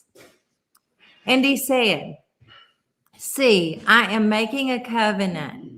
Before all your people, I am going to do wonders, such as have not been done in all the Eretz, nor in any nation.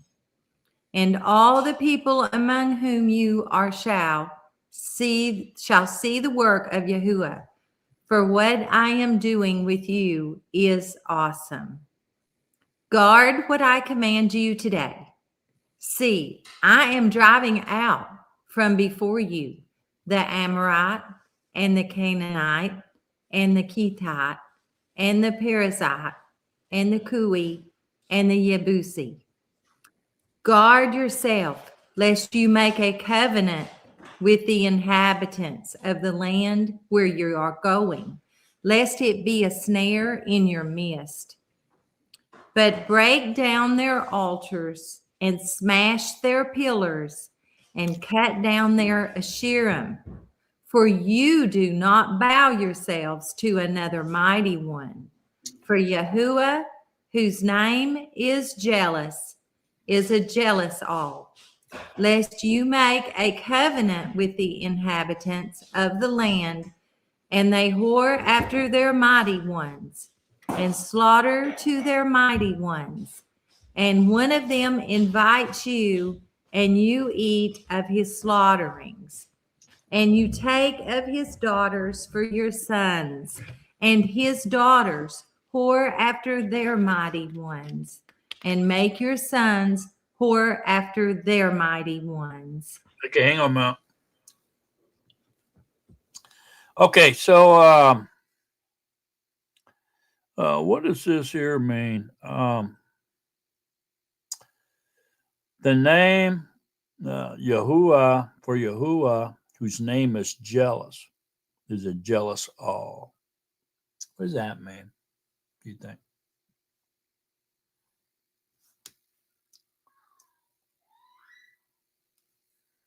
His name is jealous. He's a jealous all. What do you think that means?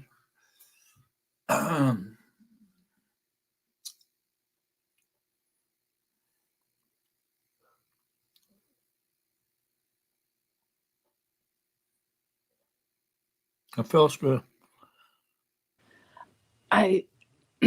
This reminds me of when he said where he makes his name to be upon a certain place.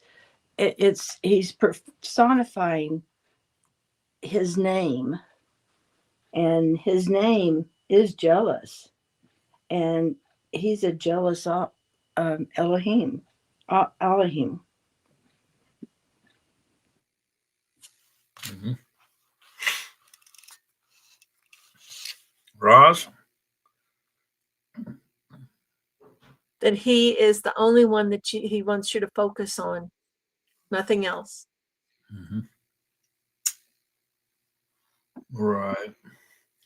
Yeah, so he's not willing to share his esteem with anyone else. So he's basically saying that he's not going to allow them to worship anything but him. We get over here to 5 through 7. There seems to be 13 attributes of Yahuwah written here in these verses. Can anybody explain those? These attributes of Yahuwah?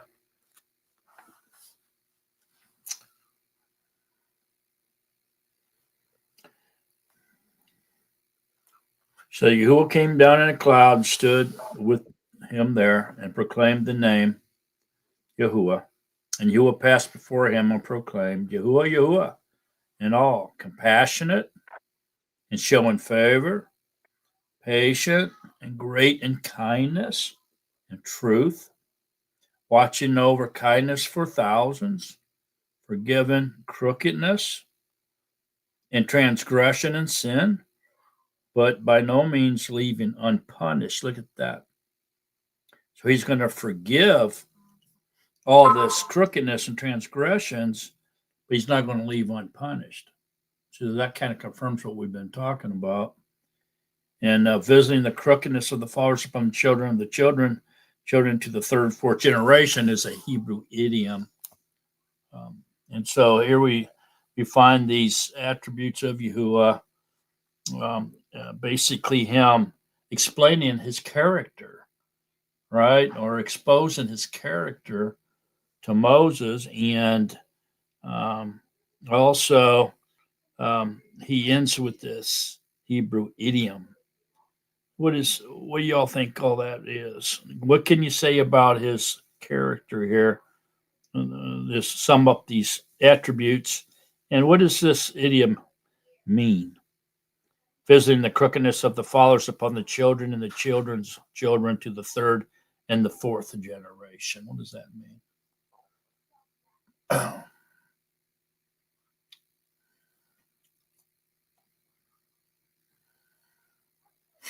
Anybody?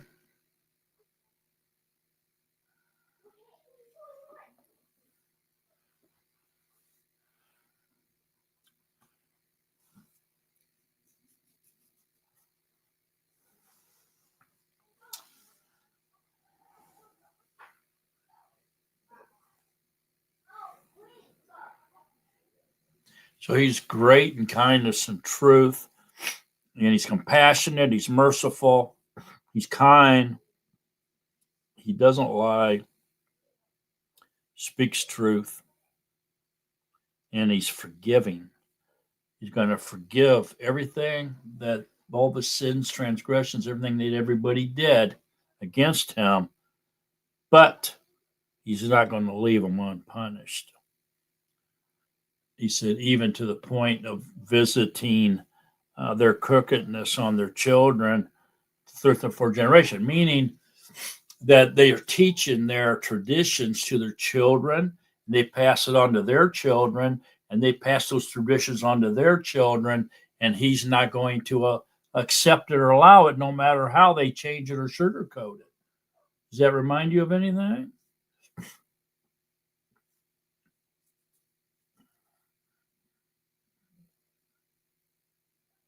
And so basically, their traditions are not going to be allowed, no matter how it proceeds through the generations.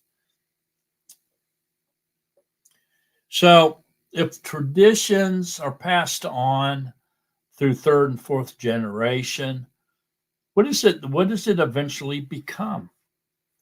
What do those traditions eventually become? And they're passed on through generations like that. June? Religion. Right. Yeah. So the traditions become religion. Once they're passed on through enough generations and they're believed to be truth, they have become a religion.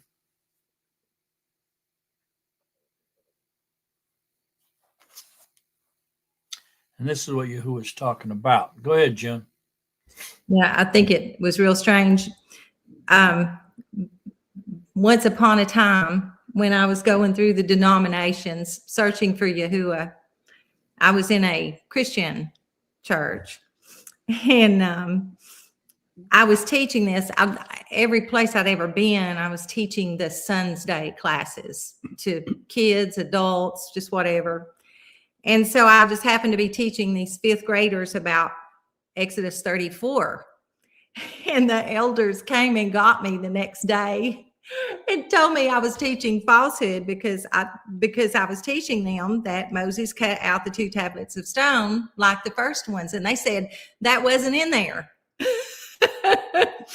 So then after I took them and walked them through it, they just walked away without saying anything to me because it was there. But they were just so messed up, just thinking that was just, I don't know what they were thinking, one set of tablets or what, but that kind of reminded me their tradition. They just had it all in their head, but they hadn't even went to the scriptures and read through them to see what happened after that first set was broken, I don't guess. But anyway, I just thought that was strange. It's just that, they just get so caught up in this and they just keep passing things on, but they don't go to the word to back up what it is that they believe.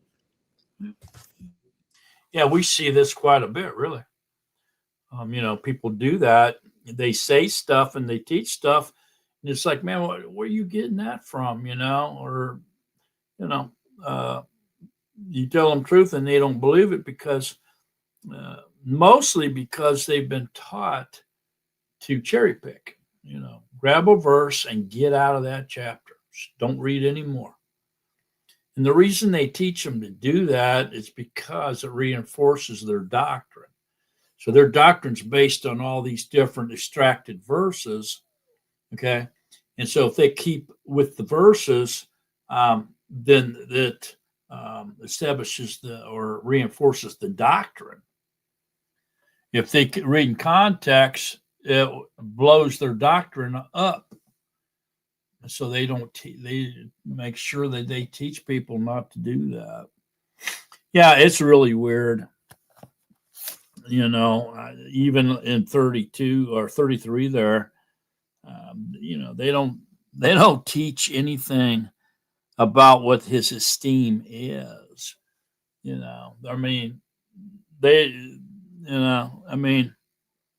obviously Moses saw him, but yet they teach nobody's ever saw him. And then when you point stuff out, they say, oh, that's the Old Testament. That was for the Jews only. That's their way out. They've been taught to say that.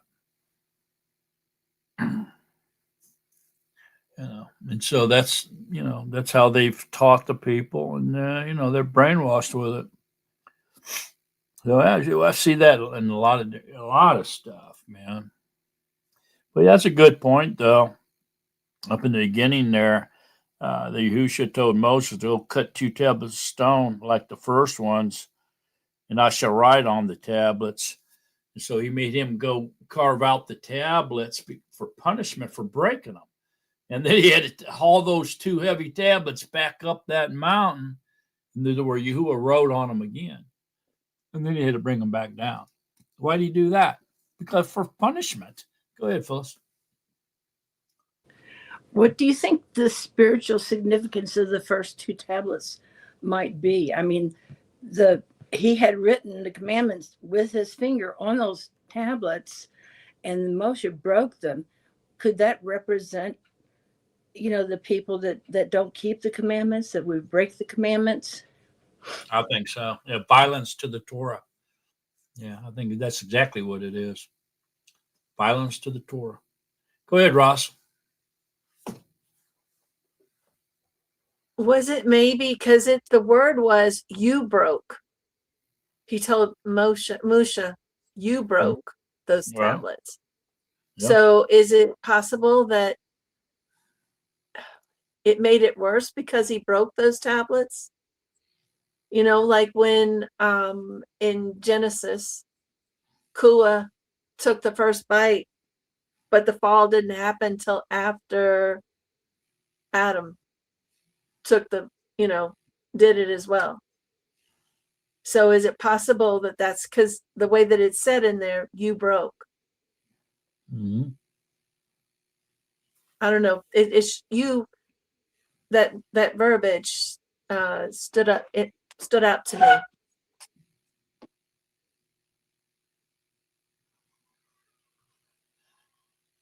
Sandra? Well, I'm kind of hesitant because I totally agree with what Sister Phyllis is saying, and some of what Roz is saying about, because he had a covenant that Adam and Kua broke, that he had prophesied that they would break. But it kind of is, I'm thinking about the old covenant versus the renewed covenant is what's being prophesied here with the 2 tablets of stone. And he's saying that he's prophesying that they've broken the old covenant, but there's going to be a renewed covenant where he writes it on our table of our hearts. This is kind of like prophesying that to me. And then concerning his and all compassion, faith, Yahuwah is everlasting love. He's everlasting to everlasting, and he is love, and he's forgiving. So he's saying, he's immutable. I'm always the same. And in the 3rd and the 4th generation, because sin and death reigned until the 4,000 millennium, when Yahushua came forth and brought us light and life again with his redemption through the Passover. It's kind of what I got out of that. I don't know if you can see that, or does that make sense? Does it make sense? I agree with you. I don't know. Personally. Yeah. I'm kind of thinking that he's announcing who is Yahuwah. He's everlasting to everlasting. He's life everlasting. He's light. He's love. I praise him for his forgiveness, especially after that lesson you gave last night about the value of the blood. I think it enforced the value of the blood sacrifice. And it's like that forgiveness and believing in that blood it's almost like out of this world. It is out of this world. It was magnificent how he broke that down to us last night through you. Praise you, thank him for his love. Hallelujah. Okay. So, yeah, I mean, I see it being the old and the renewed, if you will. But I can also see what Phyllis was saying too in there. So, anybody else got any thoughts, comments, or questions?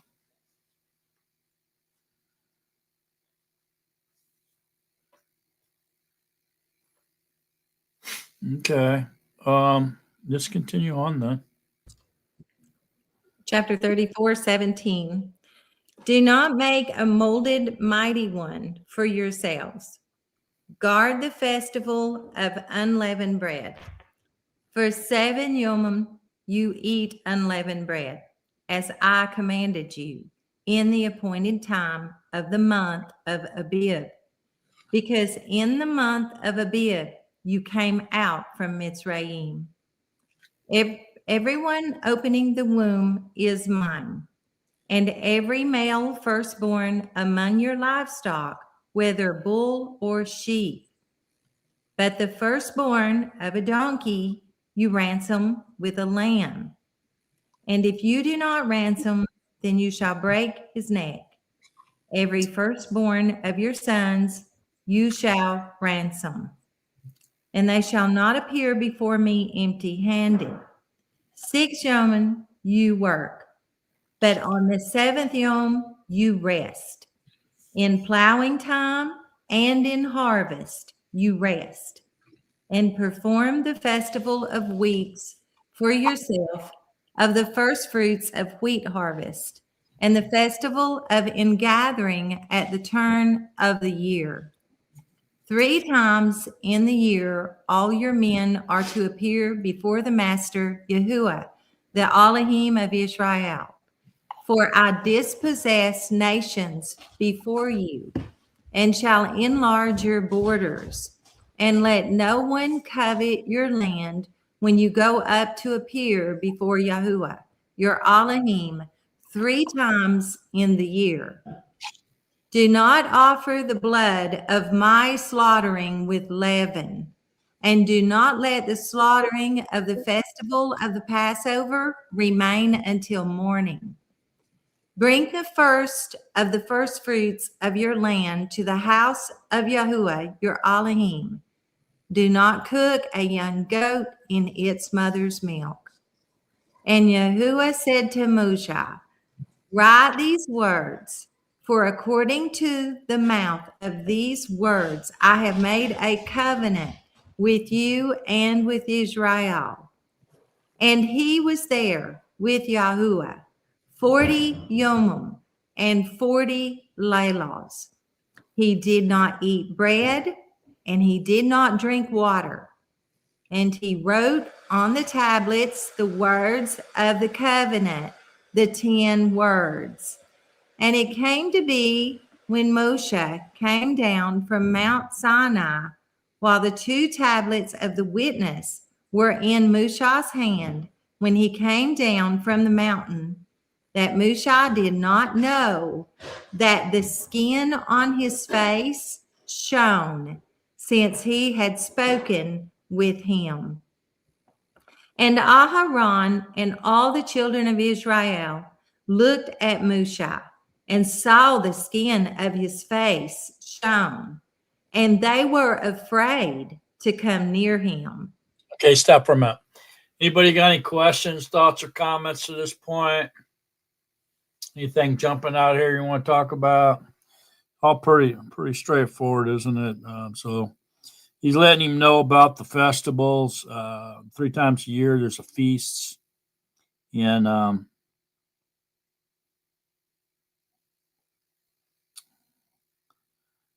pretty straightforward stuff.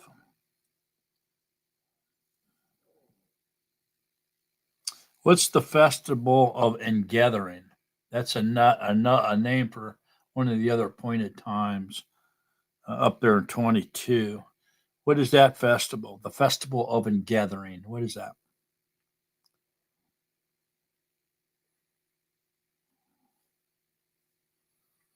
Then in context, he says 3 times in the year, all your men are to appear before the Master Yahuwah, the Elohim of Yisrael.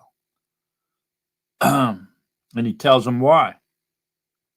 For I disposes the nations before you, and shall enlarge your borders, and let no one covet your land when you go up to appear before Yahuwah your Elohim 3 times a year.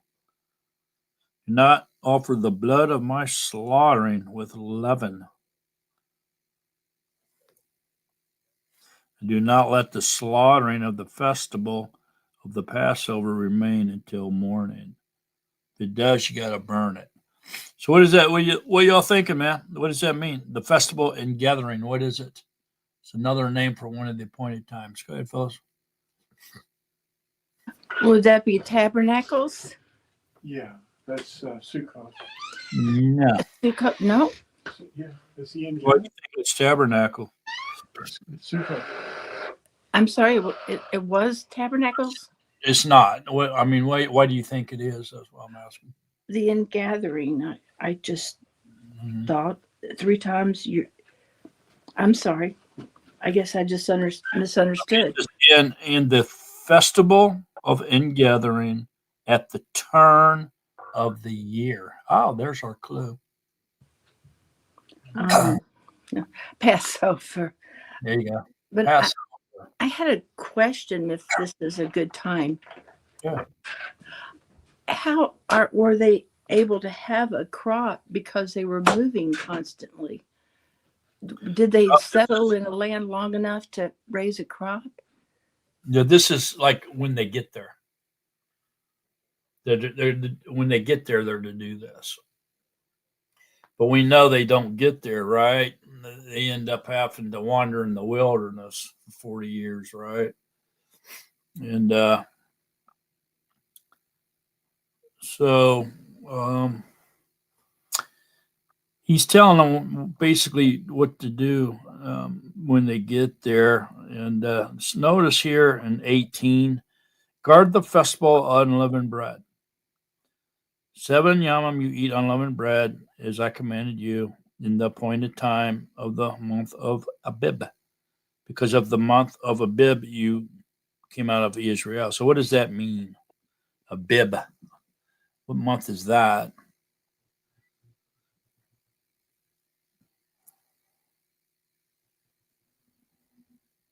Phyllis?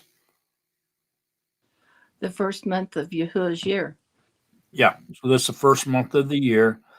And so in context, you can see at the turn of the year, this is talking about Passover. But then he's saying there's 3 times I want all your men to appear to me. Okay. And then look at this in 25. Do not offer the blood of my slaughtering with leaven. What does that mean?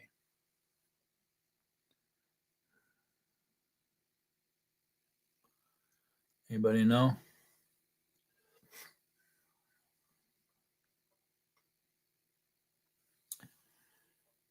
Do not offer the blood of my slaughtering with leaven.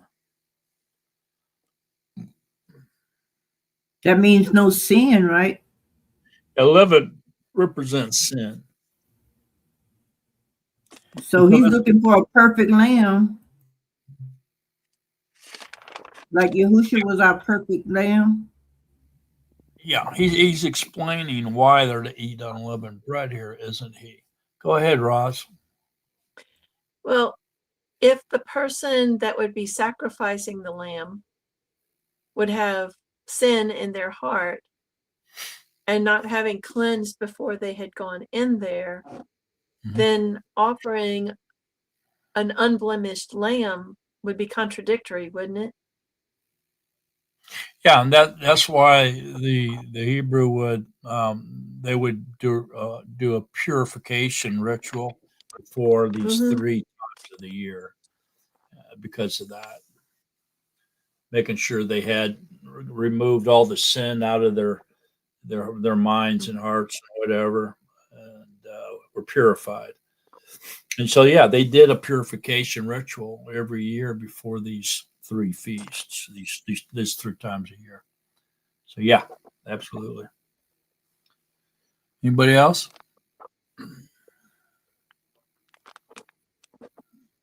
Thoughts, comments, questions on any of this?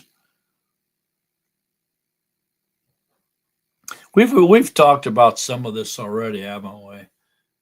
You know, the young goat in the mother's milk and all that and everything. But here it says, and he was there with Yahuwah 40 days and 40 nights, and he did not eat bread, and he did not drink water. What y'all think that means? What's going on there? Why is that mentioned?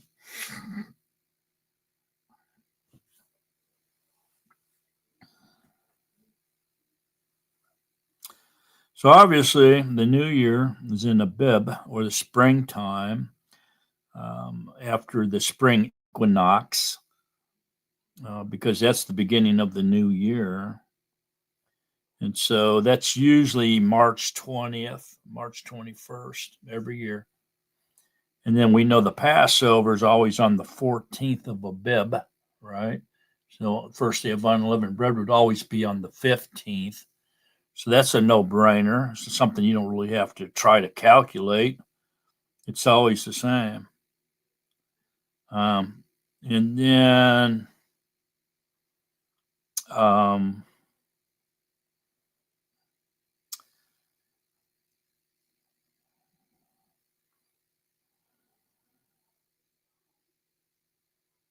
it's most of all this we've already talked about. But what's this 40 days and 40 nights? Not eating bread and not drinking water. I mean, what is all that about? Is somebody else do that? Phyllis? Yahusha fasted for 40 days and 40 nights. Right. It doesn't mention that Yahusha didn't drink water. It did say he didn't eat for 40 days, 40 nights. But I think he didn't drink either, even though it doesn't say that. Because Moses did it. And Moses could do it, Yahusha could do it. So I don't think he drank either. You know, I think it's probably he didn't eat or drink because Moses didn't. But it really doesn't say that. It just says that he didn't eat. So, but yeah, Yahusha. So this would be a foreshadow. And look at that, 40 days and 40 nights. What is that? What's that talking about? That's talking about what? Phyllis? Related to the 40 years that they wandered in the wilderness? Yeah, it does. Take it deeper. What else? 4,000 millennium when Yahushua came forth. Right. Telling us that Yahushua will come, his first appearance would be in the year 4000, the fourth day, fourth millennium. So I don't think Yahushua would need to drink water because he was the living water. That's true. So he was water, even though he was 100% human, he still had that water in him. That's what he was birthed from. That's what impregnated him. All right. The Ruach Kadesh. Well, not So him, but me to him. So what do y'all think about this? Moses coming down didn't know that his skin of his face was shining like a light. But the people saw it and they were afraid to come near him. What do y'all think about that? Why would Moses' face be shining like a light? Go ahead, Roz. This is what Sandra was just saying about he would need, he gets fed things that we don't see. Yahusha did. You remember when they went to go get food and they said, "Aren't you hungry?" And he said, "I get food that you don't see," or something like that. When he was by the well. My meat is to do the will of him who sent me. Yeah. That's what he said. Doing the Father's will. And then, yeah. And that's how he gets fed. And so that would be probably how he got the water too. That would be why he would need, you know, we all need it no matter what. And it was a body of flesh. So, but as far as Musha's face, some of the, who could be by Yahuwah without having been changed, having not been changed? He was changed like by seeing him. I can imagine that it was so awesome to see him, even if it was just his backside.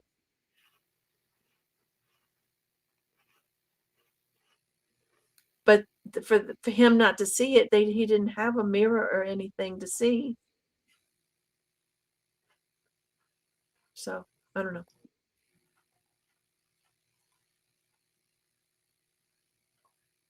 Go ahead, Jim. JJ's lost. I was just telling her we were on 34, 31. Thank you, June. Sorry, I just got back from a call, so I had to catch up.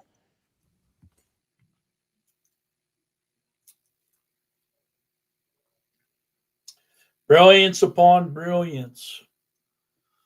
Does that ring a bell? So he had Yahuwah upon him. That body of light was showing upon him. And that's why he had to put the veil.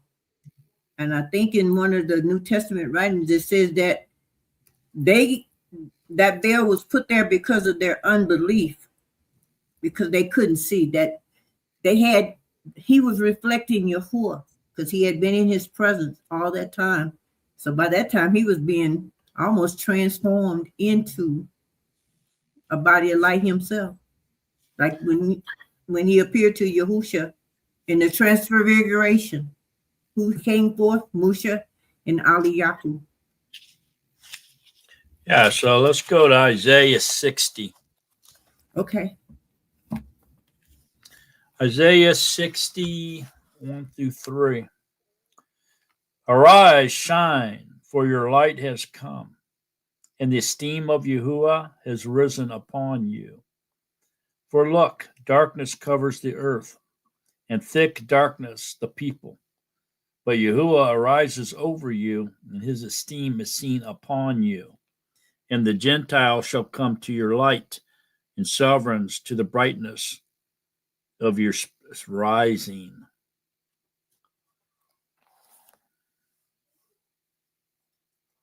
So his esteem was upon Musha. Hallelujah. That was powerful, Brother Mark.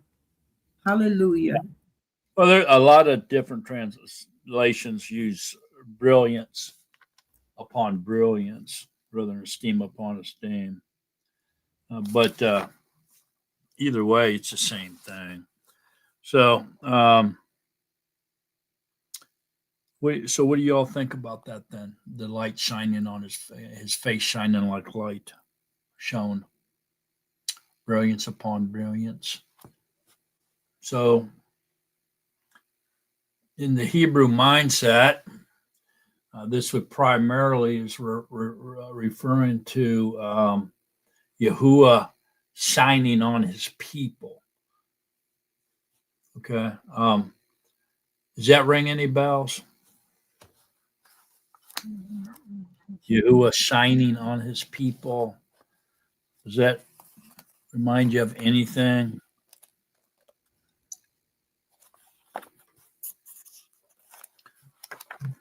Joe, does that remind you of anything?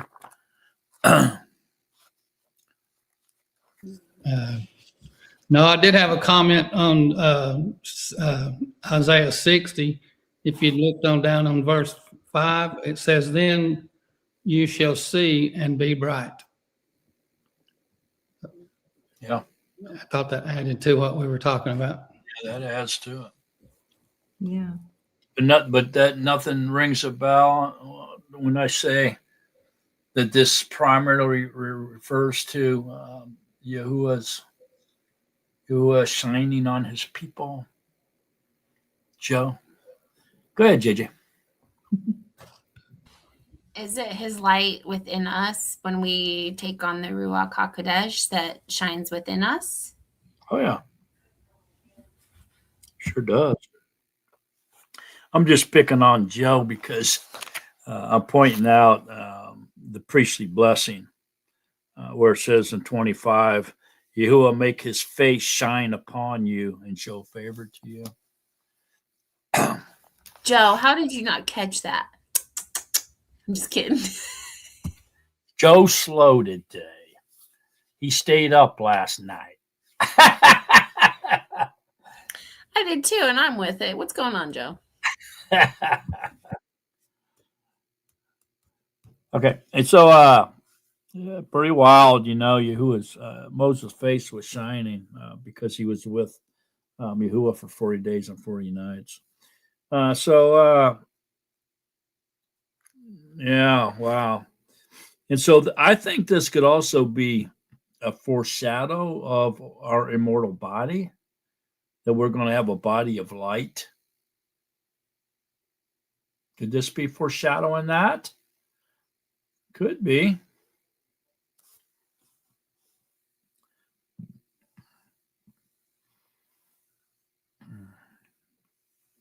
Notice they were afraid to come near Moses, and there were these guys. They were afraid of a lot of things. Why were they so fearful?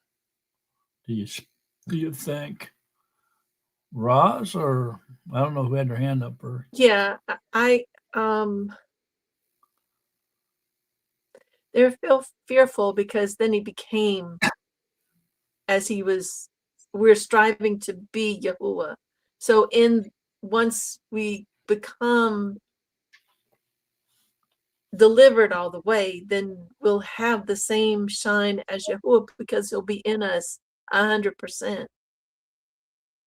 That's why there'll be a body of light, because he'll be in us, and there'll be no difference because we'll be him.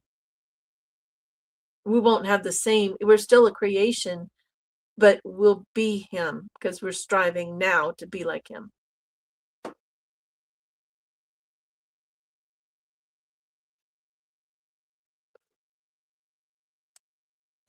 Go ahead, Phyllis.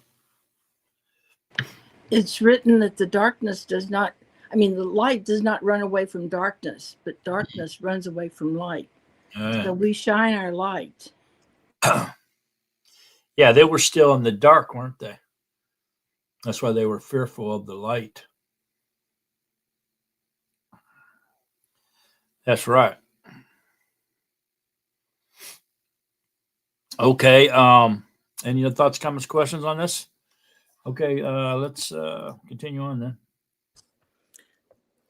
Chapter 34, verse 31. But Mushai called out to them, and Aharon and all the rulers of the congregation returned to him, and Mushai spoke to them. And afterward, all the children of Israel came near, and he commanded them all that Yahuwah had spoken with him on Mount Sinai. And when Mushai ended speaking with them, he put a veil on his face. But whenever Mushai went in before Yahuwah to speak with him, he would remove the veil until he came out. And when he came out, he spoke to the children of Israel what he had been commanded. And the children of Israel would see the face of Mushai, that the skin of Mushai's face shone. And Mushai would put the veil on his face again until he went in to speak with him. Wow, ain't that something?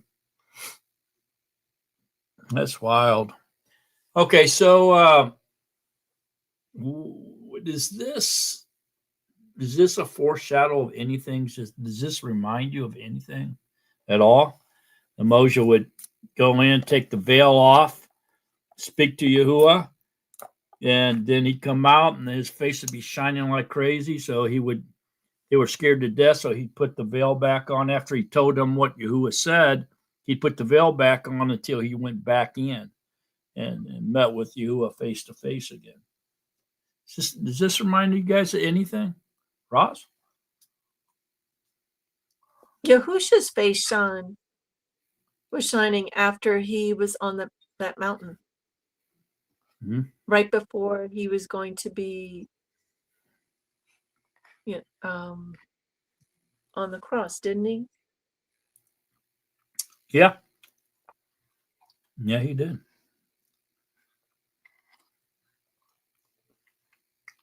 Oh, well, right before he was arrested, he was in the Garden of Gethsemane, and that's where he was praying, and his sweat became blood. When he shone, that was at the Mount of Transfiguration. That was before that. Phyllis?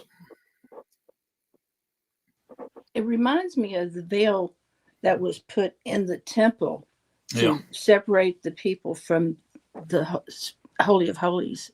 Yeah, that's what I think it is too. Anybody else? Thoughts or comments or questions on that one? June? Okay, so I'm just throwing this out here because this has just been on my mind the last few verses. Yep. During the time of the millennial reign, I'm wondering if there's a restored earth, would he have restored a sun and moon, or is it going to be this presence of him that's actually lighting everything up? And I'm wondering about the people that are with him in the millennial reign, the people who are replenishing the earth. Would their faces be shining from being in his presence like this? What is your thoughts on that? Well, I think in the millennium reign, everything will be restored. It'll be a renewed, restored. It'll be a restoration of what we already have, even though everything's going to be destroyed. But as far as the eternal reign, yeah, there will be no temple because Yahuwah will light everything up, and there won't be no sun, the moon, stars. There won't be no temple, no sea. Yahuwah will be the living water. He will be the light that will shine everything. I mean, yeah, I think everybody's going to shine at that point, because I think we're all going to be part of the light in the eternal reign. We're going to all be part of the light, and so I think we'll shine. But millennium reign, yeah, because the bride will be immortal.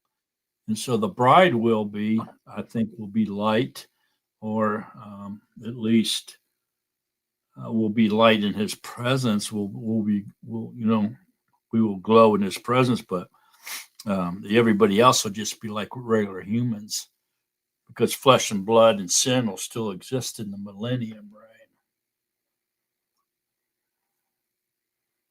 Anybody else? Thoughts, comments, or questions?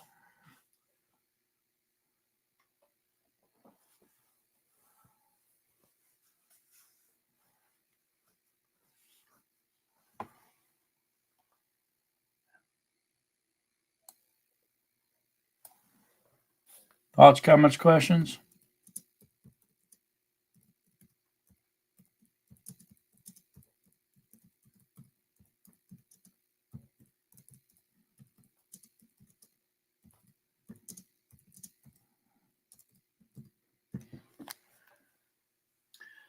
All right. I don't see anything else there.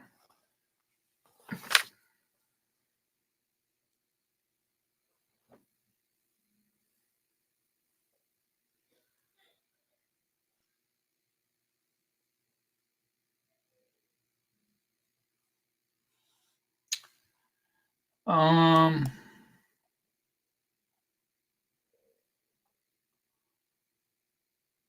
me see. Is there anything else we want to touch on here before we move on? Any questions, comments, or thoughts on these 4 chapters before we move on? Anybody seeing anything you need to talk about?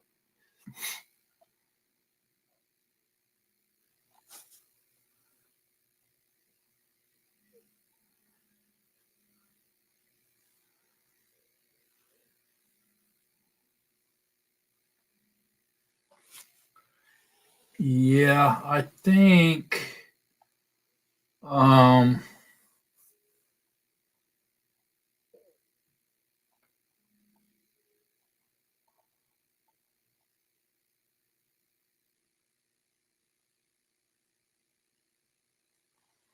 I might have been wrong on that festival of Gathering. I just looked it up. It says, it is the festival of Gathering at the turn of the year would be at the end of the year. And saying that it's an active, mandated celebration and pilgrimage feast. And so maybe you were right, Phyllis. Maybe that is Succoth. I had a little help with the answer, I have to admit. It seemed to be in context there. Speaking of Passover in context, but it seems apparently it signifies the conclusion of the agricultural cycle in ancient Israel, which would have been, around Tabernacle, September, October-ish on the Gregorian. So I think that we're going to have to safely say that is Succoth. Okay, so readjust your notes on that one. All right. Other than that, any other thoughts, comments, or questions?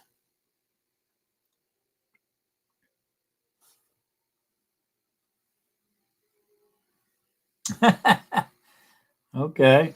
Somebody want to answer this question?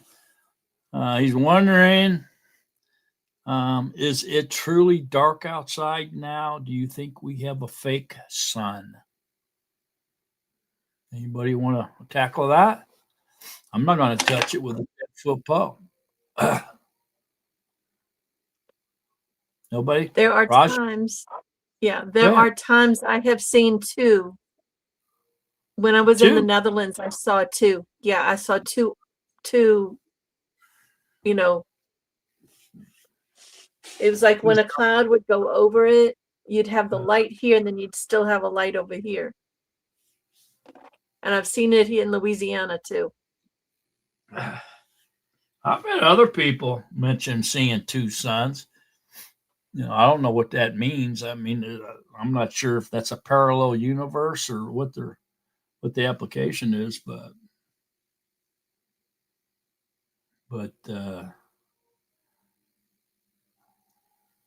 oh, Trisha, okay, yeah. Sorry about that. I called you him. I've heard a lot of people mentioning that things seem to be different now, going, and with the moon and the sun and all that, than it used to be. So, I mean, I don't know. I can't speak to it because I really don't pay attention to that. But go ahead, somebody. Ross? Yeah, the fact that the sun is white instead of yellow, I think, is a big clue right there. Yeah, I don't know what that means other than is it getting closer and closer to supernova when it turns white?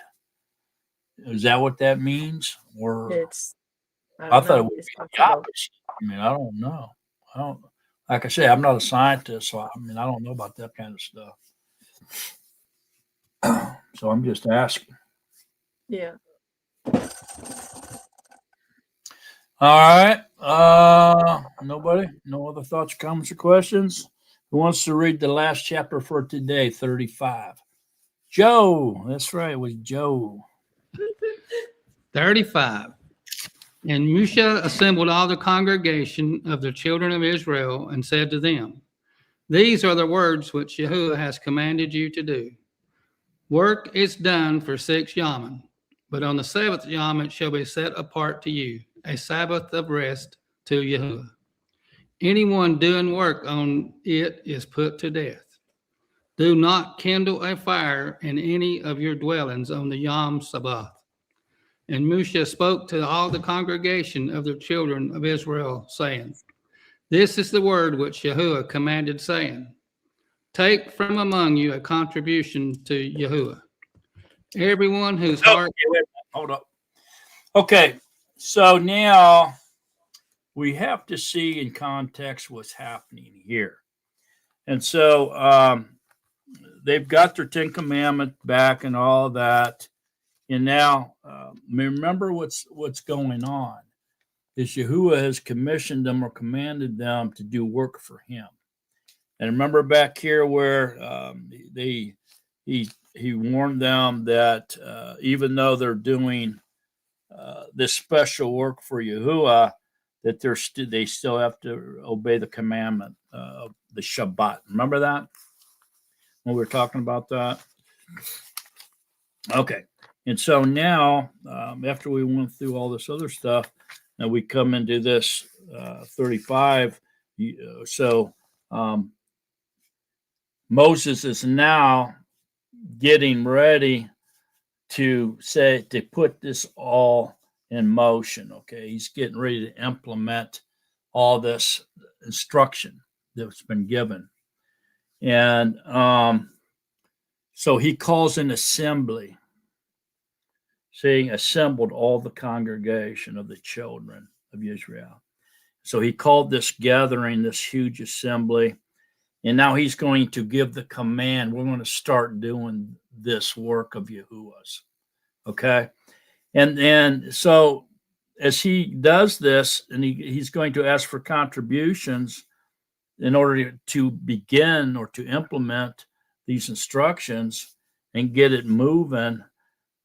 Before he does that, before he even asks for the contributions, he reminds them one more time that although we're doing the special work of Yahuwah, we still have to obey the Shabbat.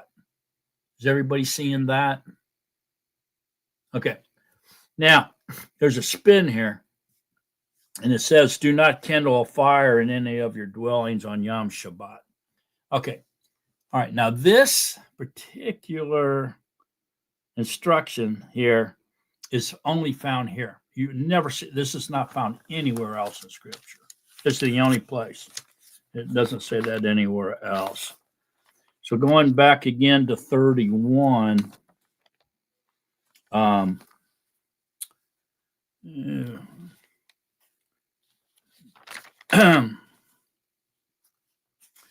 if we read the start of the instructions for the tabernacle back here in 31, is where we found him saying, and Yahuwah spoke to Moses saying, and you speak to the children of Israel saying, my Shabbats you are to guard by all means, for it is a sign between me and you through generations. I know that I, Yahuwah, am setting you apart.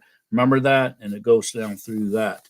And so, again, Moses is getting ready to implement. He's called the assembly together, and he's beginning to tell them what they're going to start doing to get this work of Yahuwah all in motion, get it going. And out of nowhere, he says, do not kindle a fire in any of your dwellings on the Yom Shabbat. Okay. First of all, go to Deuteronomy 5.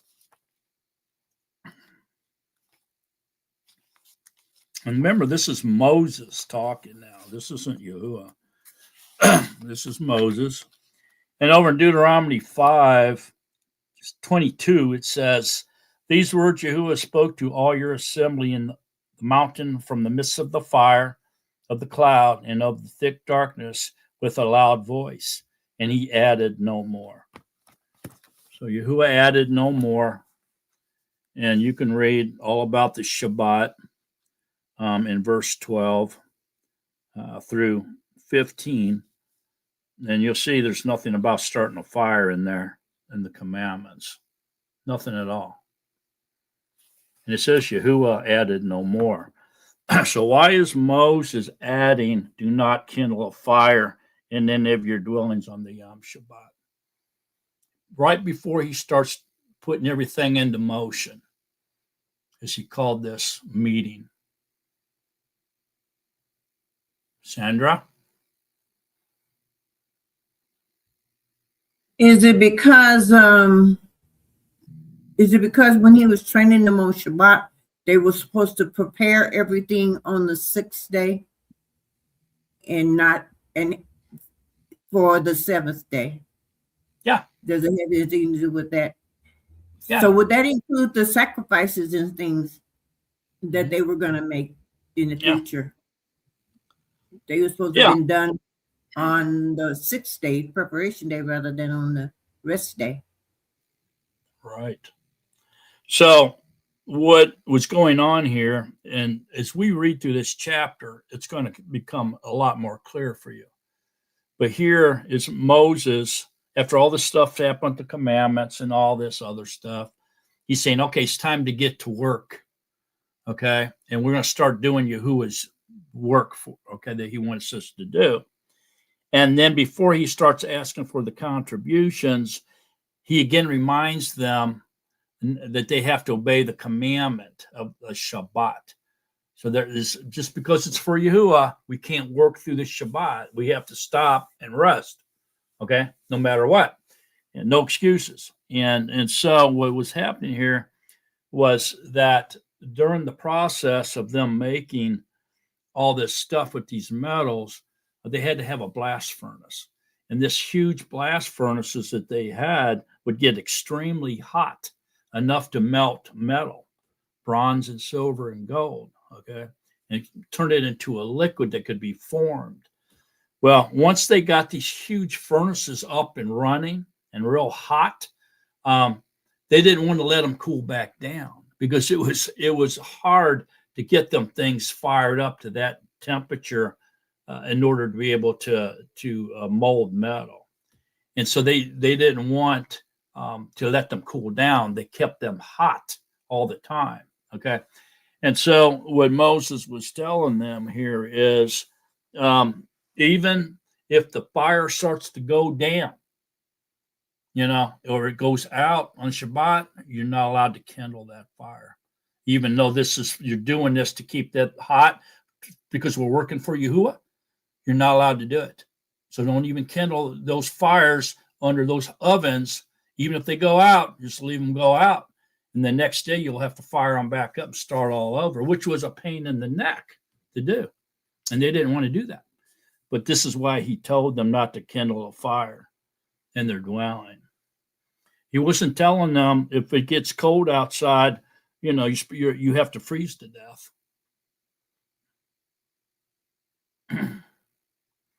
So this is where this comes from. And if you see it in context, as we read on, you'll understand. That's why this is the only place in Scripture you find this. And surely, Yahuwah never commanded this. This was Yahuwah reminding the children of Israel they had to keep the Sabbath, no matter what. No excuses. If your blast furnace fire goes out, let it go out. You're not allowed to kindle it back up. Not on the Sabbath, you're not. Why? Because they were working. It was for working to build the tabernacle. That's why those blast furnaces were fired up to begin with. Everybody understanding that? Seeing where I'm coming from on that? It'll clear up for you as we continue through this. You see what this is in context too. So here Moses assembled the congregation, all of the children of Israel, reminded them to keep the Sabbath, no matter what, no excuses. And then he begins to ask for contributions. And then from there, you'll go and see what they have to do. All right. All right, Joe, let's continue to read then. 35:5. Take from among you a contribution to Yahuwah. Everyone whose heart so moves him, let him bring in as a contribution to Yahuwah gold and silver and bronze and blue and purple and scarlet material and fine linen and goat's hair and ram skins dyed red and fine leather and acacia wood and oil for the light and spices for the anointing oil and for the sweet incense and shoham stones, the stones to be set in the shoulder garment and in the breastplate. And let all the wise-hearted among you come and make all that Yahuwah has commanded. The dwelling place, its tent and its covering, its hooks and its boards, its bars, its columns and its sockets, the ark and its poles, the lid of atonement and the veil of the covering, the table and its poles, and all its utensils, and the showbread, and the lampstand for the light, and its utensils, and its lamps, and the oil for the light, and the incense altar, and its poles, and the anointing oil, and the sweet incense, and the covering for the door at the entrance of the dwelling place, the altar of burnt offering with its bronze grating, its poles and all its utensils, the basin and its stand, the screens of the courtyard, its columns and their sockets, and the covering for the gate of the courtyard, the pegs of the dwelling place, and the pegs of the courtyard, and their cords,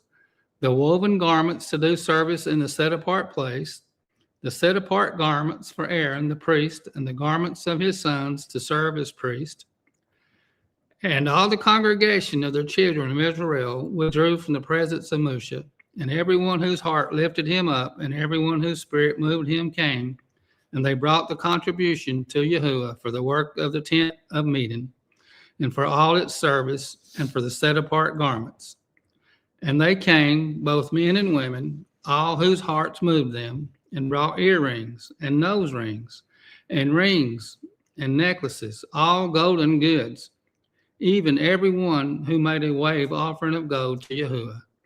And every man with whom was found blue and purple and scarlet material, and fine linen, and goat's hair, and ram skins dyed red, and fine leather brought them.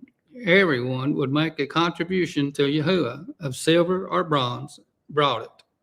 And everyone with whom was found acacia wood for any work of the service brought it.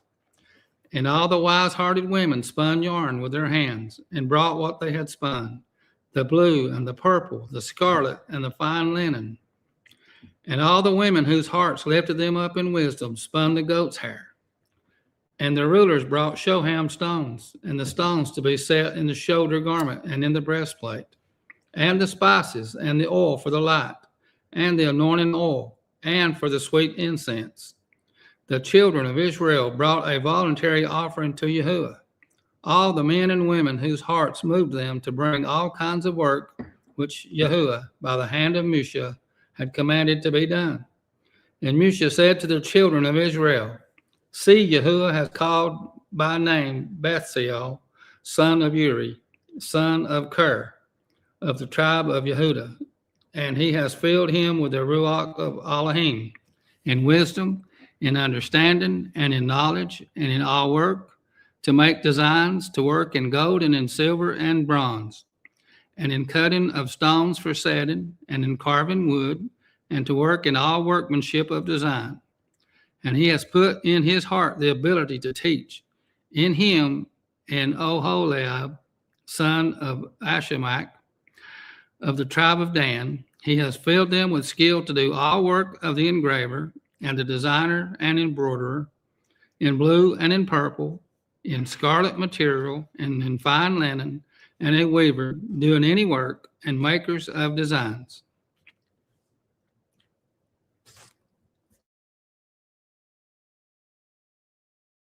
Okay, so what just happened? What happened? What's this chapter all about?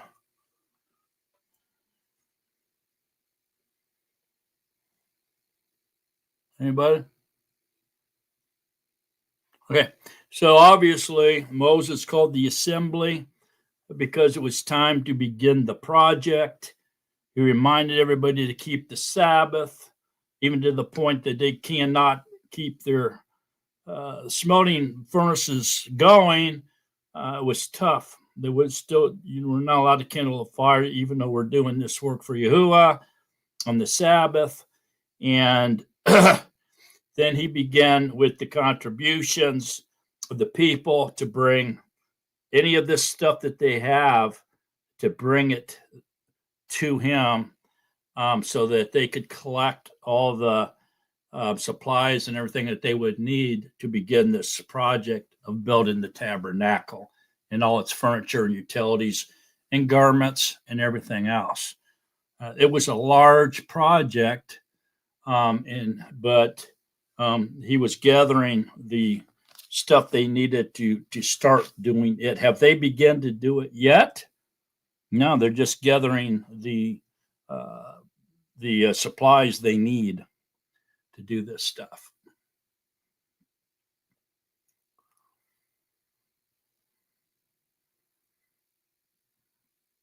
Any thoughts, comments, or questions? Roz? He's kind of acting like a sovereign, Who? like Moses, Musha, because Yeah. he's giving them a law of like the land. He's given them the Father's law, and he's not going against the Father's law. He's just adding to it, actually. I don't Like the know. kings. I don't know if he's adding to it, Well, or I if mean, he's. it's like a separate law. I know you. We talking about the killing of the fire? Yeah. Yeah. Yeah. Yeah. I mean, I don't see it as adding to it, but it is a stern warning.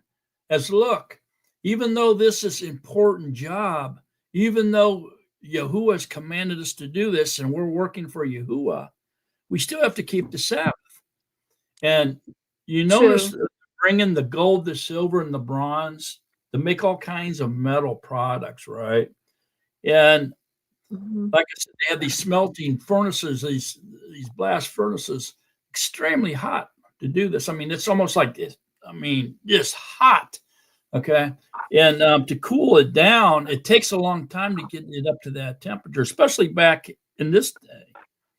And he's saying, do not even kindle a fire in any of your dwellings on the Shabbat. Speaking of the ones that were going to be doing the melting down of these metals, is what this is talking about. Mhm. Don't forget, their dwelling place here was a tent. It was a temporary tent. Okay. And so this is not talking about a permanent house or factory here. You got to get that out of your head.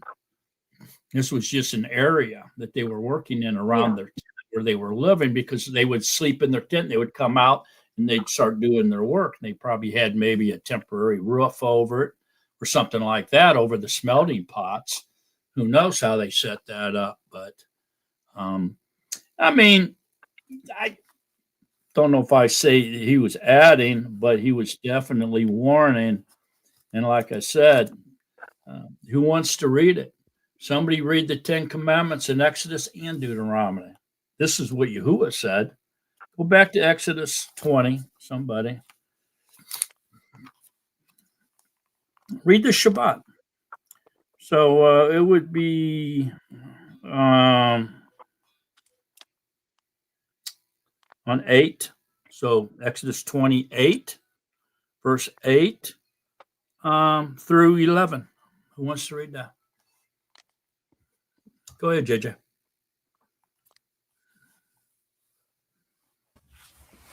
All right, Exodus 20, verse 8. Remember the Yom Shabbat to set it apart. 6 Yom and you labor and shall do all your work, but the 7th Yom is a Shabbat of Yahuwah your Elohim. You do not do any work, you nor your son, nor your daughter, nor your male servant, nor your female servant, nor your cattle, nor your stranger who is within your gates. For in 6 Yamin Yahuwah made the Shemayim and the Eretz, the sea, and all that is in them, and rested the 7th Yom. Therefore Yahuwah blessed the Yom Shabbat and set it apart. Okay. There it is. Okay. Did you see anything in here about not starting a fire? No. I don't. Look at Deuteronomy 5. I have a quick question, Mark. Yeah, go ahead. I'm just going to go ahead and get this out of the way because it's been something that's been brought to my attention a couple times. Yeah. I prayed for income and work because I was about to lose everything. And do you really think I'm going to go to Sheol because when you're in the medical field, it's really hard to just get away from working on a Saturday. And like, I don't work every Saturday, but it's like either 1 or 2 a month. I can't get around it. So am I going to go to hell for sure for helping people? It's not my. I don't have the authority to answer that question Okay. for anybody, not even myself. But what I can say is because my wife is a registered nurse, and we've dealt with that situation in the past. We don't deal with it anymore, but we did deal with it in the past. And the way that Yahuwah spoke to me about that was that it is you can do good on the Shabbat. Well, in her case, if she didn't go in, some of them patients could have died because she was messing with critical patients. You know what I'm saying? These people, nurses had to be there, or these people would die. Well, and I work on an ambulance, and so that's why I was wondering. And so probably falls in that same category. And I would say you're allowed to do good on the Sabbath. Thank you, sir. I just needed to hear that. That's all I needed. Thank you. I know it's a touchy situation, and people come out of their skin in this conversation, but that's because there's just so many opinions. It's almost like the calendar.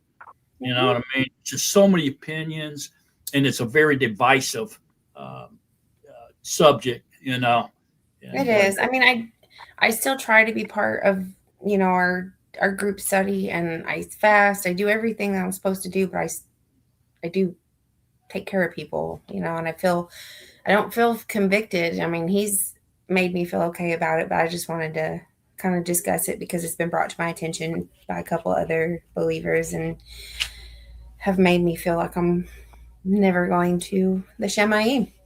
Well, I don't know if I'd go along with it, but I know you can do good on the Sabbath, okay? And I also know that when people say that you're not allowed to come out of your house and you're not allowed to do this and you're not allowed to do that, I know that the groundation in your home ended with the manna, okay? When the manna stopped, that groundation stopped, the training stopped, okay?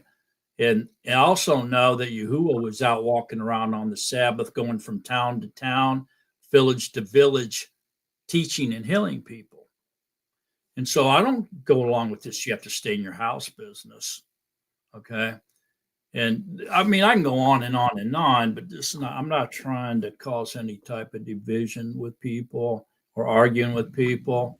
I know what Yahuwah has shown me and has told me about this subject. And there's certain things I just don't go along with, And he's pretty much told me the same thing. So it feels good to just have it, that you feel the same way about it, that I'm not the only one that feels okay with caring. So I appreciate your input very much. Well, here's what I told my wife. I said, okay, so if somebody's out in front of the house and they're walking by and they get hit by a car on the Sabbath, okay, are we going to say, go out there and help them, pick them up and take them to the hospital and save their life? Or are we going to go out there and say, well, you dummy, if you would have got hit on Sunday or Monday, I could help you. But since you chose to get hit on Sabbath, I'm sorry, I can't do nothing, and go back in the house and let them lay there and die? I mean, come on, man. How ridiculous does that sound?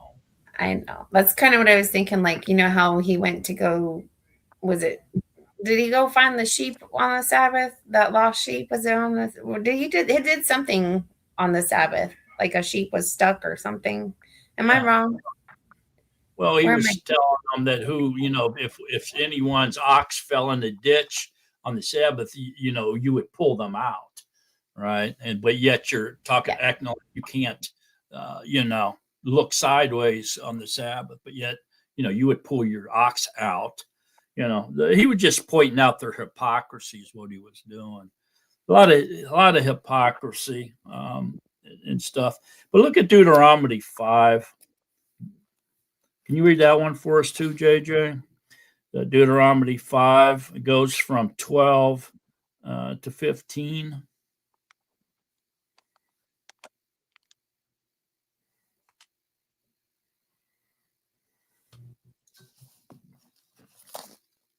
I'm sorry, I just got to it. What verse did you say?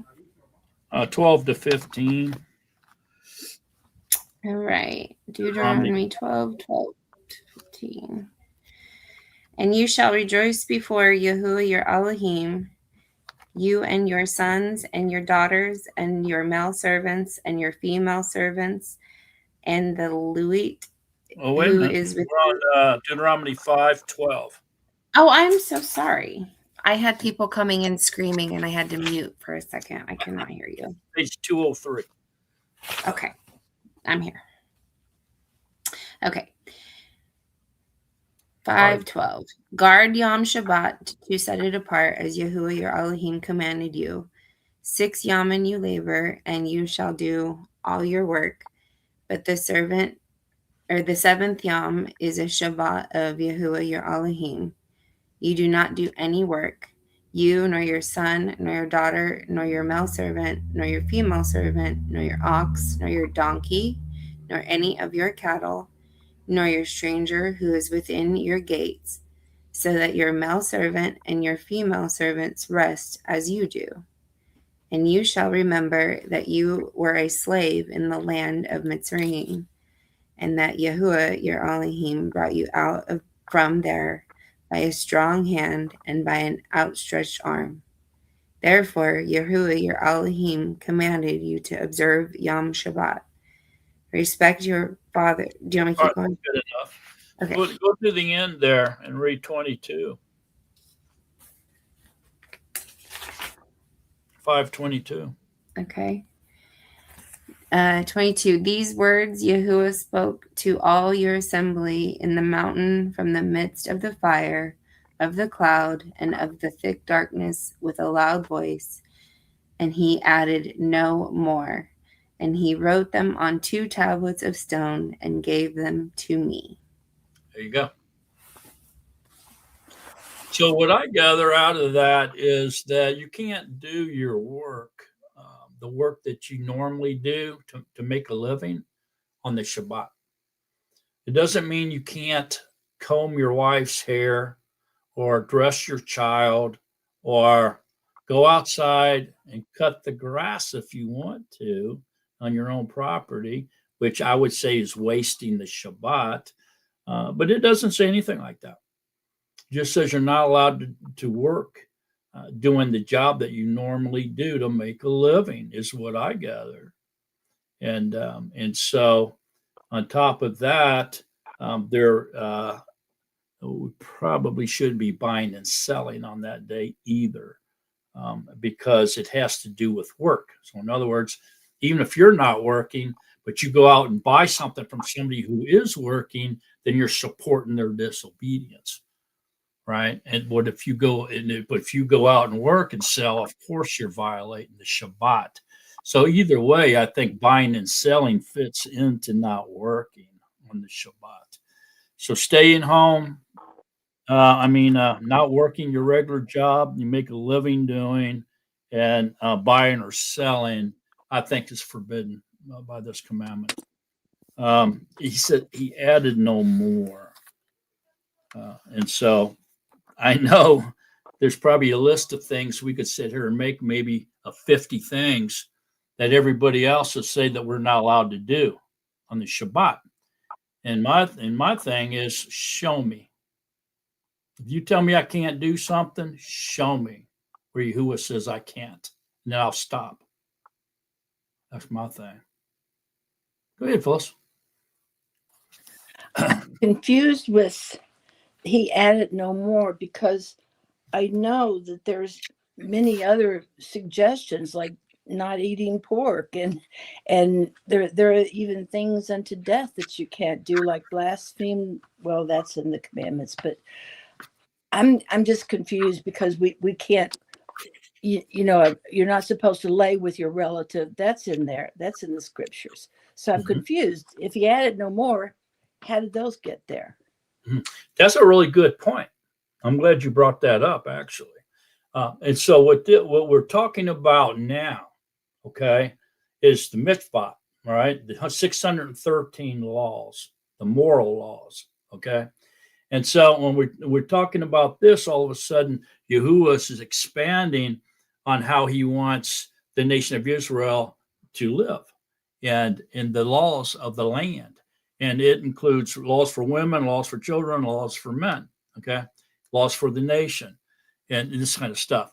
And so these different laws, most of them, if not all of them, have nothing to do with the Sabbath or any of the other 10 commandments, really.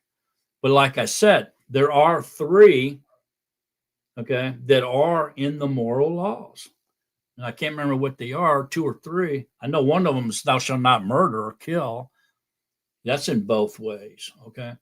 And so he added no more to the marriage vows, okay? So remember what the Shabbat is. It's the sign of the everlasting covenant. It's like a wedding ring. It presents to the world who you're married to, who you belong to. And it's a test to his bride, to his children, his chosen, if they will obey him or not by resting on the Shabbat. See? And so it's a standalone covenant. So he added no more to the standalone covenant, which is very much the Shabbat is a huge part of that. Matter of fact, it has more words than any other command. And it's an important thing, obviously, because this is the second time that Moses has reminded the children of Israel that they have to keep the Shabbat, even though they're working for Yahuwah, doing this very important task that Yahuwah gave them to do. They still have to obey that command. Why? Because it's extremely easy to forget about it. That's why he says, remember Yom Shabbat, because it's easy to forget. You get caught up in this secular world, you can easily forget about it. The children of Israel forgot about it, and they was out picking up that manna. And Yahuwah just said, you know what? Don't even come out of your house, man. Y'all goofy, man. Just stay in your house. Don't even come out. But that isn't everlasting. That was just for training purposes. Okay. And so I don't know if I'm explaining it well enough, but the best thing I can say is it's a standalone command. It has to do with your marriage vows, your marriage contract with Yahuwah, not about the moral laws. Go ahead, Sandra. I had been kind of thinking about that because somebody had presented something that was kind of strange.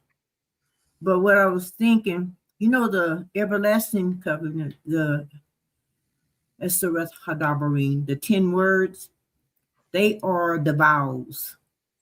They are 10 words of how we love him and how we love one another. They stand alone, and they come with a penalty of death. And it's like when you have a condominium contract. The tender barm is a contract, but the contract with the condominium also has bylaws on how you maintain and live in this place.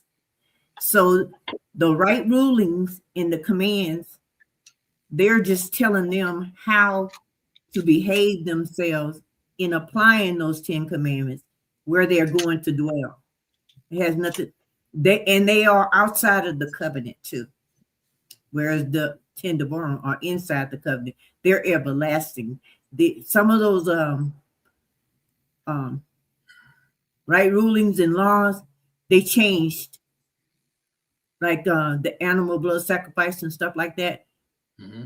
4 of them, that was eliminated with the Passover that was fulfilled by Yahusha. And some of them are for women, some of them are for men. So they were outside of the covenant. They were not everlasting. That's kind of how I began to reason with it. I don't know if that helps. Yeah, I like that. I like what you said about the bylaws. I mean, that makes sense.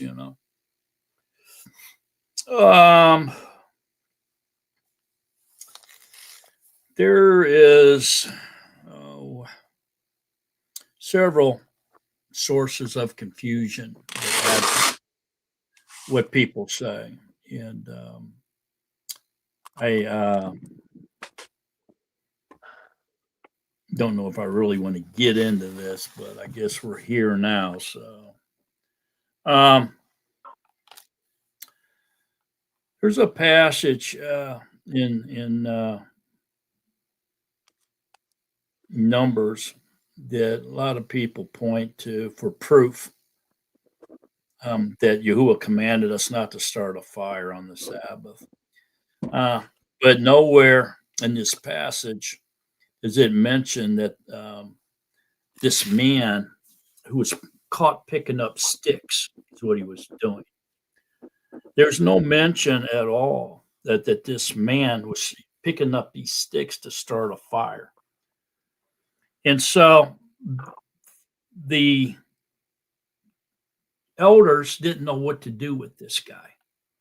Okay, he was caught picking up sticks and they didn't know what to do about it. So they went to Yahuwah, right? And Yahuwah said, kill him. And so then we have to stop and think, what was this man's horrible offense? What did he did was worthy of death?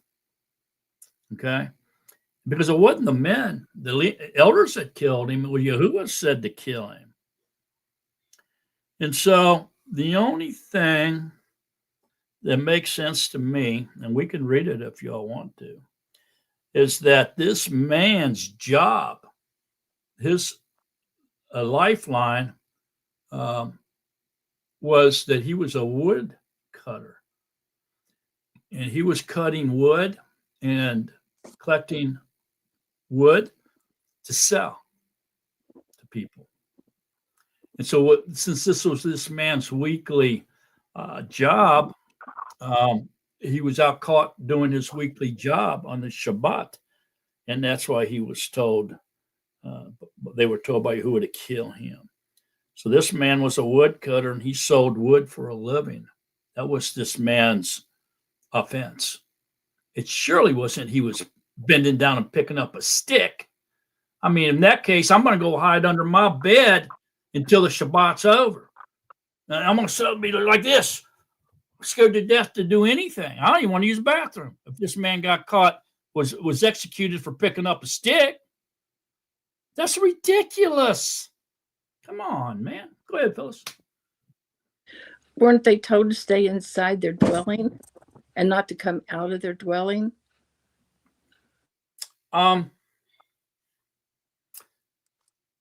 Did that happen already? Has that happened yet? The manna from heaven come down from the heaven yet?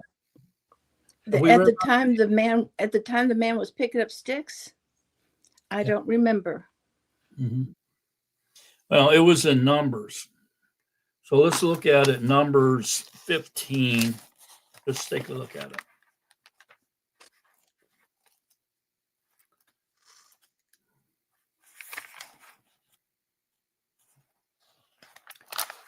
So I don't know if he would have been executed for coming out of his dwelling, but maybe.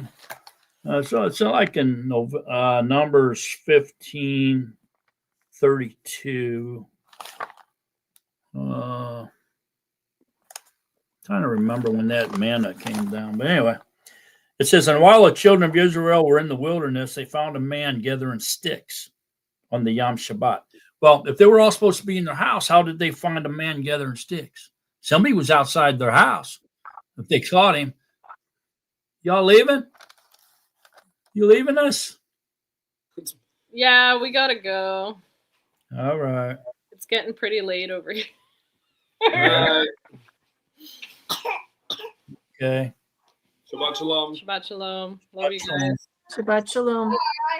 Shabbat shalom. I love you guys. I love you too. Love you guys. Bye-bye. And while the children of Israel were in the wilderness, they found a man gathering sticks on Yom Shabbat. And those who found him gathering sticks brought him to Moses. So they were outside too, all of them. They had to be. And to Aaron and to all the congregation. And they put him and under guard because it had not been declared what should be done to him. And Yahuwah said to Moses, the man shall certainly be put to death. All the congregation stoned him with stones outside the camp. And all the congregation brought him outside the camp, stoned him with stones. And Yahuwah commanded Moses, and he died. As Yahuwah commanded Moses, he died. And so, see, it don't really say the whole lot. So, like I say, we have to sit there and we have to really try to figure this out on our own because but it wouldn't make sense. And they were all outside, obviously. So he wasn't getting killed because he was outside of his house. And bending down and picking up sticks, I just can't see Yahuwah put somebody to death for that. But if his weekly job was a woodcutter, and he was selling wood for a living, now that makes sense why this man Yahuwah told him to put this man to death, because that is definitely a violation of the fourth commandment at that point, right?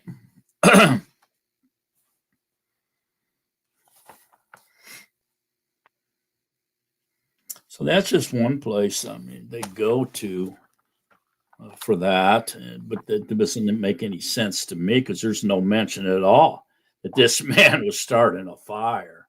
I don't see where that's proof at all. Go ahead, Ross.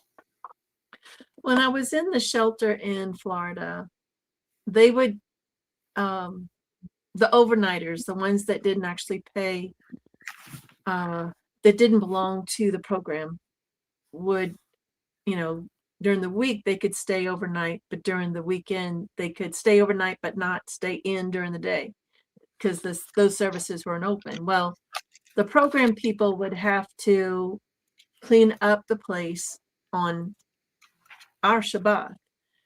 And before I had even gotten into it all the way, I went to the head guy and I said, I celebrate my Shabbat on Saturdays. I don't do it on Sundays.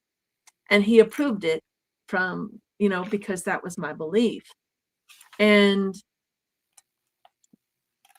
as soon as I really got into it, this woman came along and she said, she was a chaplain, or supposed to be a chaplain at the time. She was really just a helper.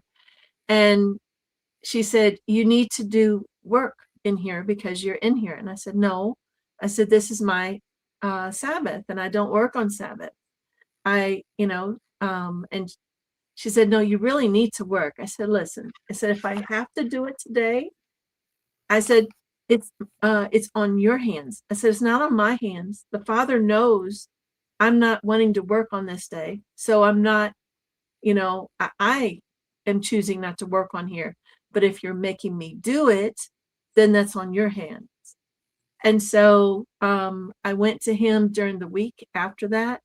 And he said, no, I told you ahead of time. And so I didn't have to anymore. She tried to again. And I said, no. From then on, I didn't do it. When there would be a change of hands, and somebody else would be in charge on Saturdays, they tried to do the same thing. And I said, no, I said, I don't do it. People coming in that were Christians or not even really Christians, just acting like it while they were there, tried to get out of doing work by saying, why is it that she's not able to do it? And then it would be said, that's her faith. That's her, what she does. So they knew that I didn't work on Shabbat. So you just have to put a stand for it. When I worked at a furniture store, at that point, I was not necessarily very new into it, but I was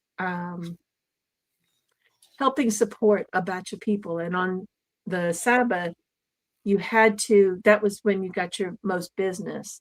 Well, actually, I didn't make any money on those days. The Father was showing me he wasn't sending me customers on that day. And so I ended up getting off on those days. And I told them, I said, it's my Sabbath.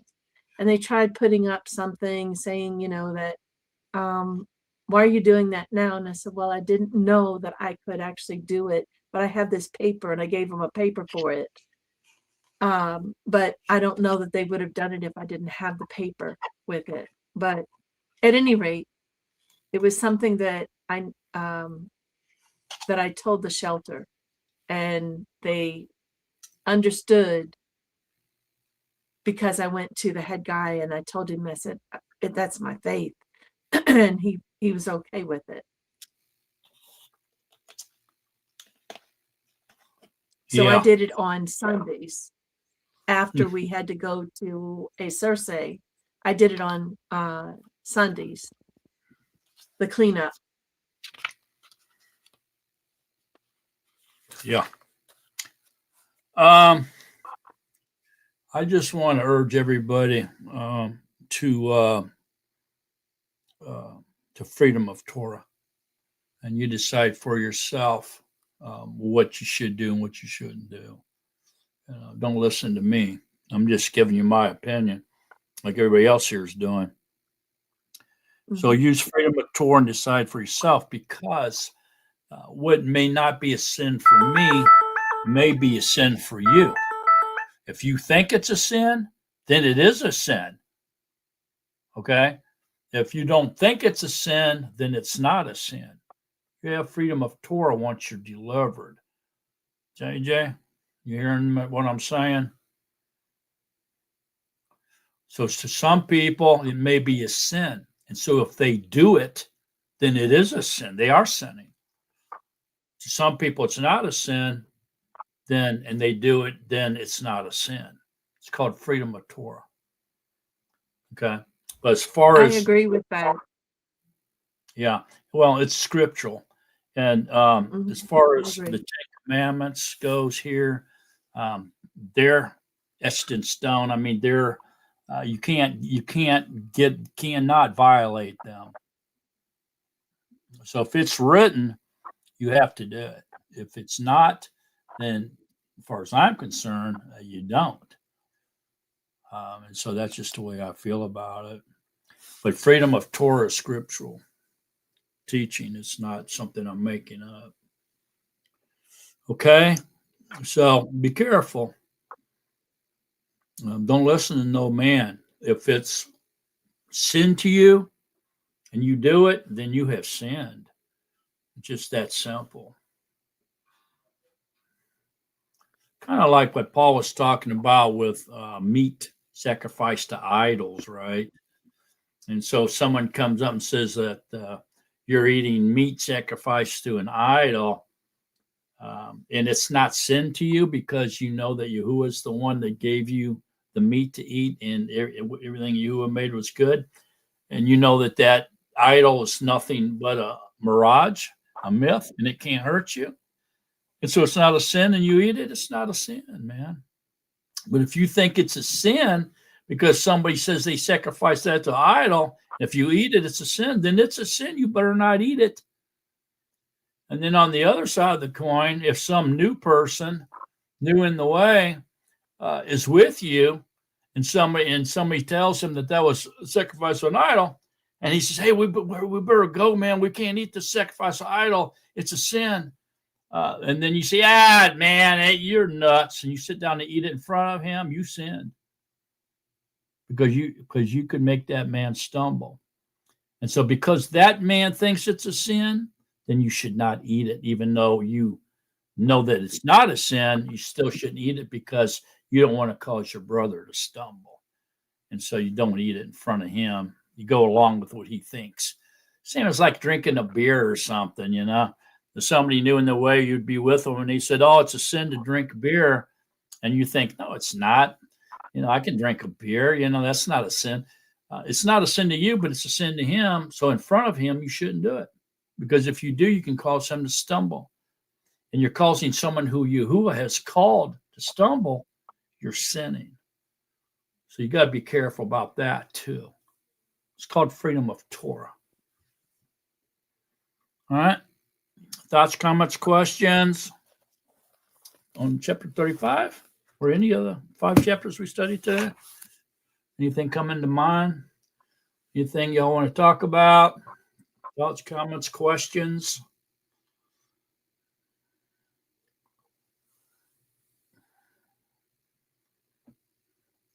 Any thoughts, comments, or questions about last night's study?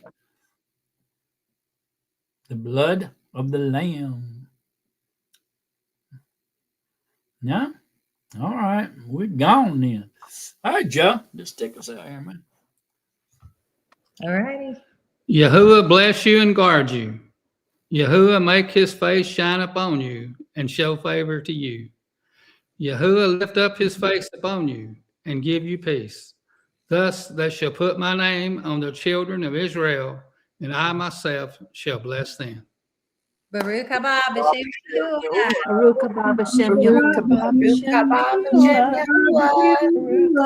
b'shem We love you guys. Yes. We love you guys. Oh, Thank I'm getting you a all call. for I being gotta go. here. Love you. Bye. Bye. Bye. I love you all. Thank you, Brother Mark. Bye, Sandra. Thank you. Yahusha. Ross. It was a nice one. Thank you. And last night too. We enjoyed it. See Love you, you. Gene. I'll see you in I the love y'all. Thank you, Mark. Thank you.